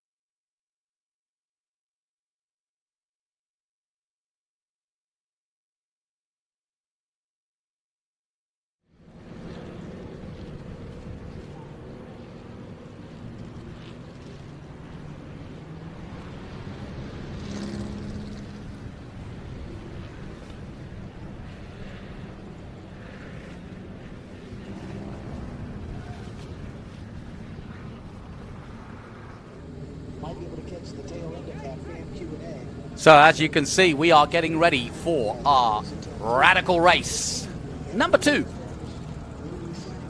And this is one of the cars that was right up there in the first race, car number 37.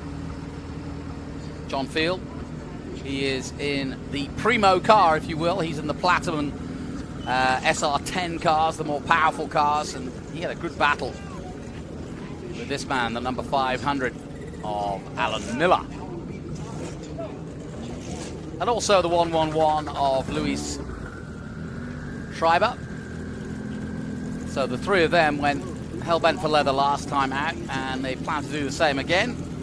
And then we move to Donald Cheselski in the 88. Can't miss him out on track in that beautiful baby blue number 88.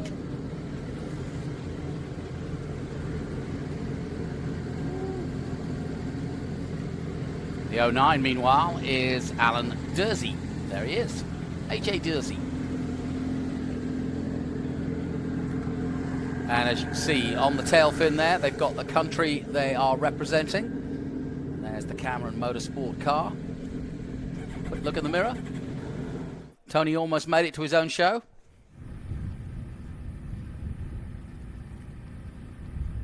Jack Yang, the only, well, we've got a Polish driver in Robert Soroka, and we've also got a Chinese driver in Jack Yang for the Group A racing team from Radical, New York. The wind has picked up as the day's gone on, but it's also got warmer, so it's a beautiful day here actually in Louisiana, I can say. We had a bit of rain yesterday, but that is the main viewing spot. They go in there and have their hospitality, and then they come back out on the balcony to watch all the racing coming out of the Spike Cooler's final turn. Just before start of the race here, for race 2 of the Blue Marble Radical Cup. There you see the name, the Blue Marble Radical Cup. Nice view from behind the cars, beautifully designed, and this is a series that has been building race cars, purpose-built race cars, for some 25 years now, and there's some 3,000 around the world. As we look inside the modern cockpit, very brave man is our man Tony, but getting in John Field's car there, but it really is cool. Paddle gearbox on the steering wheel and all the mod cons you'd expect. Plenty of downforce, and even though it's a superbike based power plant, plenty of power to be given, especially with John Field's particular car, that SR10. I'm joined once again by Tom Drewer, who has got up here in miraculous speed, but like I said, as the day goes on, people get it right and they know what they're doing, so Tom can come and enjoy the racing with us. But as they all head out again, I'm sure there's some stories from this morning. How do they all go?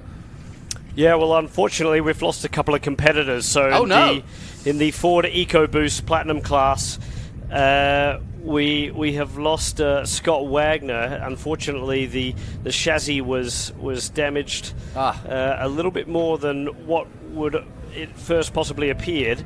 And unfortunately, he had a coming together with his teammate Kent Myers. So disaster for Texas-based S's Racing. Yeah, no kidding. Kent I know them well because I'm based in Austin. So the S's Racing is a company I know well.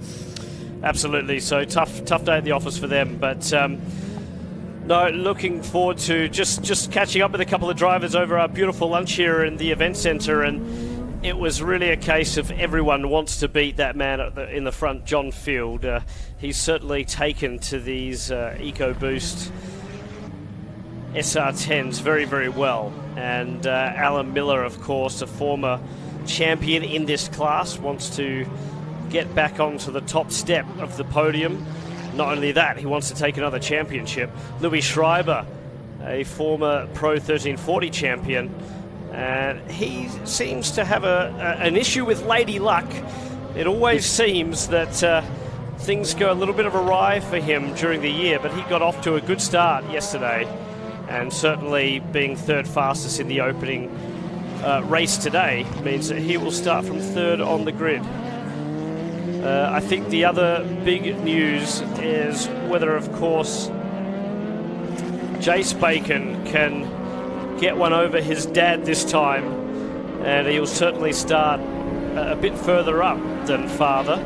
So what happened to Jace last time? Because he was ahead of him on the track at one point and then disappeared. Well, as Seth pointed out in the podium, he ran out of talent in turn 14. I've heard of that. It's a racing term. It is, but I thought it was still pretty harsh for a father to say that about his own son. But they're highly competitive, the Bacons, and there's beautiful shots from the or were they drone just in the hamming, sky. were they just hamming him up? I think they were.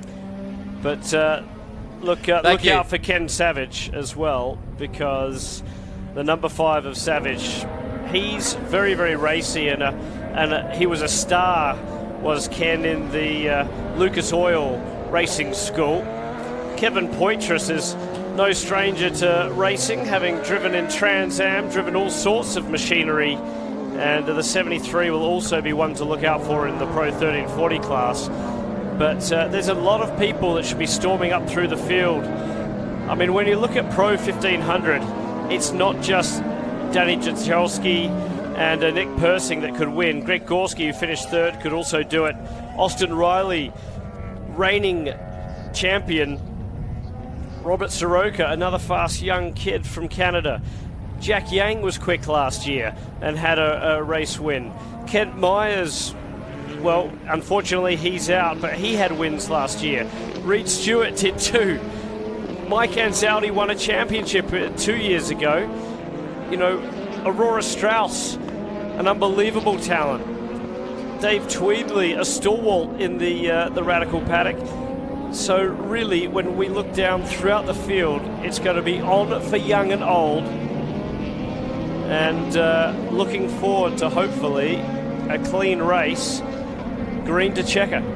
So just explain to me, because we've got the 3 fields here, and obviously the Platinum, the Pro, and the Pro 1340. How do you stagger them, or how does it work in terms of qualification and how you start them?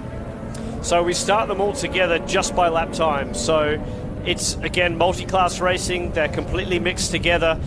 It's a game of chess out there. Sometimes you're going to have a pawn, a car that's out of class between you and your fellow competitor, and you can use that to your advantage.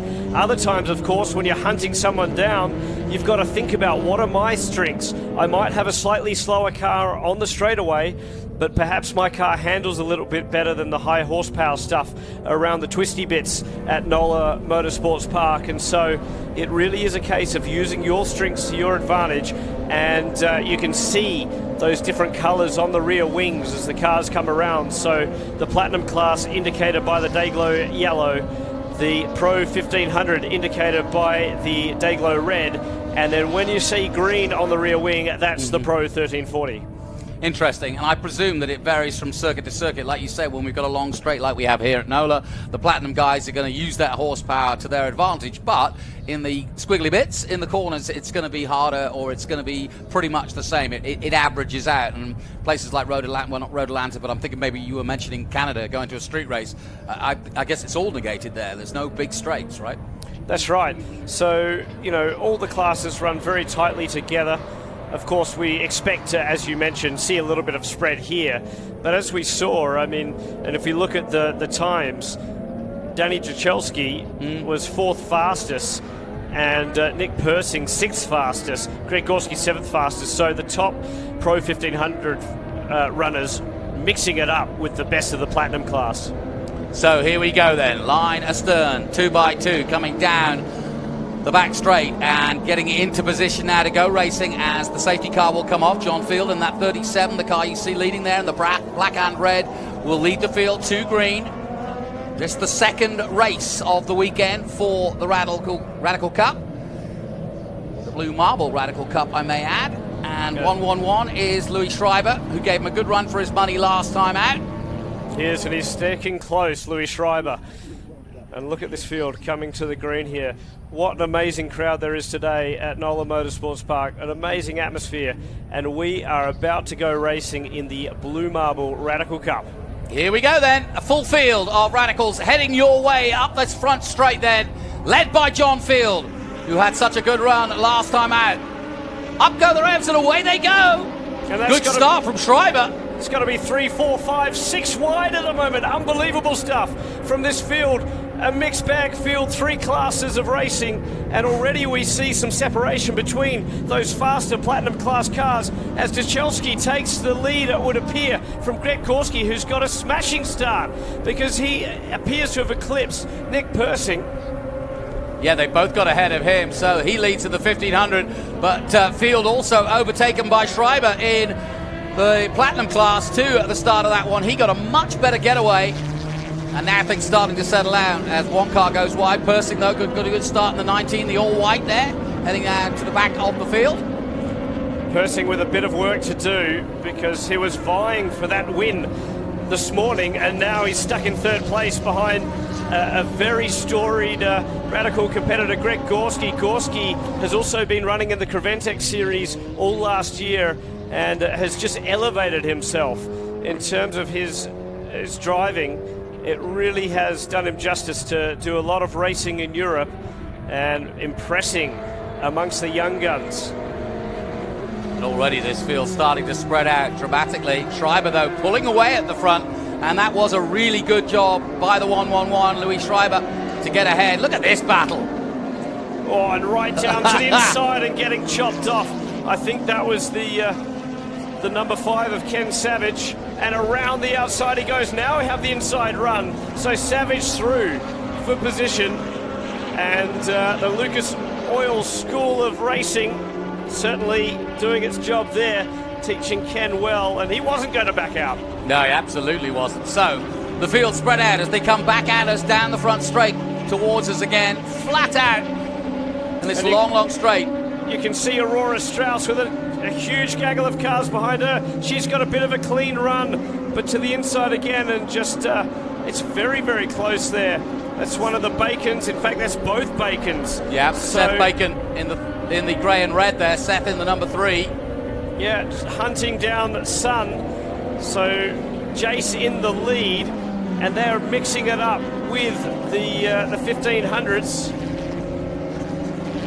Oh, a little touch there, Bacon getting knocked sideways, and he puts an arm out. I don't know whether in gesticulation or to say, don't worry, I see you. Well, I think Ken Savage might be in the lead of Pro 1340 at the moment. So it's all going on. It's a great battle out there, isn't it? Really good. Whoop, somebody went a little wide, but no harm, no foul. I think he just touched the wheel onto the dirt there. Recovers well. And Schreiber, Field, and Duchelski. That's your leaders at the moment. Duchelski leading the 1500 Pro class. So what has happened to Indy Al Miller, the 500 machine, not showing on the timing score? That's absolute disaster for him. And someone who's got more radical North America championships than anyone else appears to be out of this motor race. Yeah, that's a real shame. It's a shame to lose anybody. You mentioned a couple at the top of the show of who you've lost because of damage, a couple of the SS cars going out. You never like to see that of a weekend when there's so much to come. And through screen, I thought I picked up that 500 machine because he's got some green and blue on it, but it was a couple of the guys a bit further back, and that was our leader, I believe. Oh, in 1340 class. 1340 class. Yeah. And Mike Ansaldi muscling his way through in the 61 machine. This is really good racing, though. Very close indeed, but you can see there's ounces of confidence with racing this close between all of them. They obviously know each other very well. Richard Millet, driver, Aurora Strauss just on screen before, and now we're back to this battle with Ansaldi, who's fighting with the 27 of Reed Stewart from Group A Racing, and then we've got a Pro 1340 class in the mix as well. So the 999 of Jace Bacon from Apex Country Club in Arizona, Crown Concepts. Crown team, very, very strong, and always seem to field very fast cars. I don't know what it is in the water out in Arizona, but they produce some very quick motor racing drivers. Well, it's because the sun shines all the time, you see, so they've got plenty of time to go racing. Well, amazingly, they hadn't driven in the wet until Yeah, I'll bet. The qualifying session and did spectacular. So I don't know whether that was just pure naivety or just, again, the raw talent they have. Now, look at the gap between Jachelski and Persing. Here's Persing coming up, but you saw the gap there. He's got, some 6 or 7 seconds ahead in that chasing battle for 1500. Crucially, though, Persing passed Gorski and Riley right there as well. So young Austin Riley, what an amazing story. This young man has autism, started off in go-karts, has pursued motorsport, really, if you like, against a lot of odds, certainly more odds than most, and is just turning into the biggest superstar ever. Came onto the scene in Canada, won the Canadian Radical Cup Championship, followed that up by coming down to North America, or down to the US rather, running the North American Championship, won the Pro 1340 Championship last year, and the outright champion. He's off to race in England as a prize for that later this year, and stepped up to Pro 1500 and running 4th in class at the moment. Very impressive, no question about it. Schreiber continued to pull ahead at the front, 1.5 seconds he leads at the moment. And a good battle also coming up behind. It's impressive that John Field, or impressive for Schreiber, that John Field hasn't been able to tag on the back of that 111 machine. But also impressive, the 88, Jachelski now catching up with the 2 platinum cars. And that's in the last lap or so. He's kept that right up there with them. In fact, he's putting in quicker laps. And think about that. They've got almost double the horsepower. So the young gun from the Wisco Racing camp is just showing his raw talent here. And talk about talent, because he's pulling away from a young man that's been... Oh, he has a massive moment. So the 88 nearly throws it all away. That was, you could see his hands moving in trying to save that, and he just did it, but he's not letting off, I'll say that. Keep going. He's on the absolute ragged edge, using every last bit of grip that these hand-cooked tyres will provide. I'd be interested to know how much downforce he's running on that car. Perhaps not too much, which is why his straight line speeds up against some of these other cars. The team electing to run a low wing angle, keep the straight line speed up and say, well, lad, you can drive, so just hang on to her. Yeah. Well, you've got that one big straight, and that's where you can take a massive advantage here at NOLA. But you can see they're weaving through the S's here at great speed, bouncing over the curbs, using all the track and more. Austin Riley looking extremely aggressive, as you say, all over the curbs, really hounding the back of the 24 machine of Greg Gorski.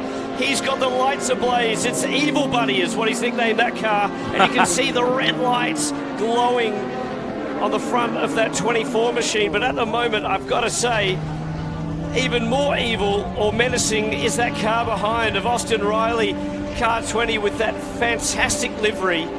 And then looking pretty racy in the platinum class is Dursey, who's going to join this fight, or certainly get in the middle of it. So cleverly, Austin Riley gets out of it, gets out the way, says, look, I'll just let you pass, and hopefully can have another go at Greg Gorski once the 09 of Dursey will clear him too. So this race, within a race, if you will, see Schreiber and Field. We're also looking at the Platinum Class 09, who's making his way up to try and join the leaders, but having to make his way through some of the Pro Class entries. Further back in the pack, it's Ken Savage in the 5 rather, that is leading the Pro 1340 class from Jace Bacon, and then it's old man Seth Bacon behind him. So once again, son is ahead of father, but we know how it turned out for the podium last time. You know he wants to beat his dad this time after that comment, yeah, for sure. Robert Soroka from Canada on the screen, hunting down his fellow Canadian of Austin Riley, and a little bit of a disaster, if you like, for Austin that he's now got that platinum class between him and Greg Gorski, but all of a sudden he's having to defend a little bit from Soroka. Now let me ask you this, Tom. Do you, if you are a Canadian racing in the Canadian Championship, can you come over and do a race in the American Championship and go back? And so you could, you know, wherever you, if you've got the money, you can go race wherever you want. Absolutely. And in Toronto, both championships are joining together on the streets of Toronto, so that'll be a huge radical festival. Be fantastic stuff with a lot of cars. And Aurora Strauss, our new ambassador, just coming down on screen, and that's a pretty tight gaggle there as well. Then we're back to this 1340 leader, the number 5 of Ken Savage for G-Tech Motorsport. And we have lost, would you believe, yet again, young Jace Bacon. No. So the wise old man, I'm sure, is going to have some more sage advice for his son on the podium. Oh dear. If it wasn't for bad luck, he wouldn't have any, but never mind. He'll live to fight another day. There's another day tomorrow. Well, I guess he's got years on his side, doesn't he? So yeah, he's got that. He'll throw it away. He'll throw it off. There's your number 3. There's the other Bacon set.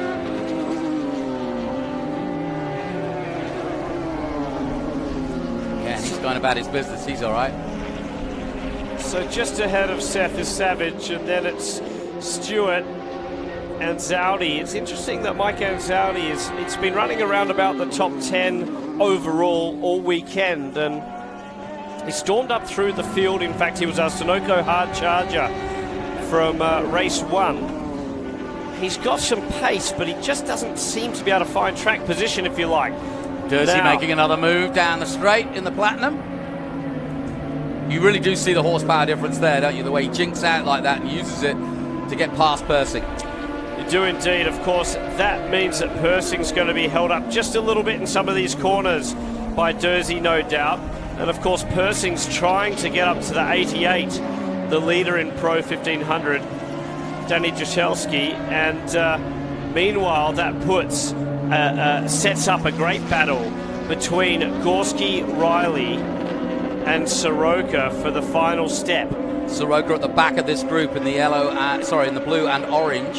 Yeah, so those cars there, line astern, racing for the final step of the Pro 1500 podium. There's still some 23 minutes left. No cautions yet, although you can see with the dust flying up in the air at turn 6, there are a few occasions when they're pushing to the limit.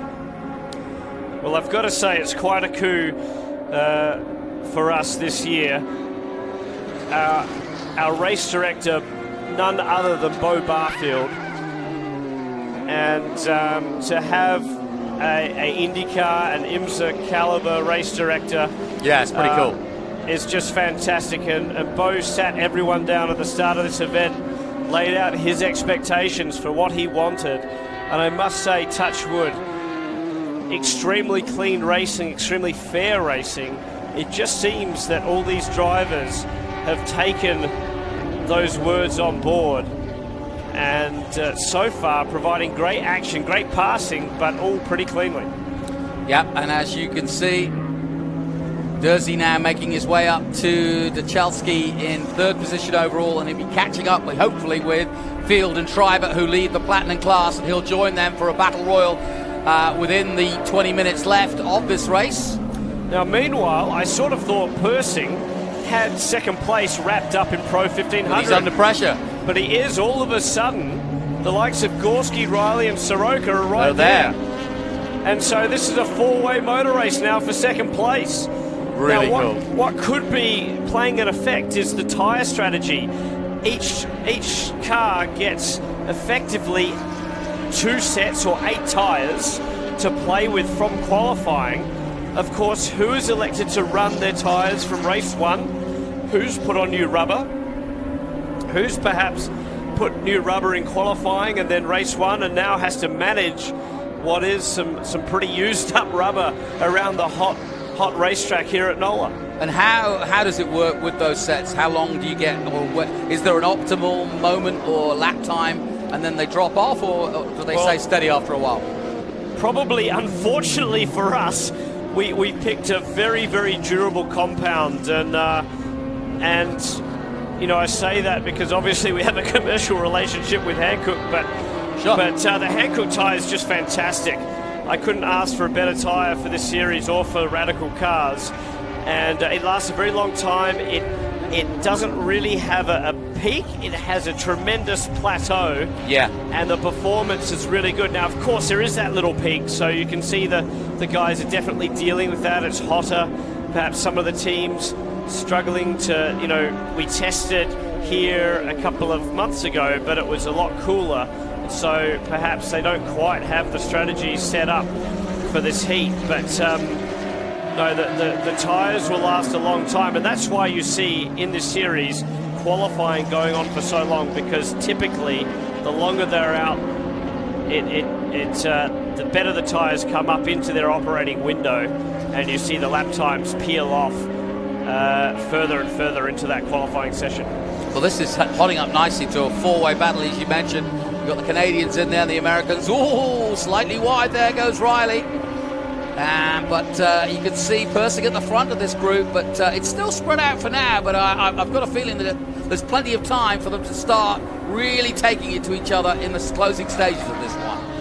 Absolutely, and it's amazing the audio that we're getting here today, because every so often you can hear the brakes lock up, the squeal of those Hankook tyres. You can hear how hard these guys are pushing. We've obviously seen it on screen as well, and it just looks like the rear diffuser of the number 94, Robert Soroka, it's just flapping around a bit, so the Ri-Spec machine with a touch of damage, or perhaps just running over a curb a little too hard. They're definitely using all the curbs. Bo Barfield electing not to police track limits, saying, look, it's not worth it on a racetrack like this. You guys just go for it. Gorski. Unbelievable. So Gorski into second place. Yeah, I think what happened was Persing got held up by Dursey, who, as you said, in the slower parts is going to be slower through those sections, and as they came onto the straight, Dursey took off, and then Persing was left standing and Gorski went through. And now he's in real trouble. Look at him. Persing under real trouble now, the FR driver regularly, but now doing double duty. And I just wonder again whether they've just elected to fresh set of tyres for race 3 tomorrow, and so they're just doing their best today, just trying to struggle through on this this older set of tyres.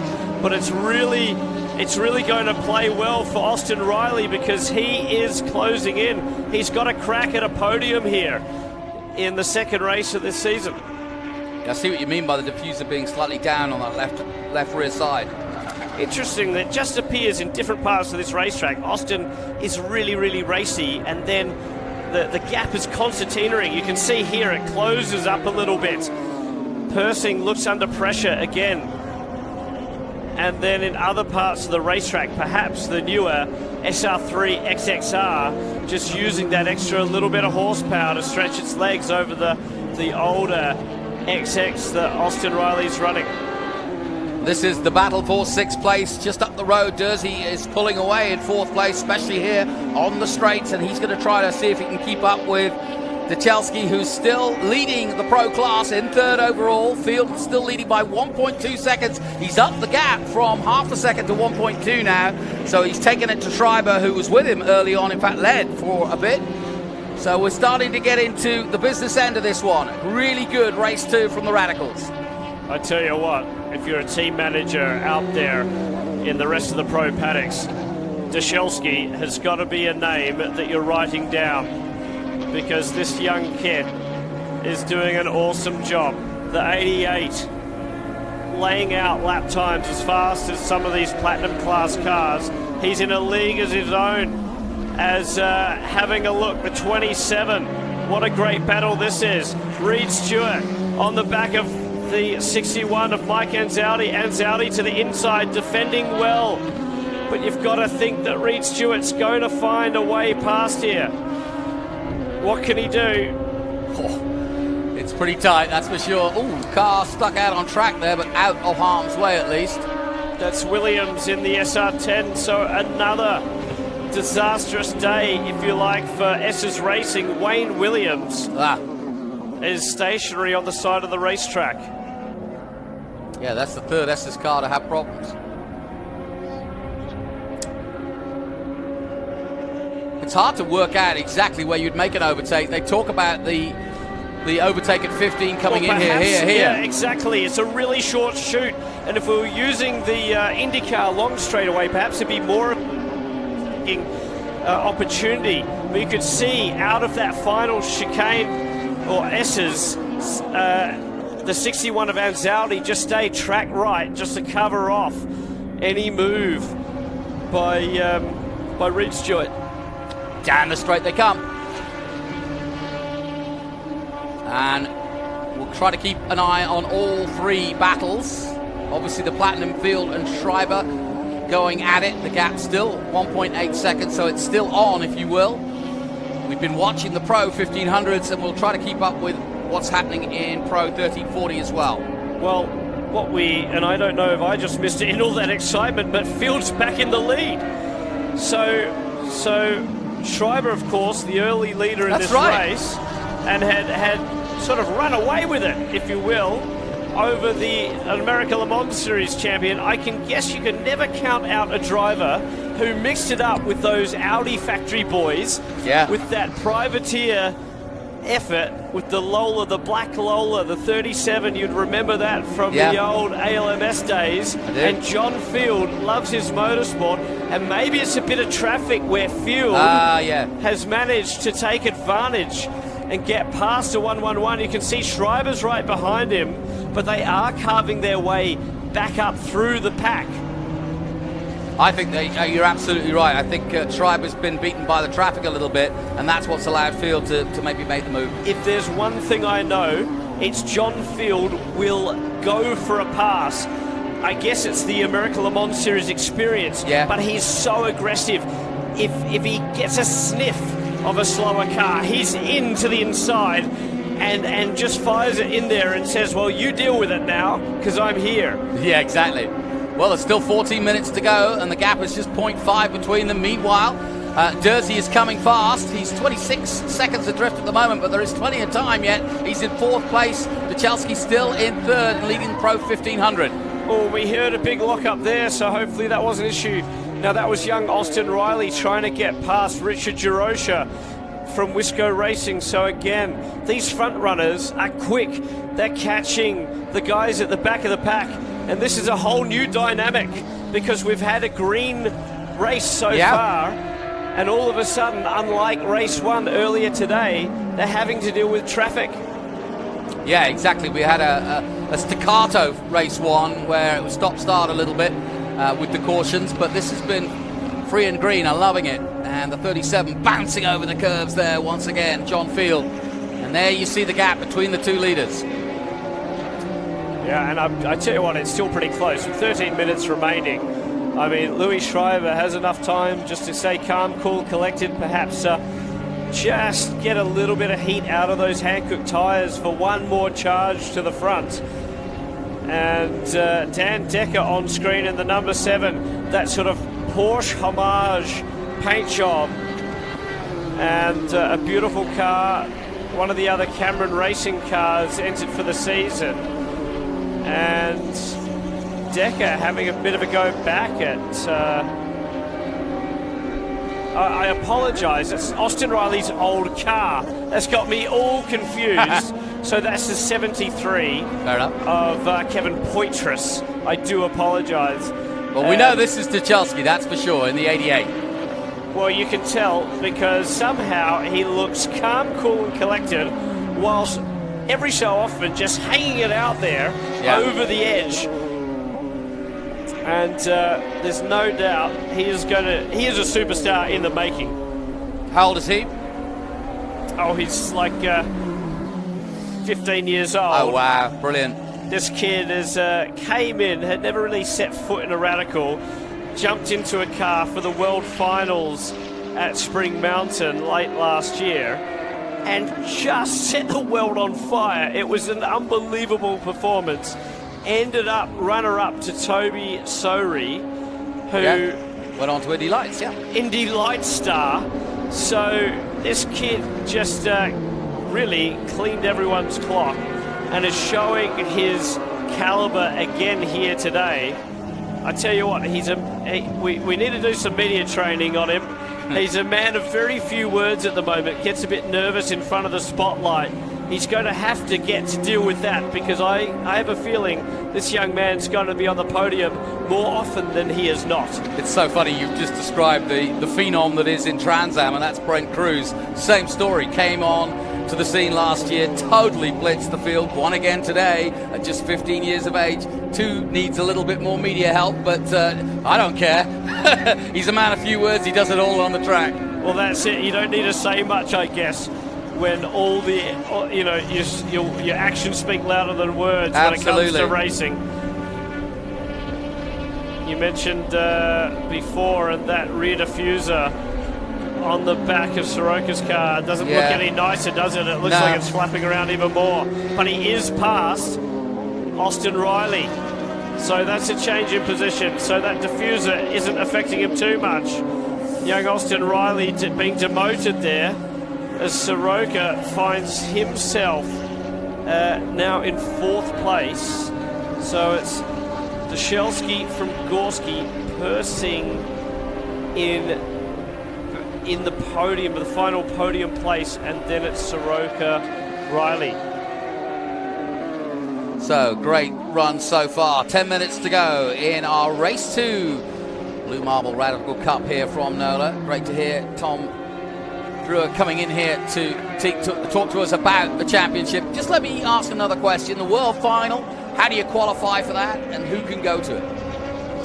Well, effectively, if you're running one of the 14 championships around the world, the Radical Cup Championships that is, or indeed if you run radicals at a number of the country clubs, SCCA, NASA. So if you're running at a recognised championship, you are eligible. So very, very open. We are limiting it to make sure that we perhaps don't have the dark horses of the Soris come in without running some races earlier in the season. But very, very open. So basically, as long as you can get your backside, trackside in one of these machines earlier in the year, you'll be eligible. So we're looking at the 09 making his way towards the finish of Jersey. I tell you what, a very impressive performance for Jersey today. Obviously had the benefit of the 500 machine of India Miller sitting on the sidelines. Yeah. But Jersey found some pace. He said this car suits him so much better than the Pro 1500. He's not a small guy, and I think having that extra horsepower, he's not giving anything away. Right. And so, but I think just generally the driving style that it takes to run a Platinum class car, they do drive extremely differently from the SR3s. The SR10's more horsepower, but a little bit more push in some of the high-speed areas. You have to manhandle the car a little bit more, and Jersey likes doing that. And all of a sudden, he's looking set for a podium finish. And I tell you what, that'd be a big result. Again, it shows the competitive nature of all of these classes. And he's now coming up through the field and past the 29 of DeRocha, who's in his own battle with Dan Decker out at the back end of the field. And there we go, popping the number 94. This is huge. So Soroka on Persing, and he'll have the inside run into turn 1. Hopefully we'll pick this up. Yeah, it's all gonna go. Kick it off in a moment between them. Great move there. Here we go. Right. Persing. So amazingly, it looks like Persing's managed to maintain position.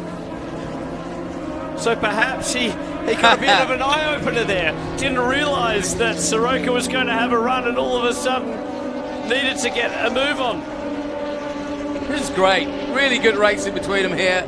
Close as you like. Riley's still involved. Riley is, and I tell you what, you got to think that Riley will just be hoping that these guys perhaps have a little moment, one pushes each other a little bit too much, and he'll be right back in the hunt. But there we go, Persing now having a go on Gorski.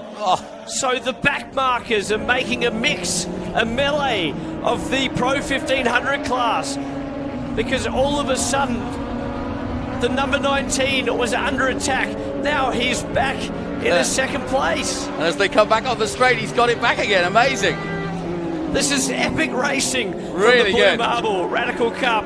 And Greg Gorski, you can see to the inside, the glowing red headlights are having a go at the number 19. He's got back in front. So with 5 6 minutes remaining, all of a sudden the lead, or the second place, changes again for Pro 1500. Really good stuff. And Persing will try and see if he can build up on it again now. It was round here that he got it back last time on Soroka, but now can he build it back again? He's good through the infield, is Persing, that's for sure. Wow, and further back, Austin Riley is hustling his fellow Canadian Soroka. And we'll see what happens here as they try and clear the 29 of Jerosha. Now, of course, he's free to race. He's out there too. And Persing is right on the back of Gorski again. Yeah, this is really good stuff. Battle for 6 overall. Second in class. Yep. And there's just no give, is there? I mean, this is intense stuff. I mean, they are on it. 10-10s. Well, the other thing that this proves is you don't have to be a young gun. Greg Gorski is what you'd call a gentleman driver, and there's nothing gentlemanly about him. He's as good as any of these young kids, and that's a great thing about Radical Cup. It's not about the machinery, it's about the driver, and you're going to get pushed from guys that have come to the sport later in life. You're going to get pushed from the young guns trying to make a name for themselves. Here we go again, the 94 of Shiroka just popping out past the 7 of Decker. That's not full position. He's basically passing a bit of traffic there. Field and Schreiber still coming together with 4 minutes to go. 0.3 between them, so they're going to be glued together on track for the overall lead in Platinum. Wow. So everything heating up as this race winds down. Now, I don't think anyone out there would have necessarily expected this to go green. It shows the caliber of these guys, but it means these guys are going to be getting hot and bothered under their racing suits, inside the helmets. It's hot out there here today at NOLA Motorsports Park. They have been going absolutely hammer and tong, tooth and nail, and these guys are going to be wearing themselves out. Here we go. Here's your battle at the front. Field in the black and red, ahead of Schreiber in the 111, the all-white. If there's no one that knows how to lead a motor race, it's John Field. Louis Schreiber is so hungry for a race win, though. So hungry. And you've got to think that he's going to try anything. Now, Schreiber's going to have to be a little bit careful because he's definitely under the watchful eye of Bo Barfield. A couple of drivers having quite a big moment at Watkins Glen last year, and Schreiber was one. And there's no doubt that Barfield's asked the guys that were involved in that incident, they've got to keep it clean. They've got to prove their stripes or earn their stripes again. But so far, Louis Schreiber doing a fantastic job at that, getting back into the Radical Cup and straight back at the top of the field. Well, they're coming through the S's now into the most obvious overtake, but I don't think he's near enough to do that overtake this lap, but we'll get another lap in for sure. No, it just looks like Field in that part of the racetrack is stronger. And I'm just remembering back to the high-speed S's at Sonoma, which is very similar to this racetrack. And Field attacked that high-speed S's like no one else. He was a wild man at Sonoma last year, and you can see the back end of the car squirming about as he tries to put 425 brake horsepower down. The white flag is out. Here we go then, last lap of the race, and you can see the battle for the win on this final lap. They've got the 5 in front of them, that's Savage, but he's going to slow them both down here through the wiggly bits. Yeah, so Field's going to have to be careful here. He's going to have to get cleanly past a back marker. That's going to give Louis Schreiber the opportunity to have a go. Here they go, throw all, and Schreiber's going to have to be careful because he got chopped off by the number 5, but got out of it. Fantastic job by Louis Schreiber to try and keep it clean. And he's got through now, but that has lost Schreiber a bit of time there, and that was good thinking from Field. He used it well. You know that Schreiber is going to be screaming inside that helmet, but he did the right thing, got out of it, just lived to fight another day. He's going to get a huge haul of points, whether he finishes first or second. That's going to be an important part of the championship, and I got to say that that shows that he's growing as a driver, because I think a few years ago Louis Schreiber would have kept the front of that car stuck in there. Good but point. Field is coming down through those S's for the final time. Yeah, he's won it with that move, no question about it. He used the traffic to his advantage. Schreiber's going to catch up in this last complex, but it's all John Field. He's in a field of dreams right now. Excellent stuff. Schreiber led early on, but Field took the lead while we were watching one of the other battles, which was so good. The Chelsea has dominated in the 1500s, but it's going to be John Field onto the main straight again and taking the checkered flag again. What a great victory for him. Now, interestingly, I just saw Al Miller in the 500 machine, so an issue for him, but he got out, and that's crucial for him because hopefully he put in a banked a lap that will set the grid, of course. The fastest laps in this race will set the grid for race 3. Now we're waiting for Jashelski to come through. There he is. So the blue 88 machine will take another win in Pro 1500, and then we're waiting to see who will take second place. Well, that's anybody's game. It's going to be very interesting to see that, isn't it? Between Gorski, Persing and Soroka. Checkered flag is out, but we want to see who's going to come out of that last corner. Durzy's done his bit. Here we go! And it's Gorski, who seems to have got the jump. Or is it? Going 2 and 3 wide, right down to the line. I think it is Gorski from Persing. Did Soroka get past? I don't think so. Nah, I think Persing got the second of those 3. Great finish. Epic job by Greg Gorski. Persing with another podium as well. Soroka just unlucky to finish out of the podium positions. And we've got to pick up who was in the Pro 1340 class.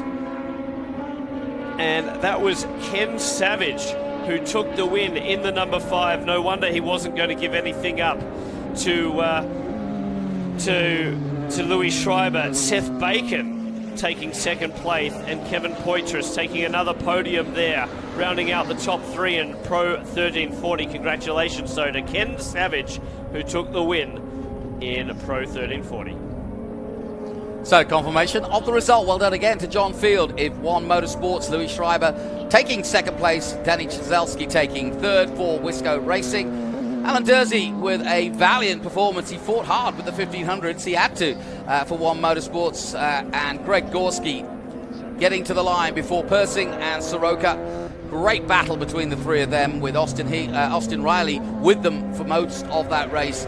Reed Stewart in 9th position and Mike Ansaldi in 10th. Good racing once again from the Blue Marble Radical Cup.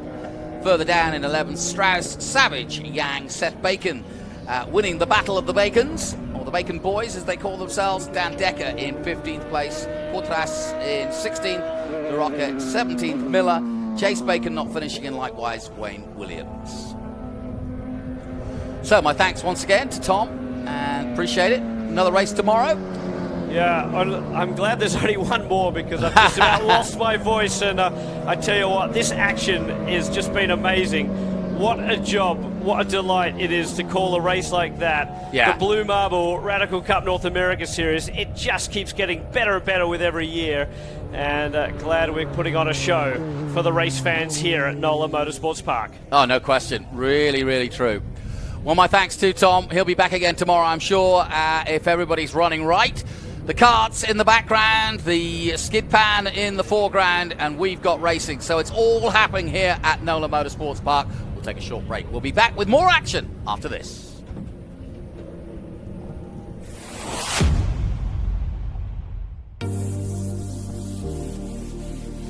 That was good.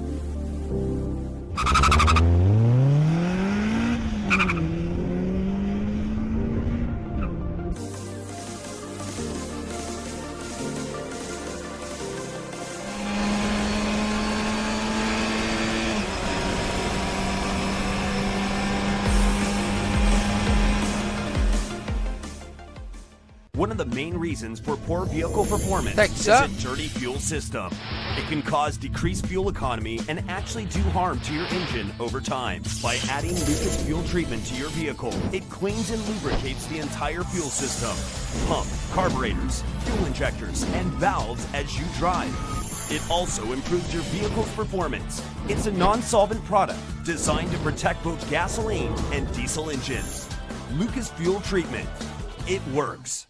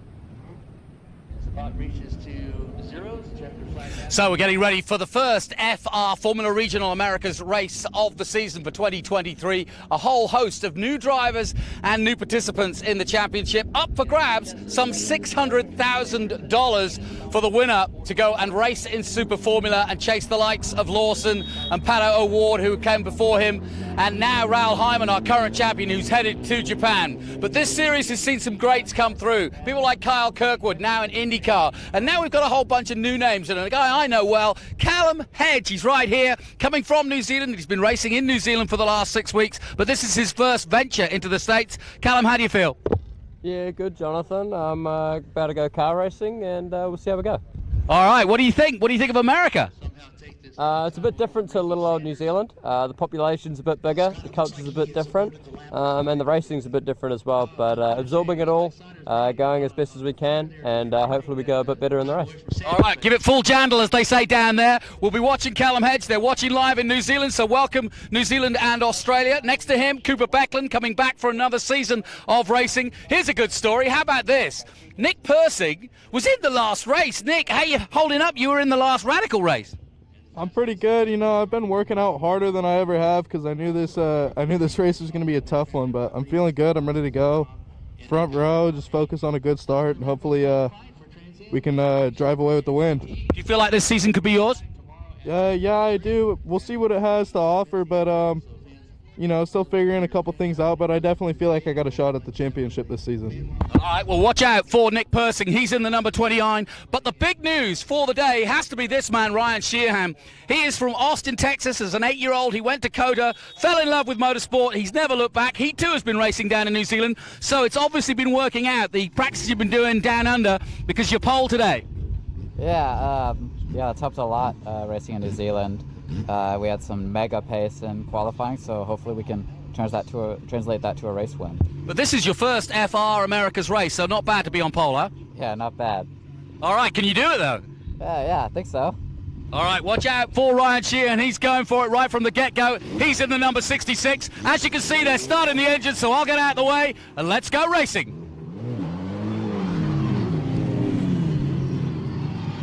I better piss him. Well, here we are watching the Formula Regional Americas group going out. NOLA Motorsports Park at the NOLA SpeedTour. Let me run through the grid real quick, and then I'll introduce our special guest. It's an honor to have Carl Bennett, the number 9 from F4 Ganella Racing. He actually won feature race 1 today, so he knows how to get around this track. So let me go through the grid here real quick, and then I'm going to come to you, Carl. All right. Number 1 is Oliver Westling, racing with Jensen. Number 3 is Hayden Bowlesby with IGY6 Motorsports. Austin Hill, number 8. Number 12 is Manuel Rosa from Mexico City, Crosslink Kiwi Motorsports. We heard from Callum Hedge from Auckland, New Zealand, Crosslink Kiwi Motorsport, number 17. Cooper Beckland, number 19, West Lynn, Oregon. Number 22, Max Hewitt, Houston, Texas. Number 24, Kevin Jansen, Deerfield Beach, Florida. We heard from Nick Persing, who's having a really good run this weekend in the Radicals. Number 29, Morgan Hill, California, Cameron Racing. Bryson Morris from my neck of the woods, Nashville, Tennessee, Mount Juliet, Tennessee, Crosslink Kiwi. Ryan Sheehan, 66, starting in first. So congratulations, Ryan Sheehan. Had a great show of it last year in our F4 U.S. Championship. Now he and Bryson Morris have moved up, as it were, into the FR group. So now, Carl, explain to everybody what this NOLA Motorsports Park is to you. Well, it's I'd say it's a pretty tough circuit. You know, it's got its bumps in the high-speed corners and whatnot. And you really have to just go for it in order to be fast. Overall, it's just a whole lot of fun. Now, have you raced in Thailand? No, I haven't raced in Thailand. I've driven like Formula cars a little bit, and they've got a nice track over there. So, what was it about the F4 U.S. Championship that drew you to compete in that? I'd say, it seems like a very competitive type of series. That was why I went with it, and I think this year it's going to be even tougher because we've got like 30 cars or something, so it's pretty cool. Yeah, the talent pool in F4 keeps getting thicker and thicker. And now when you're on this formation lap and you're coming to grid up on this front straight and you're looking for the lights, what's your heart doing? What are you telling yourself? What are you concentrating on? Really, I'm just looking at the lights and making sure to just do what I know. And yeah, you know, you can feel like your everything kind of slows down, everything kind of stops. But yeah, as soon as it's go time, you just do what you know. Yeah, I love it. Well, we had a great grid walk from Jonathan Green, who's going to be joining us here in a little bit. Carl Bennett, the number 9 F4 Ganella Racing, won the feature race 1. So Jonathan, I don't know how you got up here so quick, but you're excited. I know you're a friend from New Zealand's in this race. And oh, I'm loving this. This is what it's all about. Got Carl Bennett here. He should be able to tell us exactly what's going on out there. And like I said, Ryan Sheehan from Austin, Texas, my hometown, on the pole. Still moving into position, though. Thanks to Ben bringing us in. We'll be hearing from F4 driver Carl Bennett as the race goes on. But a small field, but a great chance. 600 grand to be won by Honda to go Super Formula Racing. That's what Ryle Hyman won last year. On go the red lights. Up go the revs. We are racing at NOLA for round 1 of the FR Championship. Away goes Ryan Sheehan, covering his position from the pole. Nick Persing, who was in the last race, funnily enough, in Radical, says he's been working out. He certainly knows the track. He's been out there most of the day. But a good, clean start. And Carl, what's the key to racing here at NOLA? Because it's tough out there. I mean, there's not a lot of places to overtake, and it's bumpy. Yeah, you really just want to make sure you're on the limit as soon as you get off the line. It's going to be real tricky because the tires aren't up to temp, but you really just want to make sure you have every single bit of time, you know, just going as fast as you can, really. Good start from Ryan Sheehan. He's pulling away from the pack already, and they won't want to let him do this because Ryan, well known for his metronomic way of racing. He just goes about it, group after group. Good start from Callum Hedge. Hit a bit of dirt there, but he's made up a place. He's up to 3rd place now, is the Kiwi. Runner-up in the Toyota Racing Series down in New Zealand just 5 weeks ago. A former champion in 86 and in lower formula. And will be racing, in fact, for Earl Bamber in Porsche as well this season. So he's already done 1 season. He's starting another one now, and he's going to do a 3rd one before he's done with the month. Pretty impressive stuff. So these guys like racing. Nick Persing doing 2 races in 1 day. Callum Hedge doing 3 seasons in one season. And one thing I just love about these series with F4 and FR is just seat time. You know, if you're really trying to develop drivers, Scott Goodyear, you just can't find a better driver coach, driver development person than Scott Goodyear. We go side by side, number 39 and the 3 go at it. Yeah, that's Bryson good. Morris and Hayden Bowlesby from New Orleans hit tire to tire. Yeah, Hayden Bowlesby came up and did a commentary with me earlier today, so he has got his tail up. He's been 3 years in Formula 4, and this is his 2nd run at FR, so really looking forward to this. Listen, it's wheel-to-wheel action, great stuff. And Callum Hedge learning how America goes for the first time, and he's up against returning driver Oliver Westling from California for Jensen Racing. But it is Sheehan, Persing, Hedge, Becklin, Westling, Morris, Bowlesby, Rosa from Mexico City, Rosa, as is rightly pronounced, Hewitt from Houston, Texas, Janssen and Hill. That's your lineup. Well, Carl, what are you seeing out there? Because I saw you reach for the brakes with your foot there, and you kind of got really into it. So what are you seeing from a driver perspective? Well, I just wanted to mention, I mean, man, I can feel how loose the cars are out there. Yeah. Like, I saw that Jensen really kicking a little oversteer there, so I guess maybe my feet kind of just went by itself. But, yeah. No, it's good. You live it, mate. How grippy is the track? Because it doesn't get used as much as some tracks do, and there's a lot of track days here and a lot of tough weather as well. I have a feeling the grip isn't as good as last year. That doesn't mean the track is worse necessarily. You know, a challenge is always nice. But our times in qualifying are slower than last year's times anyways. So yeah, the grip I think is pretty interesting, and it's been changing, so adapting is important.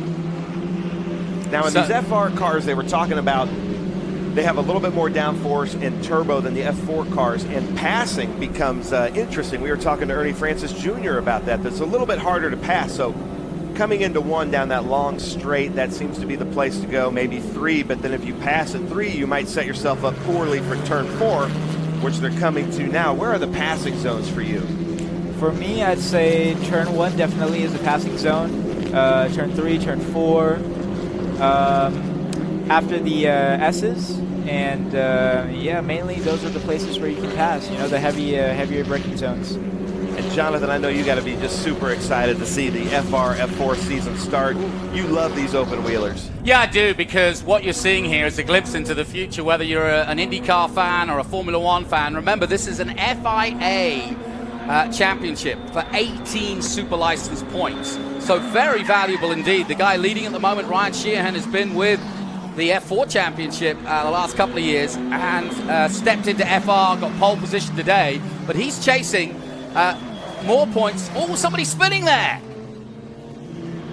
And that's the number 3 spinning round. Hayden Bowlesby, the local man, getting it wrong at his own track. But meanwhile, the lead of the man I was just talking about, Ryan Sheehan, is increasing. He's doing a good job at the moment. He got a great start. And like I said, he's metronomic in his lap pace. He just doesn't waver from that. Saw that in New Zealand with him. And he's just very, very precise about his racing. Doesn't take risks that aren't needed to be taken. Meanwhile, Oliver Weston, Callan Hedge continuing their battle. Hedge just in front of him in the 17. I was seeing smoke coming out of the rear of the car as they were coming through 15 there, and that's where the car looped around, so I'm not sure if maybe somebody's dropping something, but you can really see the bumps. There's a part where the inside tire is fully elevated from the track. Are you feeling that in the car? Yeah, I'd definitely say in the F4 cars we can feel the bumps and everything. So yeah, it is quite a bumpy track. This is the first of 3 races in the weekend, so that's another thing. It's all about self-preservation as well. You don't want to get into trouble in the first race. You want to make sure that the tires underneath you are working and that everything is going according to plan. And you certainly don't want to get into a tussle, not in this first race, and cause damage that you don't need. That said, it looks as though Hedge and Westling are going for an almighty fight here in 4th place. They dropped a few places. Hedge was up to 2nd at one point, dropped down to 3rd, and now he's battling just to stay in 4th place here. Becklin ahead of them, then Persing in 2nd place, and Sheehan has gone. A replay of the spin coming up here in just a little bit. So now we're going to get to the bottom of the spin. Here we go then. Carl, we'll see your genius on this. That's a tough one, isn't it? Yeah, that's real tough. I'm not sure what happened, but definitely looked like he just lost it on the entry, and the rear just came around. I think maybe it could have been the bumps. You know, those that definitely makes it very tricky. So the race is settling down now and starting to spread out as well. The leaders, Sheehan with just just under a second, half a second over ahead of Persing, but the real battle is here between Callum Hedge and Oliver Westling. Westling going round the outside of Callum Hedge. Look, it's great racing. And remember, this is the first race of the season. Hedge had an engine issue in qualifying because he'd been at the top of the times with Sheehan, his teammate, throughout practice, but had some problems in qualifying. And really enjoying working with the Crosslink Kiwi team. Of course, a home team for him, having just raced at home. It's been a busy schedule. He heads back tomorrow night, back home, and he'll be off to Australia the day after that. Wow. To do Porsche racing with Earl Bamber. Now that's Bryson Morris, who did really well in our championship last year in F4. Yep. Moved up to FR, and I expect him to have a really great FR season this year. I know him to be a really good, talented, smooth driver. So once these F4 drivers get used to this new FR platform, they seem to get really fast, don't they? Yeah, and it's interesting. You've got the likes of Bryson Morrison, Nick Persing, Oliver Westling, Hayden Bowlesby, all coming back to this series. but weren't big, big I-ams last year. And then you've got the likes of Ryan Sheehan coming up from F4. He was in contention for the title throughout most of the year, all the way to COTA. Mathematically, it went wrong at VIR for him. And then you've got, guys that we don't know much about. Max Hewitt from Houston, Texas. And then Austin Manuel Hill. Rosa. Yeah, Austin Hill. Manuel Rosa from Mexico City, yeah. Yeah, Austin Hill started at the back in the number 8, but we're going to see what he can do, the man from Ohio. I like the colors on the car, though. Yeah, you're not going to miss that car. So from a suspension setup, you're seeing these cars kind of skip around the turn like that. What are you seeing, Carl? I'm not very knowledgeable in the setup side of things. I just drive. But these cars, I mean, you could definitely bottom out on the exit of that corner that we saw the 8 going around here. You really don't want to bottom out like you just want to make sure you're on the right places, putting the car where you want it to be. And Either an engineer's nightmare or an engineer's dream, because an engineer can get the setup he wants and say, that's the right setup, now drive it, Carl. Or he's looking for feedback, and they're all going around in circles, and he's like, man, I'm just here to drive. So across the strip comes Sheehan again in the famous 66. He's had those colors and those numbers. He needs some sponsors on the front of that car, though. It's a little black for my liking. And there's Nick Persing, decided to write his own name on the side there by the looks of things. I love it. Nick had a great season with us last year. I believe he was on the podium with us at Road America and at COTA. He was on the podium with us at COTA, not feeling well, and still did it.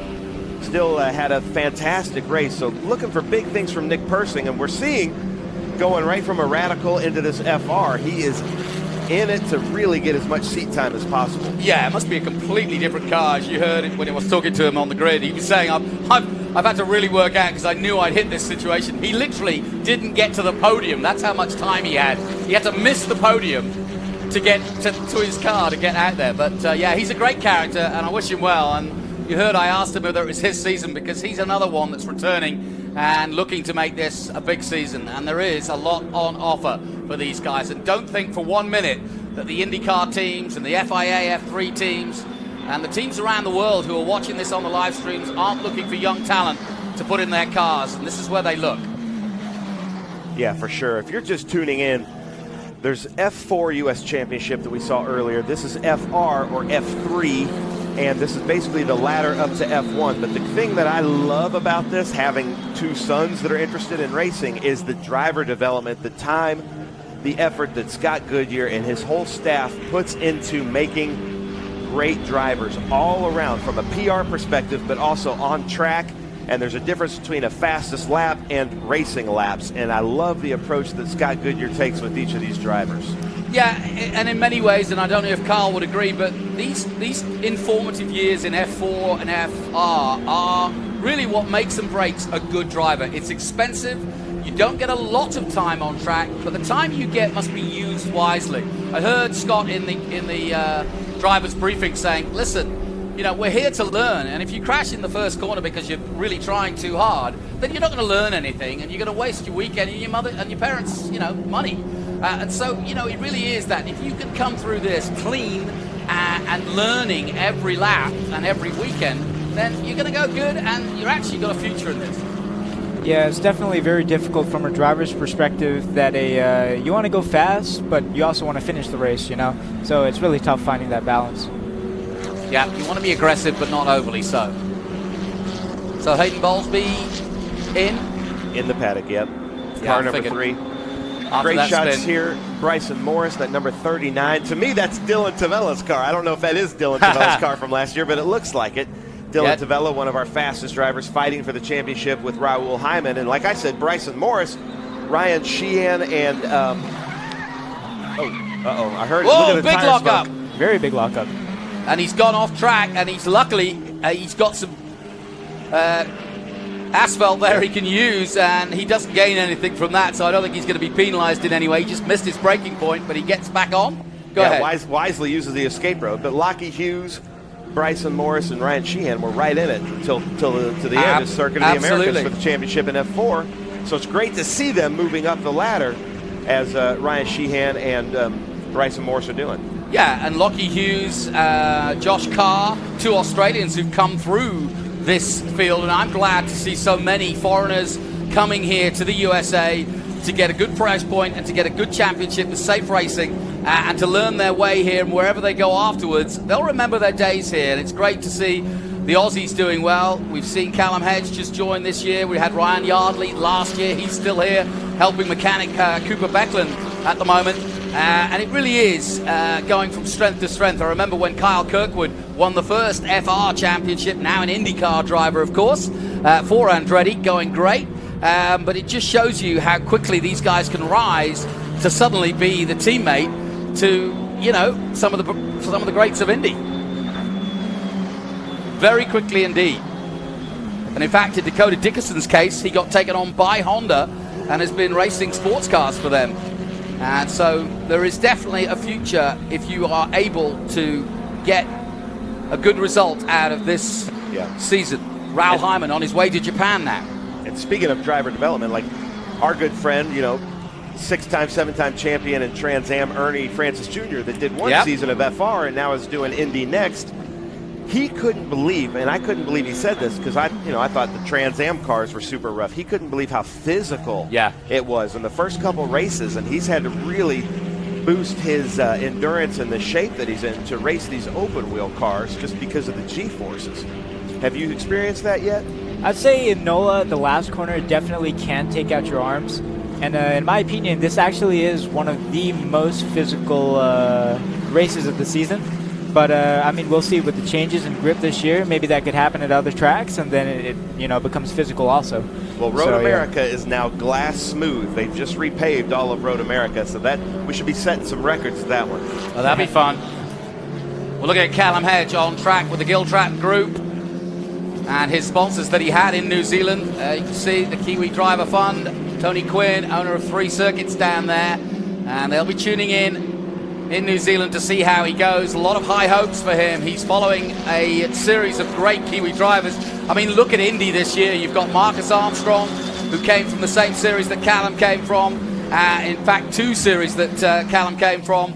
Then you've got Scott McLaughlin, of course, who did most of his driving in Australia in supercars, and Scott Dixon, who came through the ranks in New Zealand.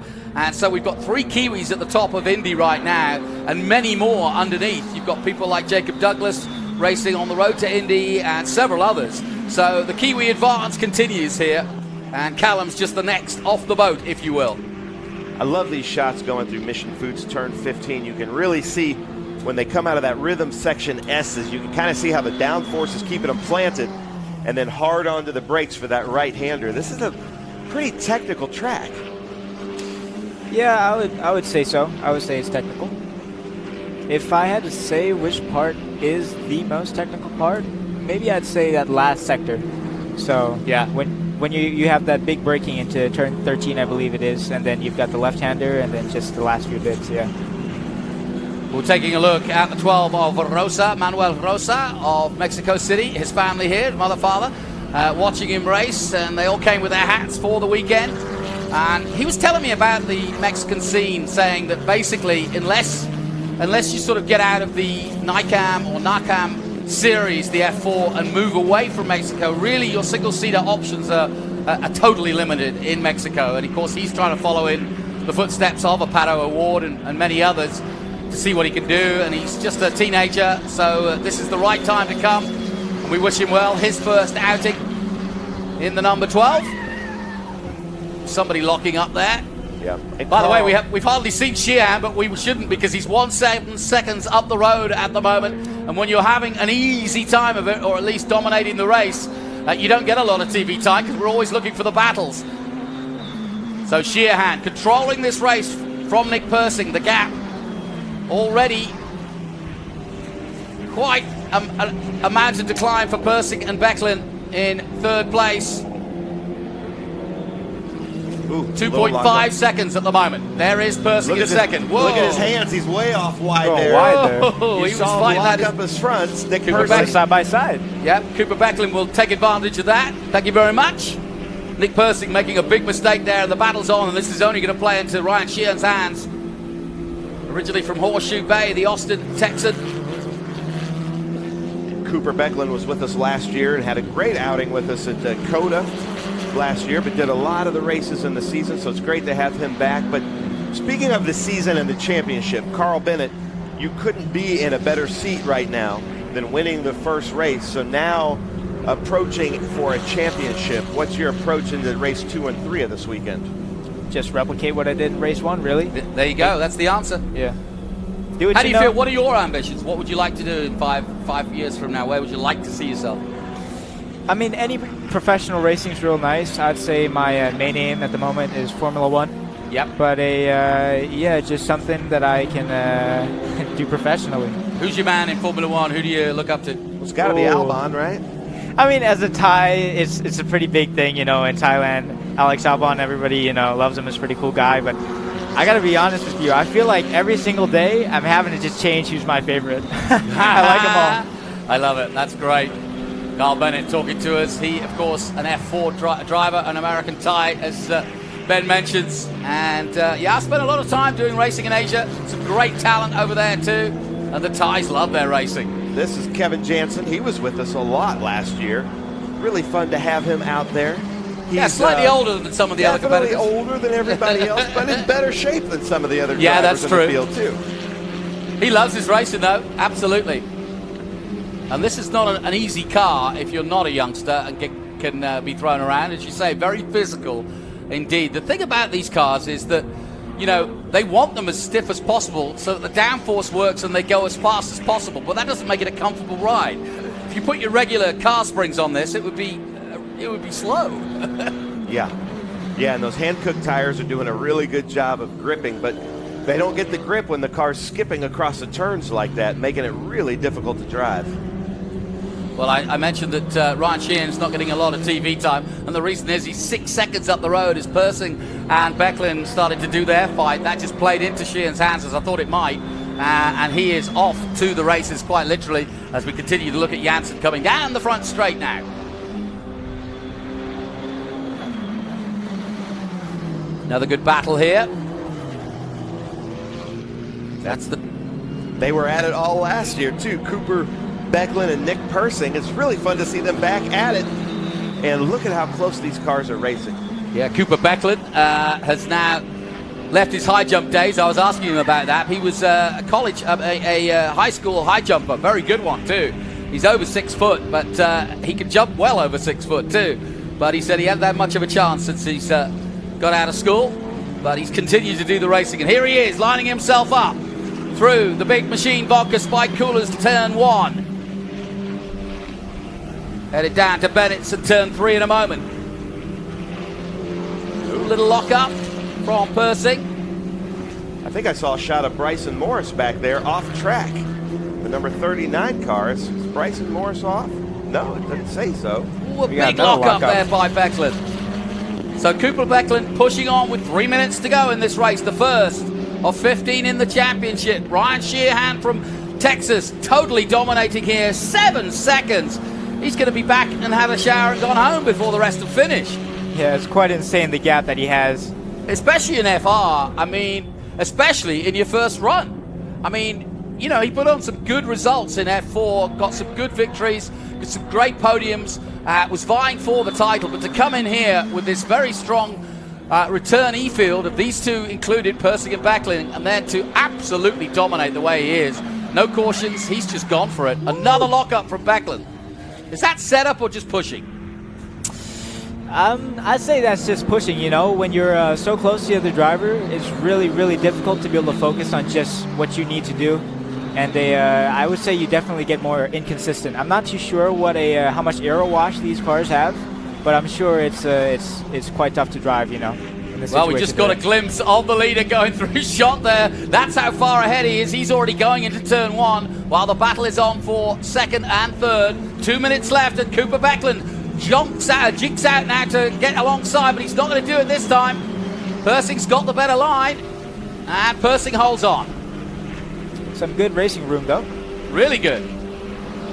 Persing must be feeling it now, though. This is he's been out on track for an hour now. In fact, longer than that, because the radical races are some 40 minutes. These are 30 minutes.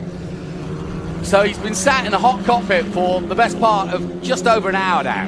And those radicals are very physical as well, so he's getting beaten up this afternoon. Yeah, he was in the thick of it there too. Having a great battle. He's going to continue to do that as well, so good for him. There is a car off at turn 4, I saw. Unless we're seeing it so fast, maybe that's the corner worker's car, but I think I saw an orange car. No, there's a off lot there. of dust flying up. A lot of dust there, yeah. So, yeah, I think that's probably the reason. This should be our white flag lap here. Yeah, we're getting down to the business end. Sheehan with a 7.6. And I can't remember a race that has been so dominated in Formula Regional in a long, long time. He didn't get a win in New Zealand, but he came darn close, got a couple of podiums, and I think finished in the top 10, got himself some super license points. And this will be a big haul of points here. Here he comes to take the white flag. Young Ryan Sheehan of Austin, Texas. I'm sure his dad, Doug, will be watching and thinking, oh, I've got to get up again early tomorrow and get that sponsorship going. I've raced against Sheehan a little bit in F4, and I'd definitely say, yes, he's a talented driver. Good. That's good news, because, yeah, it's a much easier way for you to judge at the wheel. We sit on the outside, and, yeah, we see the results, but we don't see, it's only when you're wheel to wheel where you really give respect and get to understand whether the guy is good or not and whether he's fair or not. And the one thing I know about Ryan is that he's a tough driver when he needs to be, but he's not he's a very fair driver. And like I said, I've described it already. He's very metronomic in his approach, very sated in his. He gets the adrenaline flowing, but he's very calm about his going about his business, and that's exactly what he's done here. Look at this, 9.2 seconds. This is a record in terms of my mind, in terms of Formula Regional, especially for a debut. Absolutely impressive. If this doesn't make some headlines, I don't know what will, but this is a heck of a start to his season. Well, we've got the winner of the first race in F4, and we're watching the winner of FR just stride his way through NOLA. They call it the Big Easy. Well, this was. They'll remember this race as the Big Easy for this man. He's well ahead of Persing and Becklin. Westling in 4th, Morris up to 5th. Hedge has dropped down to 6th place now, just ahead of Rosa. Hewitt from Texas is in 8th position, so a couple of Texans out there. But it's this one from Austin, Texas, the home of the Circuit of the Americas, where he fell in love with the sport, and now he loves it more because he's winning. And he wins the first race of the Formula Regional 2023. Ryan Sheehan in the 2023 season for Crosslink Kiwi wins in the 66, well ahead of this battle for second, which sees Persing take second place and Becklin take third. Well, it wasn't the closest of races for the win, but Ryan Sheehan won't care about that. The more the better. That's the way to race. Absolutely take it to the opposition. And he's been faster, he's fastest or second fastest in most of the pre-practices, so we knew this was on, but not by this much. So, Carl, what's your preparation tomorrow? Rice Krispies and out there, or 3-mile jog, or what do you do? A lot of my routine before the races, I'd say I'd just be listening to some music. What do you listen to? Ooh. That'd be telling. I really like hip-hop, Okay. Yeah, but I also mix it up with some rock, too. And I've been getting into some reggaeton. All right. So, yeah. Well, we'll send Ben down there. He plays live. He's a drummer. We'll get him down there. We'll get him to rile you up with some. So then, that is how we finish day one at the Big Easy, New Orleans in the background. Bourbon Street awaits for those who dare. But for me, it's a pipe and slippers and looking through the results, I think. Well done to Ryan Sheehan. Excellent race for him. Doesn't get any better than that. That's just what he wanted. And if he can keep that up, the potential of that Honda prize of going to Super Formula awaits in Japan. Well, that's it for this. My thanks to Carl Bennett. He'll be back in action tomorrow. Ben Sissel will be everywhere, as always, in every shape and form. I'm Jonathan Green. We'll take a short break. We'll be back after this.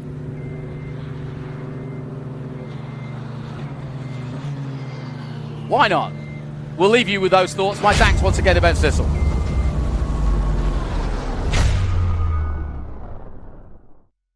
There is less than 1/100th of an inch of motor oil protecting your car's engine. Friction and heat causes engine oil to experience thermal breakdown, weakening its ability to protect the engine and its parts. Lucas Heavy Duty Oil Stabilizer is specially formulated to resist thermal breakdown, protect vital engine parts, and extend the life of your engine. It also stops smoking, knocking, and oil consumption in worn engines. Lucas Heavy Duty Oil Stabilizer. Keep that engine alive.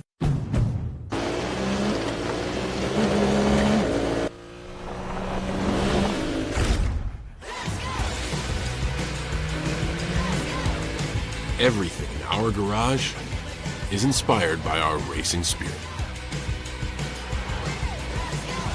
Race in for a great deal on the Honda CR-V. Only at the Honda Dream Garage Spring Event.